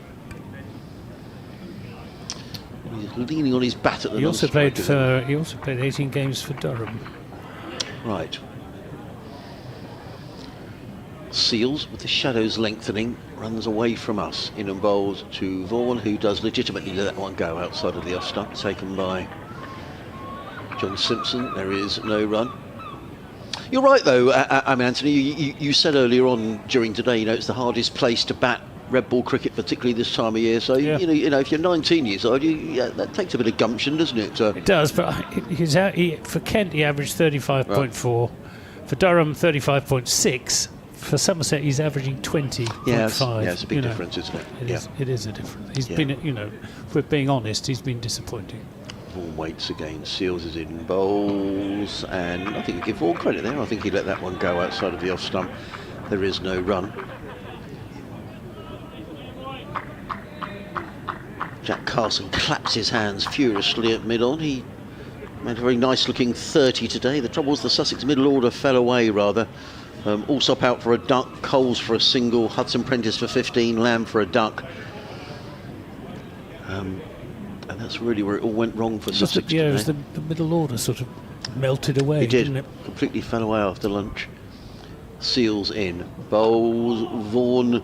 Well, he's going to get 4 runs down to third man. I'm not entirely sure he knew where that was going, but it looked like he was trying to off-drive that. He's got a thickest edge, and it's ended up down at third man for a boundary. He goes to 10. Yours, yeah. He likes to counter-attack as an opening batsman, Archie Vaughan. He doesn't like to become a sort of sitting duck by being too quiescent and just trying to keep the bowlers out. He likes to, you know, best form of defence is attack and all of that sort of thing. Not wildly or anything like that, but he does like to feel bat on ball. Seals. And again, bowls. Short pulled away by Vaughan, and that's going all the way down to fine leg for another boundary. That was a good shot. He was a good shot. That well. Yeah, he got inside the line, watched the ball all the way on, which was the key to it. He's pulled it down to fine leg for another boundary. He goes to 14. Somerset to 14 without loss. Derek Nichol got in touch earlier on. Derek, I haven't read out your email. I apologise. I was asking people to send emails to my BBC address until we got the Group 1 working. So you did write in a lot earlier today, and I will read your email in a couple of moments' time. Apologies, I haven't done that earlier today. He says 15 points from last weekend's game was a pretty good return. I thought the pitch was the eventual winner. I agree with you. I think we're going to have a change of the ball. Yeah, ball trouble. Sussex have a proud record of not losing a single county championship game at home for the whole of the last 2 seasons. Let's hope that trend continues, although I suspect Somerset and Surrey will have something to say about that. Kind regards, Derek. Thank you, Derek. As I say, if you're still listening, apologies I didn't read your email out earlier. The umpires are having a little natter about the state of the ball, which presumably clattered into an advertising hoarding or something. Wasn't going that quickly, though, was it? They're going to change it, I think. So Brenda Tuppen, who always sits over in the Spen Calm. Here she comes. Here comes Brenda. Good old Brenda. She'll get a round of applause. She makes her way out to the middle. Well done, Brenda. Her first appearance of the season here at Hove. She's the first in the queue, Anthony, every single home match. 80 years of age, and she's what Sussex cricket is all about. Yeah. She's now waiting on. She's probably cold over. She's probably got a big coat on. It's probably a bit chilly over there in the shade. We didn't have as many ball changes in the game against Worcester as has tended to be the case in recent seasons. I think there was certainly one, and there may have been 2, but over 4 days, that's not many. I mean, Yeah. 3 years ago. It was being changed sort of every 10 overs, wasn't it? I think actually it's a good point. I don't think we had it changed once at Edgbaston last week. It's obviously a better batch of balls. So an update coming up to our listeners on BBC Radio Sussex, Kent and Surrey. As in comes Jayden Seals, running in bowls to Archie Vaughan, who's picked up a wicket. Yes, and enjoying us just as Sussex have taken a wicket, so great timing. Sussex have picked up the wicket of Archie Vaughan, the son of Michael Vaughan, who's been caught in the slips off the bowling of Jayden Seales for 14. So Somerset here 14 for 1. That in reply to the Sussex total of 294. At one stage they were 122 for 1, but rather collapsed after lunch. Meanwhile at the Oval, Surrey bowled out for 253 against Hampshire. Dominic Sibley making exactly 100 not out, and a day of wickets down at Canterbury. Middlesex bowled out for 222. Kent really struggling in reply. They're 75 for 5. Zach Crawley unfortunately out for a duck. And Archie Vaughan was looking to turn that ball into the onside and got a leading edge, or it might even have come off the back of the bat to third slip, where James Coles took an outstanding low catch away to his right. And well caught, James Coles, and Archie Vaughan just threw his shot a little bit too early. I think there was nothing wrong with the shot. Whether the ball stopped on him a little bit, stuck in the pitch, I don't know. I think maybe he was just through the shot too early. Well, Sussex wanted a breakthrough with the new ball. They've got one, just as Archie Vaughan had played a couple of decent shots, certainly a decent pull shot. Previous delivery. It was a fair enough shot. It was on leg stump going down, so it was an entirely legitimate shot to play. He wasn't flashing outside the off stump or anything like that, but he's gone, and here's Sean Hunt coming down the hill to Sean Dixon, who plays that square of the wicket to the offside. And Sussex now very much on their toes, as you would expect. 4 slips, backward point, mid off, mid on, square leg, long leg is the field. So there's a big gap through extra cover, encouraging Sean Dixon to play the off drive in the hope that he'll nick it through to one of those 4 slips. Somerset can't afford to get off to a poor start. He's in and bowls, and Dixon goes moments of hesitation, but well judged in the end. Steals a short single, just pushes that out into the offside with an almost dead bat, no one within 25 yards of it. So he and Tom Lammonby can complete the single, and that's Dixon off the mark with that single. 15 for 1, Somerset replying to Sussex's 294. Just momentary hesitation there when Dixon looked up to see if Lammonby was coming. He was, so Dixon continued. Left-hander Tom Lammonby had a very good season last year, topped the averages with 961 runs. Oh, his appeal for LBW must be close. Oh, everybody went up. With Lammonby playing around his front pad. Well, Somerset do not want to lose 2 or 3 wickets here this evening.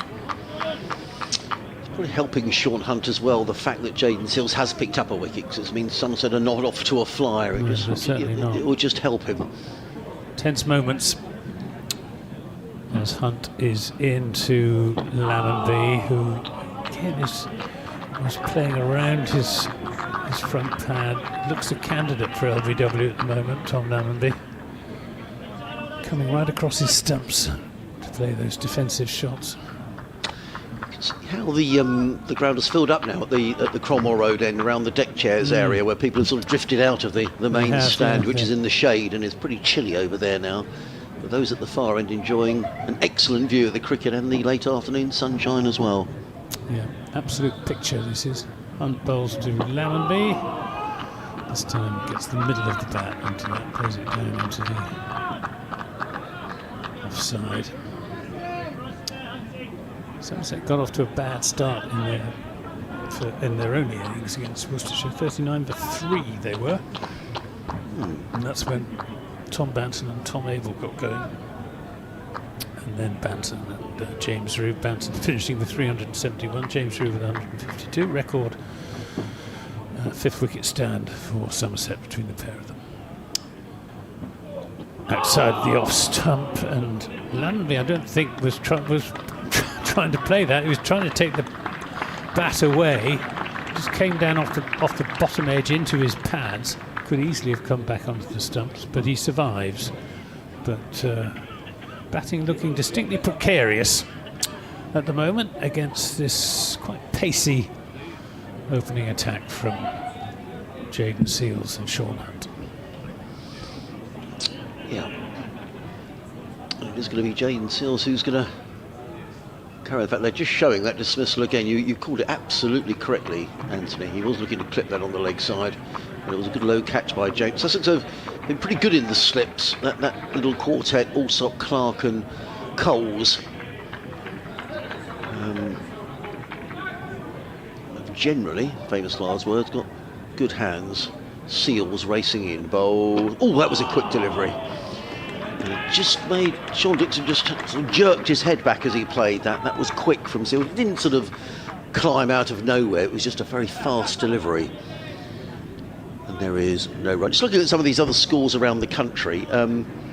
Surrey bowled out for 253. Dominic Sibley making 100 not out. He made runs at Essex last week. I know he doesn't fit the Bazball style, but if you want an opening bat who stays there and, you know... If you wanted someone to bat for your life, well, he would be a candidate, yeah, wouldn't he? You know, surely there's a place for that. In comes Seales, bowls, nice looking shot down the ground. Good cricket all round, nice diving stop by Jack Carson mid-on. And there is no run.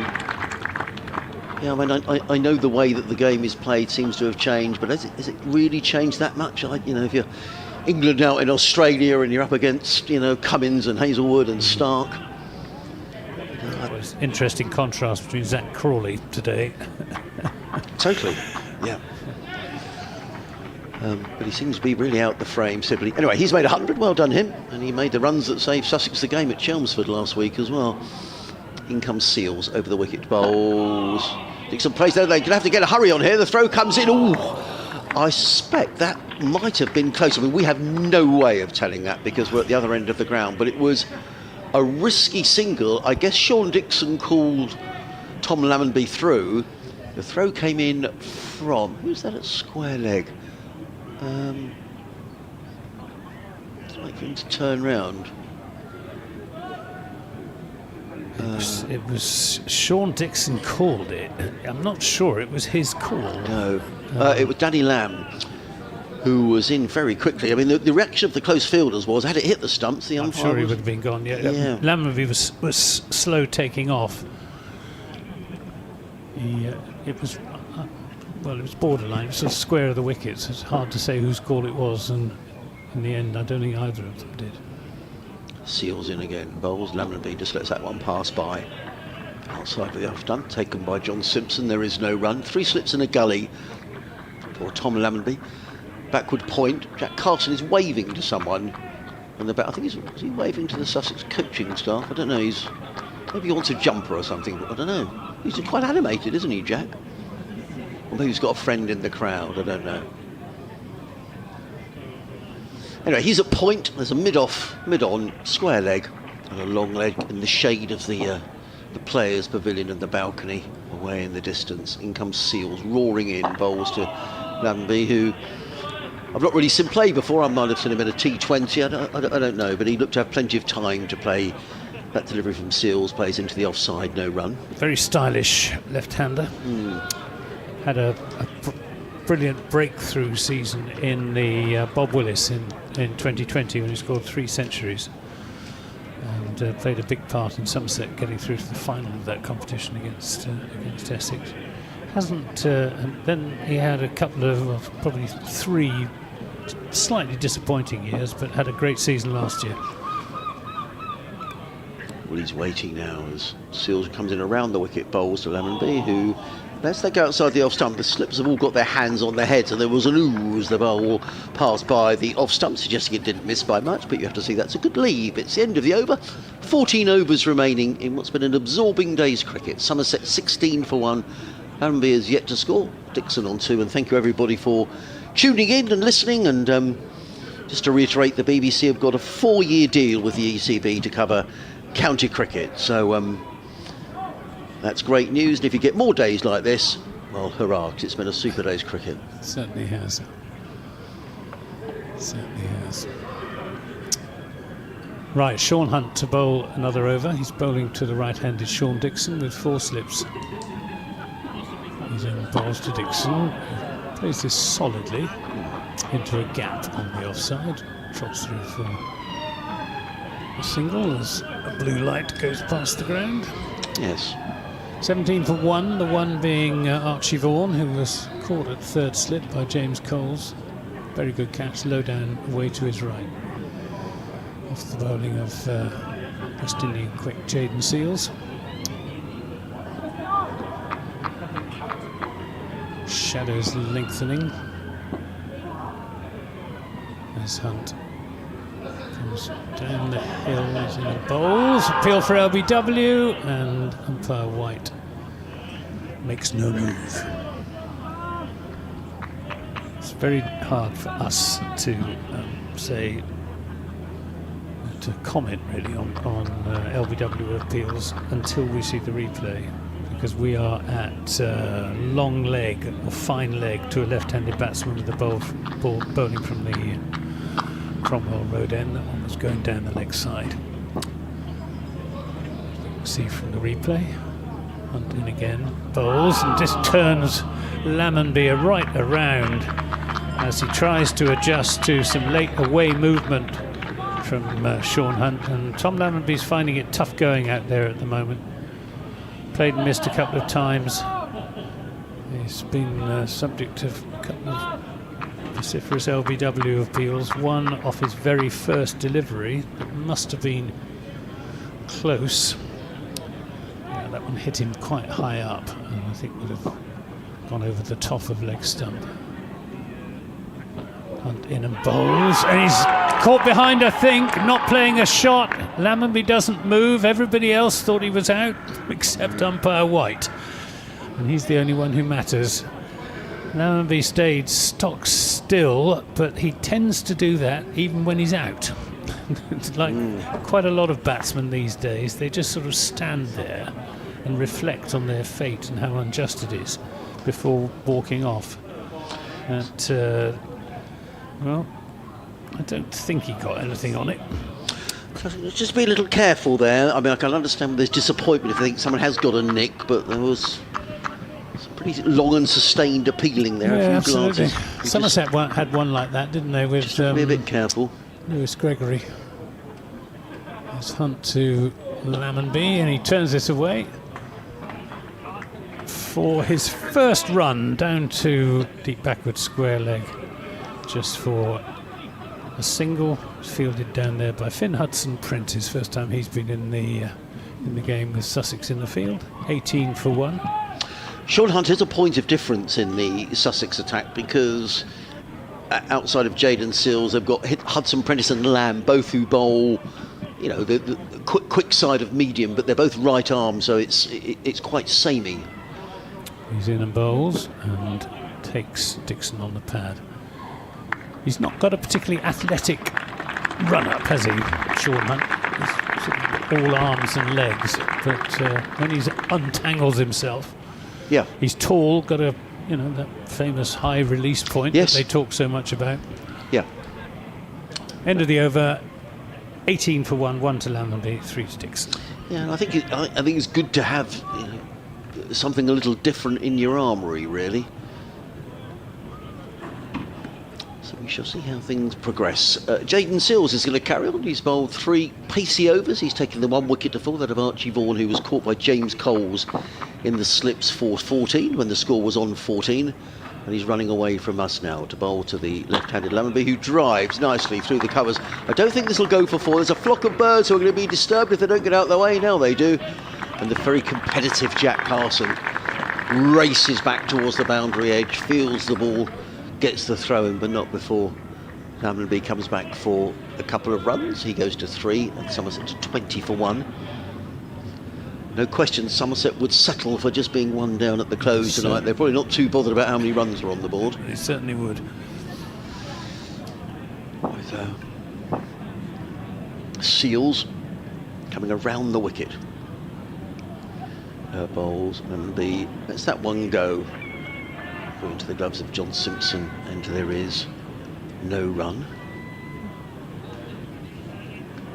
People are staying on, which is good to see, and why wouldn't you want to go? And just to reiterate, if you're coming on Sunday, free admission. Go onto the Sussex website, click on the link and get your free tickets for Sunday. Absolutely free. Why not come down to the county ground and enjoy a Sunday at the cricket? Jaden Seals wheels around in front of us and he's on his way. He bowls and lovely. Now I don't know if that was a chance. He's gone for 4 runs. There was a cry of catch, which you probably heard. It was thumped away through backward point. Impossible to tell from the angle we're at. It flashed past point to his Danny Lamb. There was a cry of catch. Difficult to tell. Lemon B gets 4 is probably the most important thing. He goes to 7 and the total to 24 for 1. Yeah, as you say, impossible to tell from here. Danny Lamb diving away from us. It was certainly in the air and not far from him, but whether he actually got fingertips to it or not, I don't know. Judging by the reaction of the slip cordon, probably not. No, I would agree with you. Seals in again, bowls, Landry again, just shows good technique and lets that one pass by outside the off stump. There is no run. He'll probably get out first next ball, Tom Lammerby, but just the first time I've really seen him bat. He looks to be a player who looks unhurried at the crease, I would say, Anthony. That's very true. Just the way he's watched those deliveries pass by outside the off stump. He's quite languid. Yes, great description.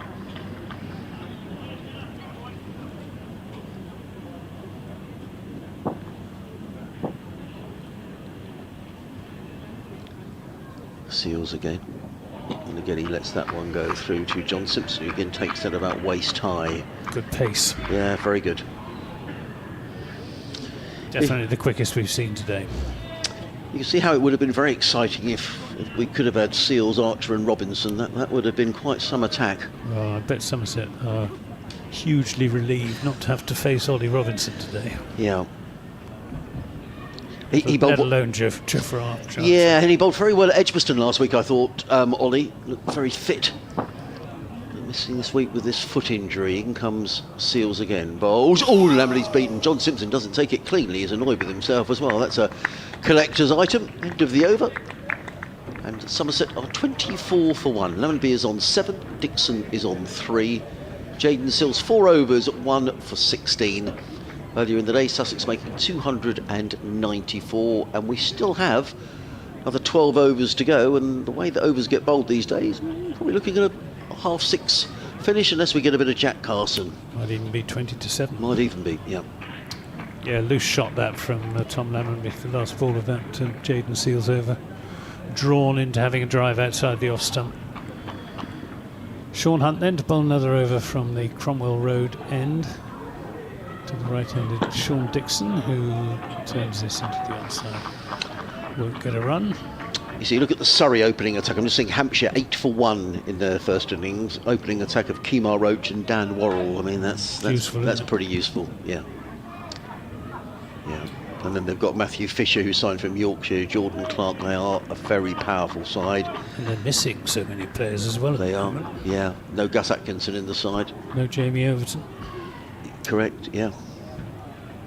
Hunt in bowls to Dixon, who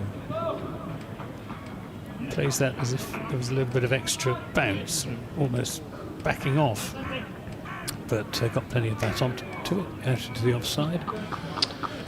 Quick single taken, 25 for 1. Surrey, the visitors down here over the Easter weekend, the game that starts on Good Friday. You playing next week, Anthony?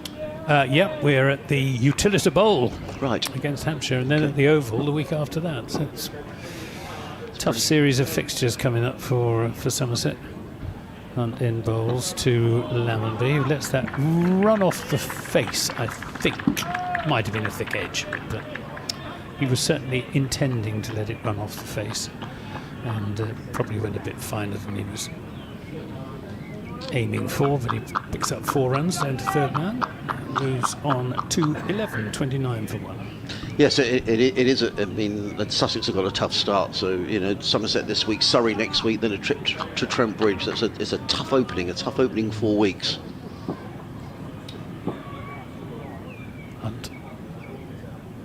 in bowls to Lammonby, who turns this nicely away through the leg side. There should be a couple of runs here as it's fielded by Finn Hudson-Prentice down at backward square leg. 2 runs indeed are taken. Lammonby onto 31, Somerset onto 13 rather. Somerset onto 31. Plenty of wickets at Canterbury today in the second division. Middlesex bowled out for 222. Kent 95 for 6 in reply. Oh dear. Kent won a match last week, didn't they? Yes. Oh, and this beats Lammonby. Really good ball from Sean Hunt. That was an authentic defensive push at a ball he probably had to play at. Tom Lammonby pitched on or just outside the off stump. And moving away off the seam. Just watching the replay of that. Yes, he certainly had to play at it. Hunt again in bowls, and this time Lammonby gets on top of the bounce, plays it down into the offside. Somerset have got through another over. 11 remain in the day. 31 for 1, 13 to Lammonby, and 4 to Sean Dixon. And just see if I can see. Oh, there we are. 4 overs, no made, has done for 15. Sean Hunt, and Jaden Seals 1 for 16 in his 4 overs. You're listening to live cricket on the BBC, BBC Radio Sussex, BBC Somerset. Adrian Harms, Anthony Gibson. You may be watching via the live stream on the Sussex County Cricket Club website, wherever you're listening from. Very good evening view from the most gorgeous evening. If you're watching the pictures, you'll see there's not a cloud in the sky on the south coast as in comes Jaden Seals, bowls to Sean Dixon, who's forward, plays defensively down the onside of the track. There is no run. 3 slips in a gully, point mid-off, mid-on, mid-wicket and a fine leg. We've got a flock of pigeons. I don't know if it's a flock really. Do you call half a dozen pigeons a flock? There's a white one down there as well, yeah, who looks rather left out. There's more pigeons fly down to join. I think he or she is a dove. Ah, right, there you go. With the pigeons. But I'm no ornithologist, so. In comes Jaden Seals, racing in, bowls. Dixon takes his hand off his bat. He plays it through the slip cord. It's not fielded cleanly. Dixon thinks about coming back for a second, but there was never one there. And Finn Hudson-Prentice very quickly back to field. And it's a single to Dixon, who goes to 5, and Somerset to 32 for 1. A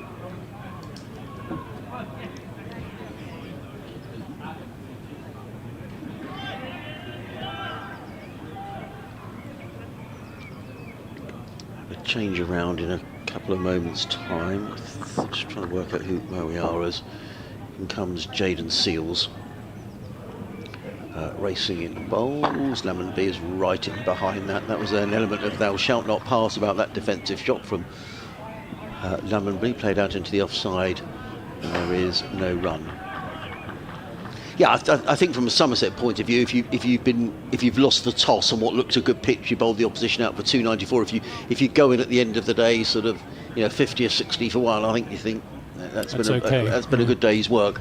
If you go in at 50 or 60 for 3, yeah. Not so sure. Yeah, an important 10 overs coming up here. Jaden Seals racing away from us, in bowls. Lammonby is right in behind that, plays it into the covers, fielded by Danny Lamb, and there is no run. There are 10 overs left in the day after this one, and Anthony's right, we probably are looking at some time after 6:30. I'm just trying to work out what we'll do with our little rota here, because we will get the end of play. Oh, okay, right. They do a sports show, and I'm just trying to work out when they want us, but they don't need me till the end of play, so we'll have a little change around, and we'll bring Nikki in a minute. Is it me for a break or you, Anthony? I think it's probably you. I'm not sure. Me for a break. In comes Seals, bowls, and clipped by Lammonby. In fact, they are leg byes down to the fine leg boundary. So 4 more to the total, which goes up to 36 for 1. It runs off the pad. Yes, I think it's probably me to come off, is it? And you to stay on, Anthony? I can't... No, I've got it the wrong way round. It's me. It's okay. Me to come off and you to carry on. Me to carry on, okay. We'll do it at the end of this. Well, Anthony will be back, because I'm sure we're going to go beyond 6:30. Yeah. There's Jaden Seals. runs away from us up the hill here at Hove and bowls. Tom Lammonby is right in behind that.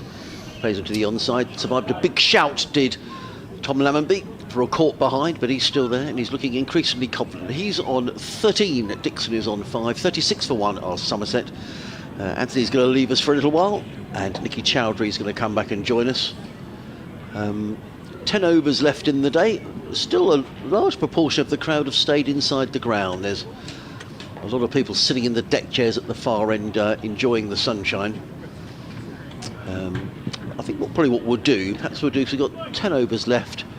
Perhaps, so they don't want me, perhaps we'll do sort of 5 apiece and juggle things around a bit so we all get a bit of commentary as we go towards the end of the day. But it's going to be Sean Hunt who's on his way.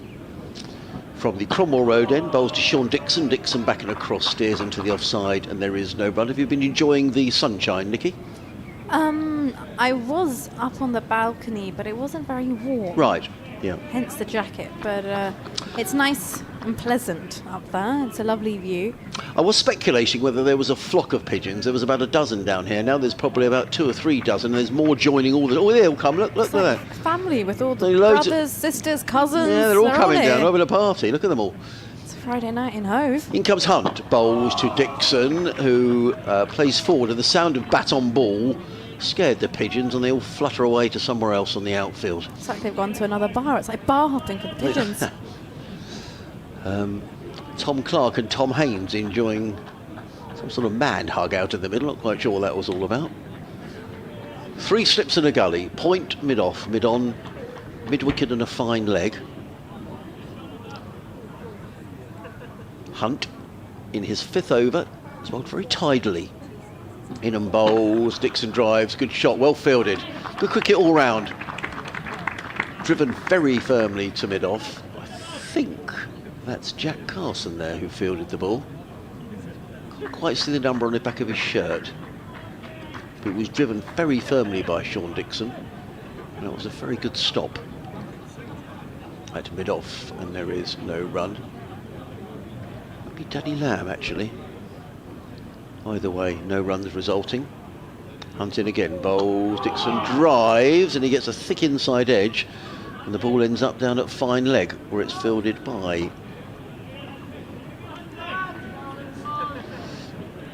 I'm just sort of making sure I don't make a mistake here, because that is Jack Carson, yeah. Crumbs, I ought to know that really, didn't I? Or is that Danny Lamb? I think that's Danny Lamb who's fielded that, you know. It was... Wait for him to turn round. Just waiting for the number on the back of his shirt. He's not going to turn, is he? He's He's going to turn gone the other. That's not desperately helpful, really. Just turns the other way. In comes Hunt. Bowls. Lammonby is... Well, he was looking to clip that on the leg side. He's got a leading edge, and the ball has ended up at point. That was the cry of catch. No run results. That's Jack Carson who's fielded that at point. So it must have been Danny Lamb who fielded the previous delivery. He looked in good position to play that shot, Tom Lammonby, to flick it away through mid-wicket. But clearly didn't get it right, and he's still there. Hunt, final ball of the over, in and bowls. Lammonby defends, and fielded by a sprawling Tom Haynes in the gully. There is no run. Sussex running between the overs, which is good to see. The last couple of seasons they've fallen foul of slow over 8s, but John Simpson's clearly very keen for that not to happen this season. He gives Sean Hunt a tap on the back. I wonder whether that might be thanks for now, Sean, but I think he's bowled very tidily, Sean Hunt. 5 overs for 16. Somerset 37 for 1 with 9 overs remaining in the day. Tom Lammonby is on 13. Sean Dixon is on 6. And here's Jayden Seals from the C end coming in to bowl his 6th over now. Long shadow beside him as he makes his way through to Dixon. 3 slips in the gully. Dixon's forward and defends. It's gone straight to extra cover. No run.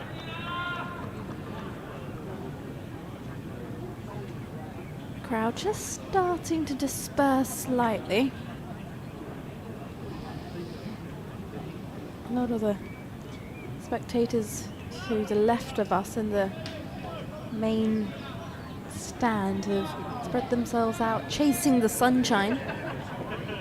It is warmer in the sunshine. I've just come from the gallery upstairs above the media centre.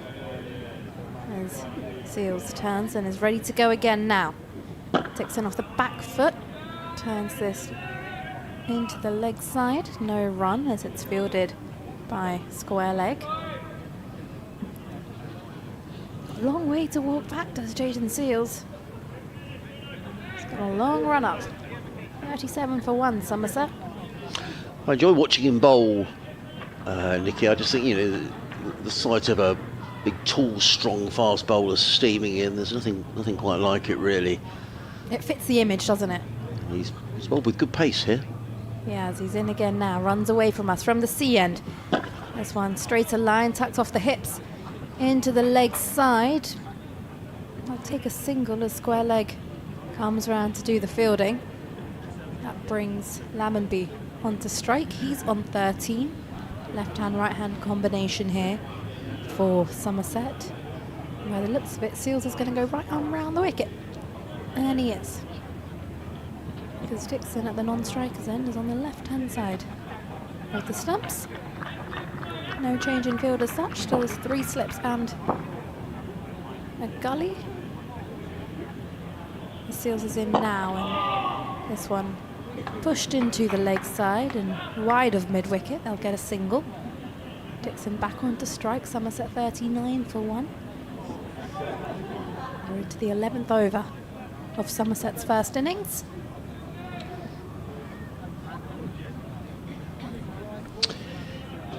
They're just beginning to look a little comfortable, aren't they? You just get the feeling they may just have taken the sting out of the new ball. Sussex absolutely desperate for another wicket tonight. These two equally very determined to make sure they're there at 11 o'clock tomorrow morning. Seals into Dixon, who's forward in a very picturesque drive that goes straight to extra cover, who takes a tumble to do the fielding. No run. Came up straight out of a textbook, though, by the looks of it. Didn't beat the fielder. Yeah, I mean, after the opening pair, the Sussex attack will be Finn Hudson-Prentice and Danny Lamb bowling sort of medium fast to the pair, and then you've got the spin options of Carson and Coles. I wouldn't be a bit surprised if John Simpson doesn't give Jack Carson 2 or 3 overs before the close, just with the new ball, with a little hardness in the new ball. Seals into Dixon now, off the back foot, pushes this into the gap on the offside between point and extra. Will come through for the single. Keeps strike at the end of the 11th over. Somerset are 40 for 1. Lammonby on 14. Dixon with 8 to his name.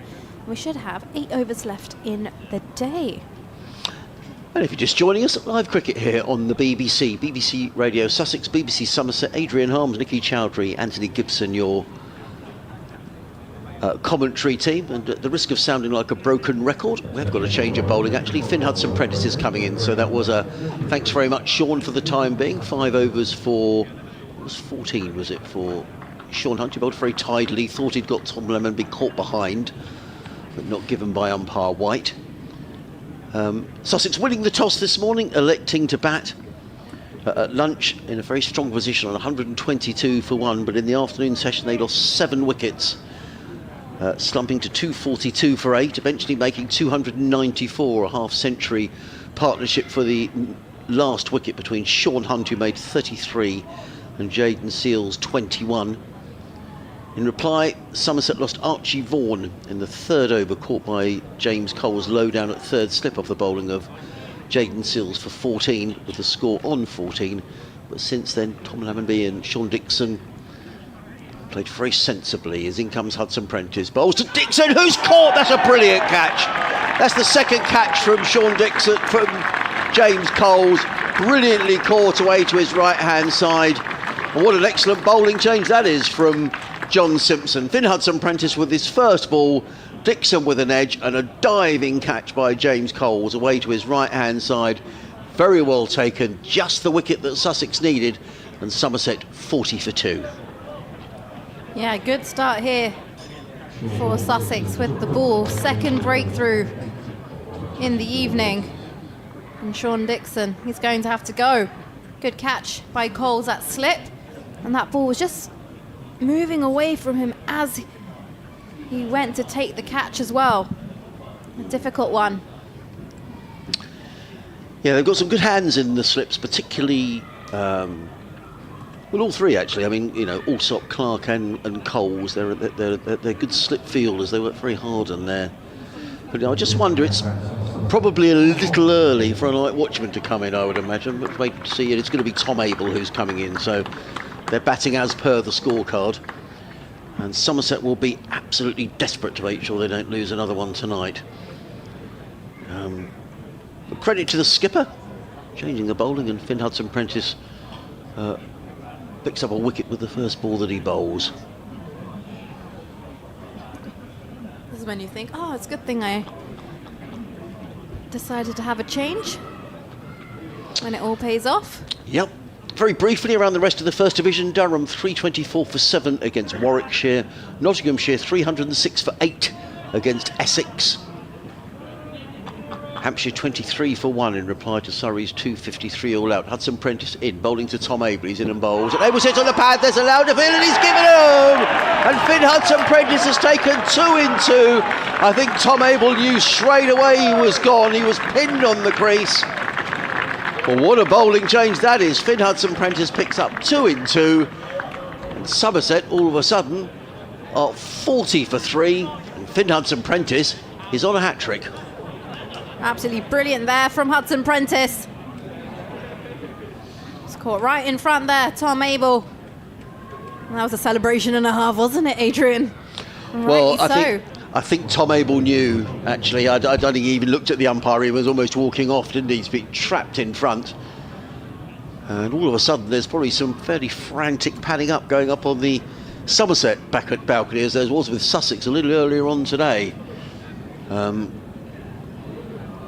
Wow, what a day's cricket it's been. 13 wickets, over 300 runs, and we've still got 7 overs to go after this.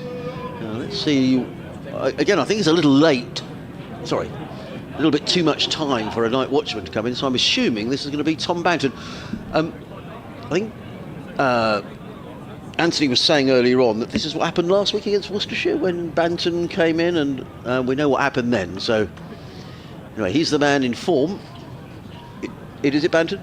It is. There we go. Confirmation from the... Now, in the cricket that I played, that was village cricket, you got a hat-trick ball, everyone was around the bat.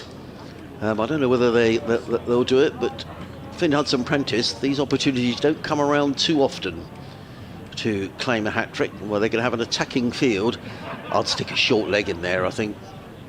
Alsop, Clark, Coles, Haynes and Carson, 5 slips in place. And those that have stayed on, listen to the applause around the ground. There's a mid-off, a mid-on, mid-wicket and a fine leg. Finn Hudson-Prentice with an opportunity to take a first-class hat-trick. Tom Banton comes down, does a bit of gardening, the man who, a record run scorer for Somerset last week, 371. What will he do this week? 371 last week. He's facing Hudson-Prentice, who's in and bowls. Oh, and he beats Banton outside the off stump. The ball goes through to John Simpson. Well, he made Tom Banton play, taken by Simpson. There is no run. Banton survives. But 2 in 2 from Finn Hudson-Prentice. And all of a sudden, this game, which has ebbed and flowed throughout the day, he is right back in the balance again. It really is, and a little bit of zip on that delivery as well from Finn Hudson-Prentice. He's in again, over the wicket, bowls, and Banton drives nicely through mid-wicket. Runs here for Tom Banton. The ball runs up towards the mid-wicket boundary. They've taken a couple, and they think about a third, but isn't there? Well chased down out there by Jaden Seals, prevents the boundary. 2 to Banton. Somerset go to 42 for 3. The scoreboard has frozen momentarily. Oh no, it hasn't. There we go. Been very good, the scoreboard today. Very quick. Sussex still with those 4 slips and a gully in place. Finn Hudson-Prentice wheels around. runs in towards us. In and bowls. About to sit on the pad, though, that is allowed, I think, from where we're watching, which is no real position at all to a judge in LBW, but we're looking over sort of third slip. That looked to me like it was probably sliding down the leg side, to be honest. Yeah, I was going to say the same. It looked like it was sliding down from where we are. And it was an appeal that lacked any real conviction as well, if I'm being honest. I'll get to watch it again on the replay. Yeah. No one really seemed convinced with that one. No. Hudson Prentice again. In and bowls. Banton drives down the ground. Lovely shot. Braces away up towards the sight screen at the far end of the ground, at the Cromwell Road end of the ground, and eludes the chasing Daniel Hughes. That's a boundary for Tom Banton.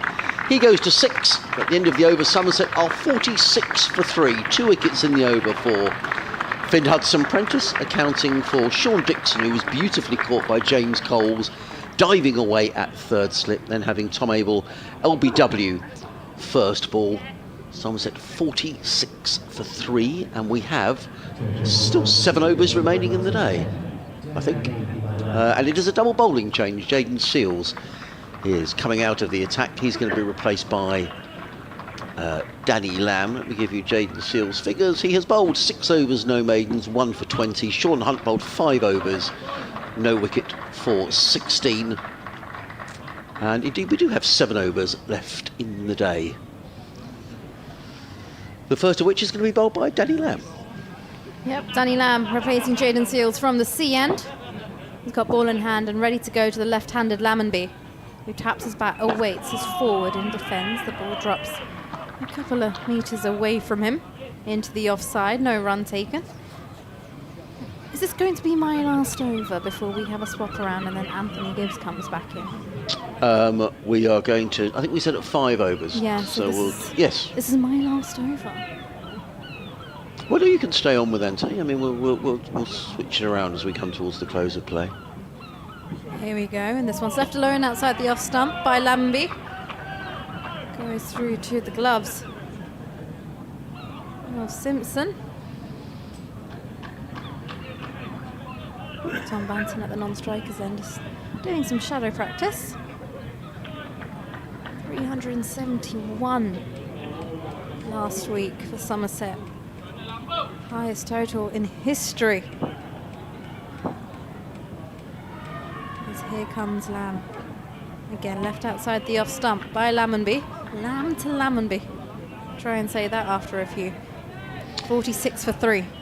It does make it such a better game of cricket, doesn't it, when you've got a little bit in the pitch for the bowling side. I mean, you'd rather watch a day's cricket like this, wouldn't you, which is ebbed and flowed, rather than one side, sort of finishing the first day on 350 for 4 or something. I mean, and not much in the pitch for the bowlers. I think it's been a really good day's cricket. Lamb into Lammonby again, who's forward, opens the face of the bat. Let's go straight to point, who fields with a long barrier. But yeah, it's been interesting how the game has played out. Well, I suppose, and we like to be fair here, with Sussex with the runs on the board at this stage, you'd say that probably Sussex have got their noses in front, I think. Not by much, but they've got the runs on the board. Lamb in right arm round the wicket now, and Lammonby's forward, defends to cover. No run. But this is a very powerful Somerset batting lineup. James Runex, Lewis Gregory. Some good batting there in the middle order. But Sussex have given themselves a chance. Lamb runs away from us, number 10 printed on his bat. As Lammonby's forward defends into the offside. That will bring up the end of the 13th over. Somerset are 46 for 3, and I believe I'm going to be passing over to Anthony Gibbs. You are, so we'll bring Anthony in for a few overs, and then in fact, I think what we'll do, we'll bring Anthony in with you, Nikki, and then I'll finish off at the end. So Anthony is going to come in, and I'll have my headset to you. Thank you, Adrian.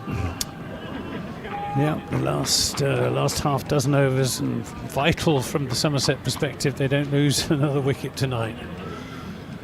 They've lost one, Tom. They can ill afford to lose another one. Perish the thought of all three going. Is Hudson Prentice outside the off stump to Tom Banton. He lets that go through. Tom Banton, when he came in, he's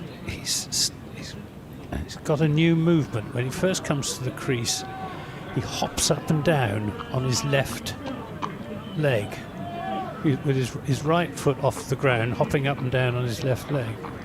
I don't know what I must ask him what the thinking behind that is. As Hudson Prentice comes in from the top end, and Banton moving his feet well. Maybe it's just to get his feet going. But it's a new feature this season of his batting. Yeah, You see much of Tom? Well, you saw Tom Banton get 92 at Kidderminster last year. I did. If you can remember it through the Cold. icy fog. I always have to defrost myself every time I think about Kidderminster now. It was hideous, wasn't it? Here's Hudson Prentice into Banton. Again, plays that defensively with the bat angled down. Yeah, the worst part was there was nowhere that you could go that was actually warm at the ground. There wasn't. No. There was nowhere. Everything was outside. The press tent was equally frigid. I took to taking refuge in the car when I wasn't.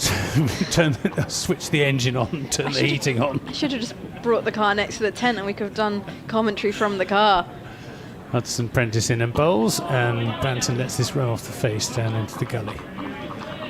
James Coles comes across to do the fielding.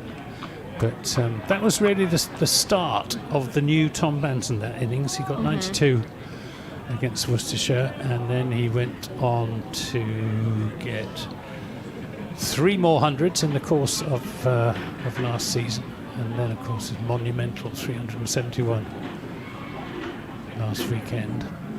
Hudson Prentice in and bowls. He's caught behind. That's the end of Tom Banton. 46 for 4, drawn into playing at a ball outside his off stump, leaving him and a straightforward chance to John Simpson behind the stumps. And Banton has gone 371 one week, just 6 the next. And Somerset in all sorts of trouble at 46 for 4, replying to Sussex's 294. Well, cricket can be a very humbling game, can't it? Changes in ebbs and flows from week to week. And Finn Hudson Prentice has been absolutely brilliant, picking up his 3rd wicket. Tom Banton will be heading back to the dugout now after scoring just 6. Goodness me. And we do now have a night watchman, because that's Josh Davey coming out to bat. Somerset have lost 4 top order batsmen. They've still got some batting to come. James Rew to come in next. And Lewis Gregory, the skipper, and Casey Aldridge, who has a first class 100 to his name. But Sussex rampant at the moment. Yeah, it's brilliant from Sussex this evening. They really just showed grit and determination, and this change in bowling has worked wonders for them. Hudson Prentice picking up 3 wickets into his 2nd over. Yep. So Josh Davey, who fancies himself as a bit of an all-rounder. He's really a bowler who bats. And this is down the leg side.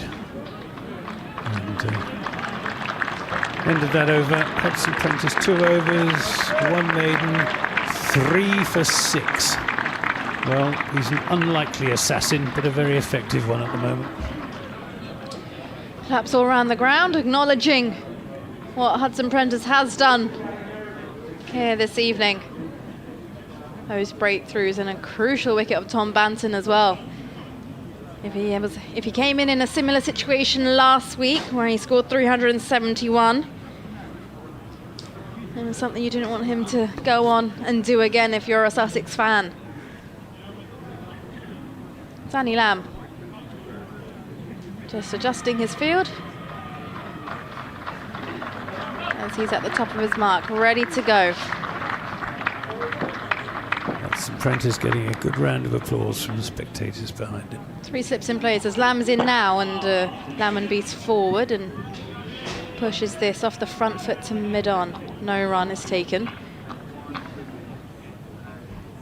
Somerset have lost 3 wickets for the addition of 6 runs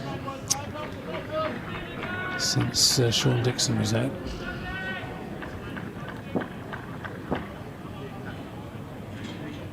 Lamb, right arm round the wicket to Lammonby, who's forward and this time watches this one pass by outside the off stump, straight into the gloves of Simpson. 46 for 4. Well, the game is moving on. It really is. It really is. Moving on in Sussex's direction at the moment.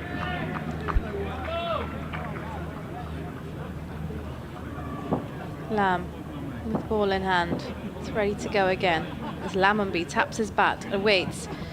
And again, watches this one through to Simpson. It takes a little bit of height, doesn't actually allow Simpson to take it cleanly.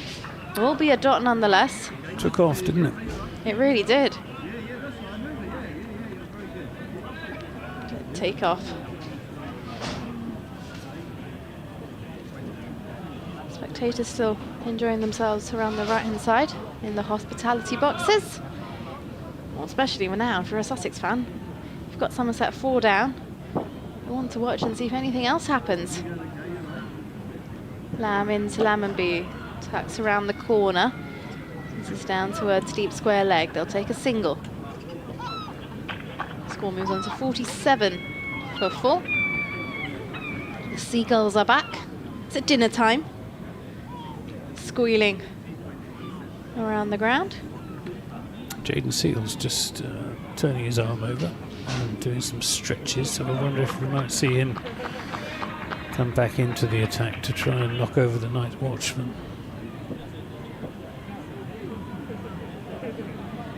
Here's Lamb in, and this one's just down the leg side, taken by Simpson. As Davey just shadow practices as he takes a wander towards square leg.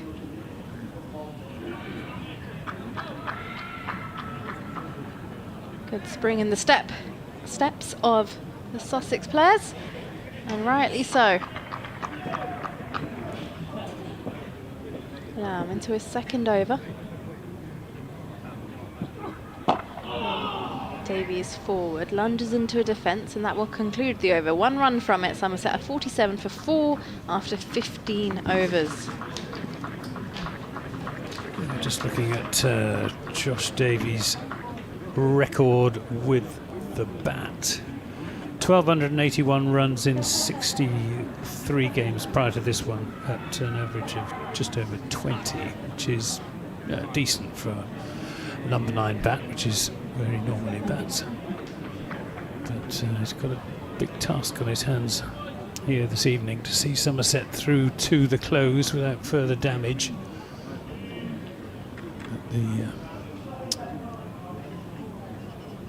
The Somerset ship has been holed beneath the waterline. Remains to be seen whether it will sink. Hudson Prentice down the hill bowls to the left-handed Lammonby. Hudson Prentice coming around the wicket. Sorry, around the wicket. He's the right armer. Getting him mixed up with Sean Hunt, who's the left arm. Seamer, who's been bowling from the Cromwell Road end.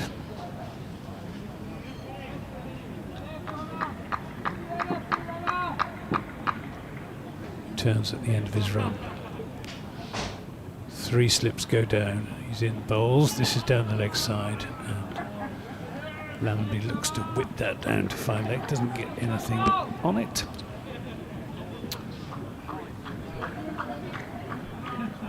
Signals Nicky's making way to for Adrian.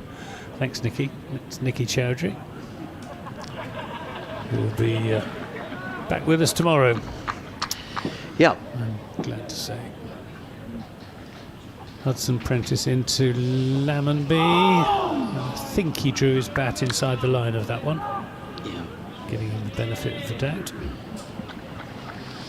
A la Marcus Trescothick, although Trescothick used to play deliberately inside the line, so it looked as if he was playing a defensive shot, whereas that was more of a case of drawing the bat inside the line.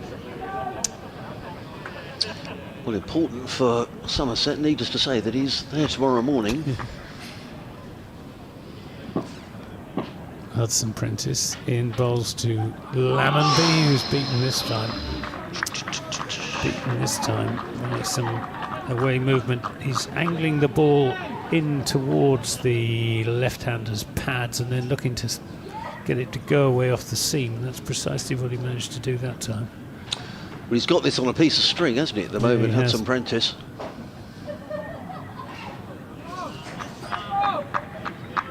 First time I've seen him with a red ball in hand. Yeah. He played some red ball cricket at Derbyshire, and he's down the hill in bowls to Lammonby, who lets that run off the face just wide of the slip cord and pick up a single.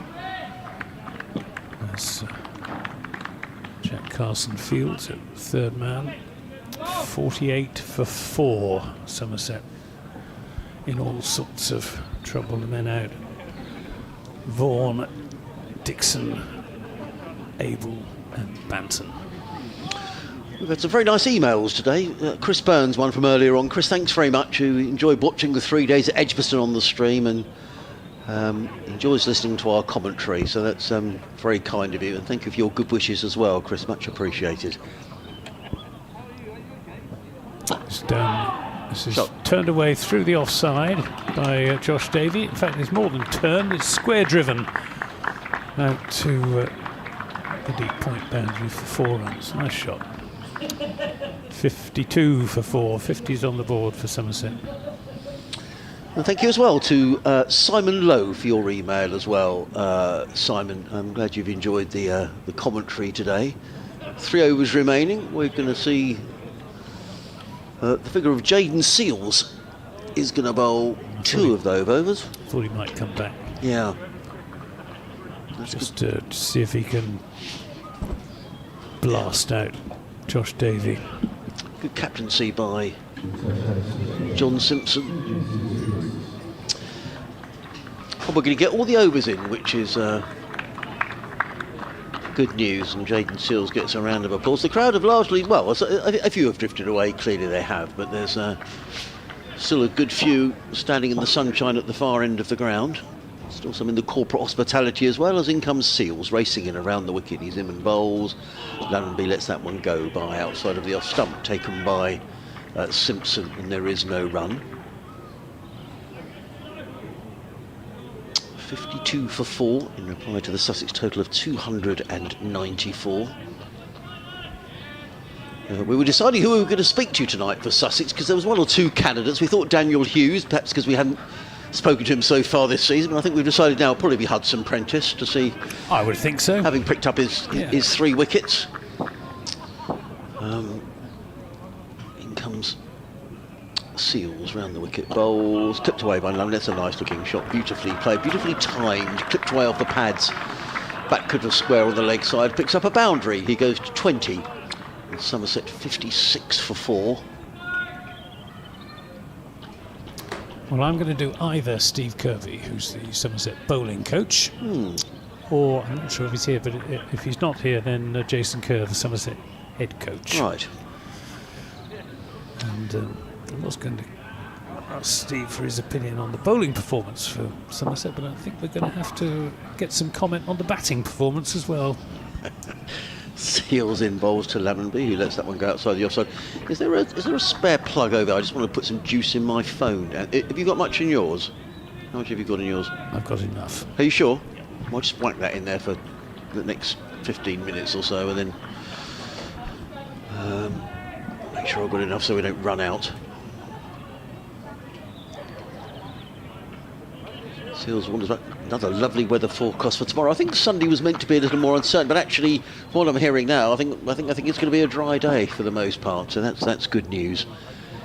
The Seals runs away from us, bowls to Lemmonby, who lets that one go outside of the off stump.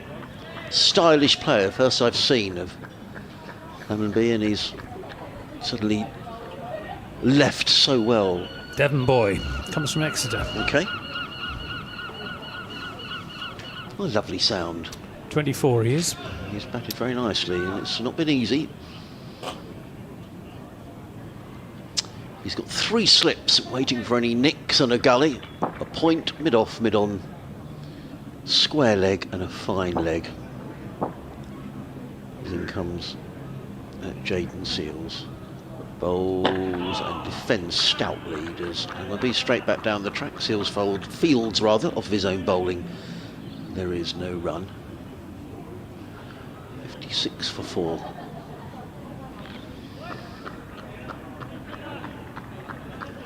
You have to say Sussex with their noses in front here, Anthony? I think in horse racing terms they're probably ahead by a neck, I would think, at the moment. With Somerset having to bat last. Yeah. Runs on the board. Well, that's always important. Lemmonby waits as Seals comes in. Lemmonby defends down the track.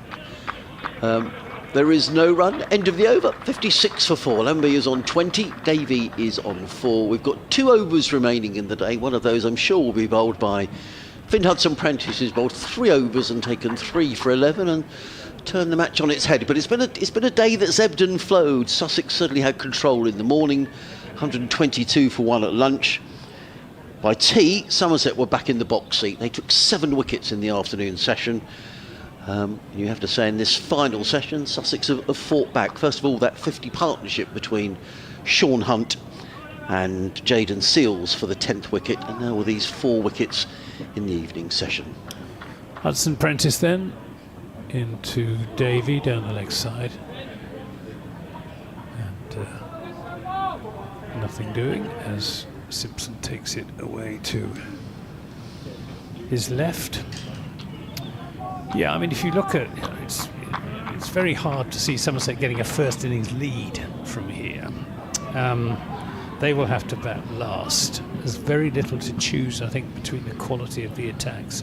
If anything, Sussex's seam attack might be marginally more potent with Jayden Seals in it than Somerset.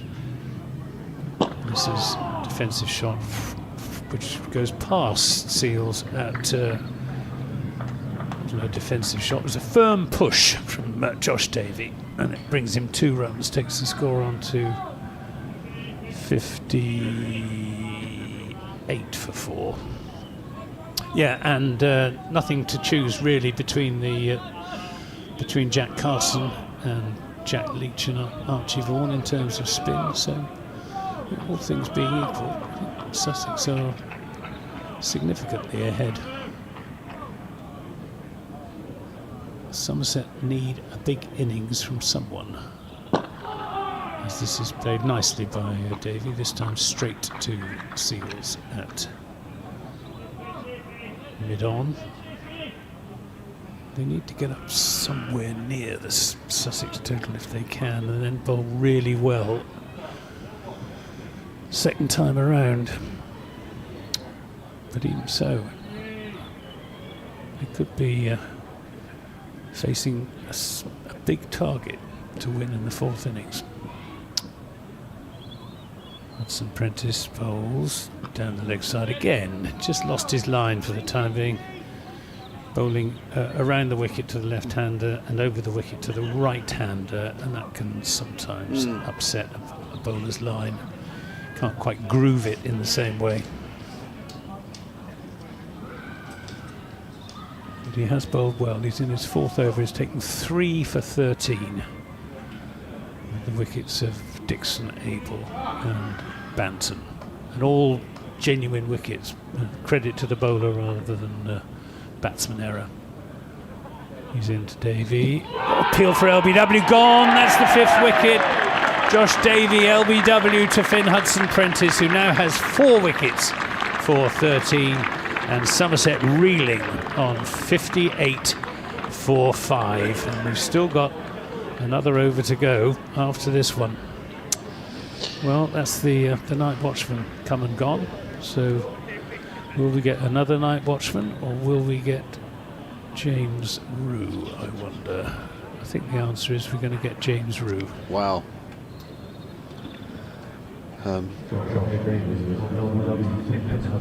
Must have been pretty plumb, that, judging by the speed with which Yeah, the umpire's finger went up. yes, and also I thought the reaction as well of Josh Davey looked sort of a little resigned and saying, "Oh crumbs, I'm Absolutely stone dead." I know I'm out here."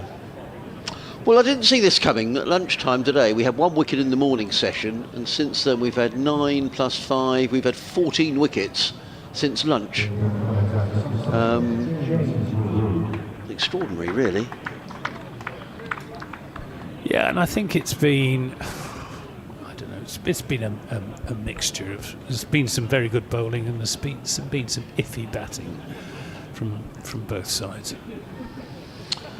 So, Anthony's absolutely right. It is James Rue who comes in. He's going to face 1 ball from Finn Hudson-Prentice. They were trying to protect James Rue.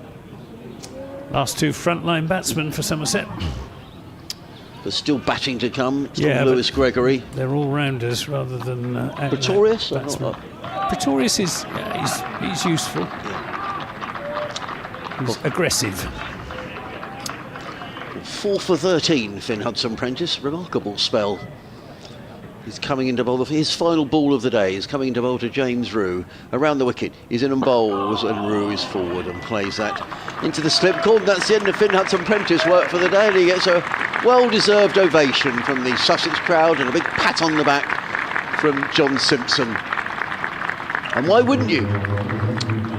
4 for 13. He's taken in 4 overs, and Sussex are very much in the driving seat. I think I can say with some confidence that those are Finn Hudson-Prentice's best figures against Somerset in the county championship. I'm sure they are. So, lots of applause for Finn Hudson-Prentice. He makes his way down to his fielding position. And Jayden Seales is going to bowl the last over of the day. So the clock ticks round to 20 to 7. He's coming into bowl to the left-handed Tom Lammonby. He's racing in his Seales. He bowls Lammonby. Oh, he gets an edge. The ball flies through the slip cordon and down to the boundary for 4 runs. Tom Lammonby's greatest fan has just walked into the box, Annie Chafe. Well, there we go.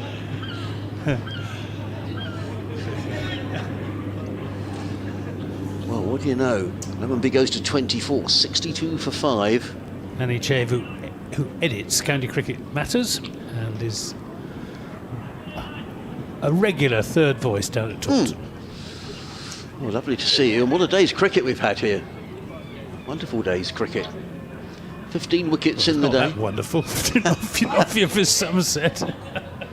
It's a day's cricket that's ebbed and flowed, and it's flowed now the way of Sussex, as in comes Jayden Seales with a spring in his step, bowls to Lammonby, who's absolutely right in behind that, place solidly to mid-off, where Danny Lamb trots round to field, and there is no run. So just to sum up the day, for those of you who may just be joining us and wondering why we're all so excited, in the commentary box, Sussex winning the toss, batting first, making 294, but at one stage, at lunch, 122 for 1. Before losing 7 wickets in the afternoon session, reaching tea 242 for 8, and rescued really by a last wicket stand between Jayden Seales and Sean Hunt, which was worth over 50. In comes Seales, bowls, Lammonby plays to mid-on, fielded by Daniel Hughes. There is no run. Then in reply, Somerset had got to 40 for 1, and we were thinking, well, they'd be very happy to take this. Into Finn Hudson-Prentice, who suddenly takes 4 for 13. And has turned the day's play on its head. Certainly has. There's a seagull down us who's got sort of the best view in the house. Oh, there he goes. He's flying off now. He was sitting on the advertising hoarding right below us. He glides off looking for some fish and chips somewhere, I expect. And Seales waits in the gorgeous evening sunshine here at Hove. around the wicket, comes in, bowls to Lammonby, who is again defensively right in behind this. Plays it back down the track, and there is no run. Some spectators who have been in the corporate hospitality area just pick up their glasses and decide that they've seen enough cricket for the day. They've had a good day, as has everyone who's come to Hove. Do you think this is a 15 wicket in a day pitch? No, I don't. I don't think it's a 15 wicket pitch. I think it's a decent surface. I think you're right. I think there's been some good bowling. I think there's been one or two poor shots. But it's made for exciting cricket.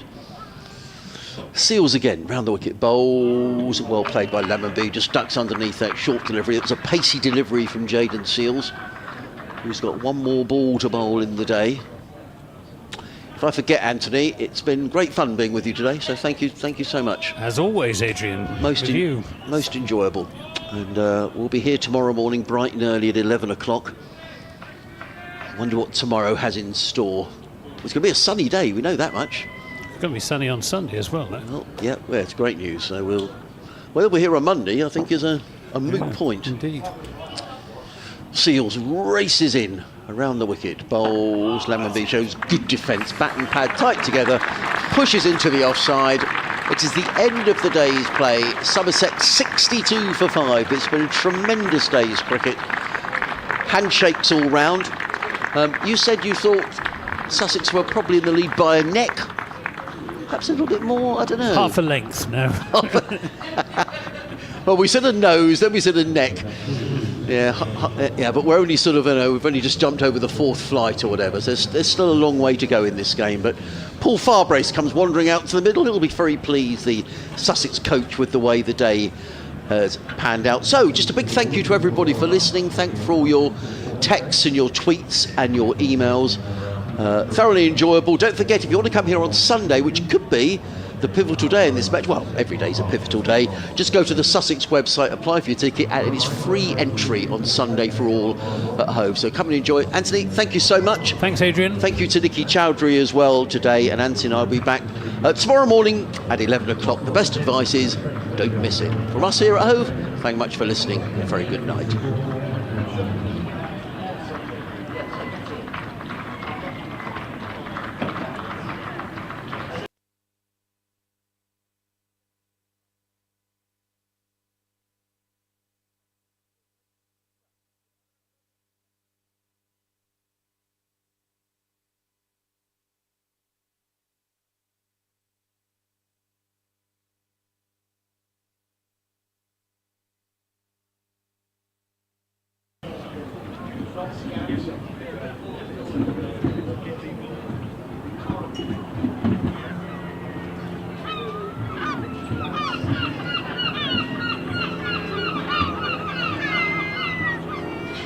Hello, Cameron. I'm ready whenever you are, then I can go and get the interview.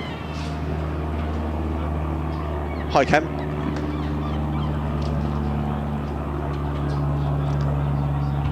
Yeah, no worries at all. Then I can go and get the interview. That's fine, mate. No problem. Oh, it's been great, yeah. Hudson Prentice 4 for... Do we do Kent as well now, or is it just Sussex and Surrey? OK, no problem. I saw that. Yeah, amazing.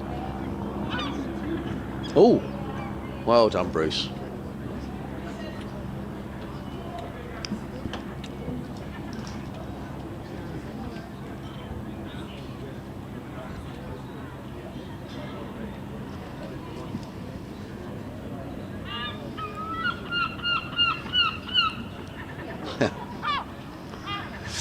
It's been a terrific day's cricket, Tim. If only all days cricket were like this. It's a good pitch, but there's been a bit in it for the bowlers, and we've seen wickets and runs galore. I mean, just to give you a taste of the day, Sussex won the toss, elected to bat first. It looked a really good toss to win at lunch, Tim. Sussex were 122 for 1 with Tom Clark and Daniel Hughes going along really nicely, but after lunch they simply collapsed. The middle order fell away. Sussex lost 7 wickets in that afternoon session.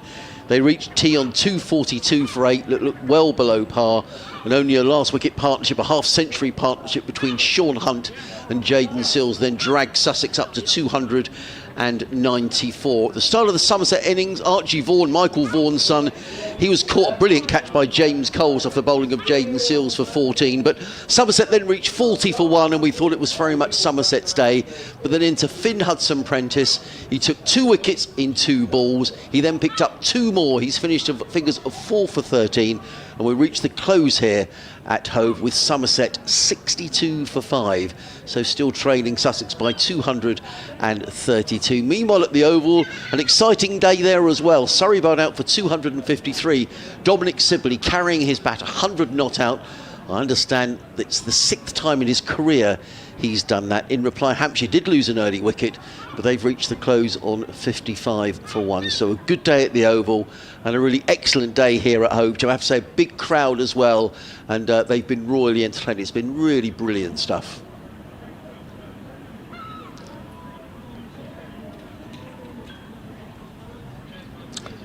Thanks, mate. Take care. Cheers.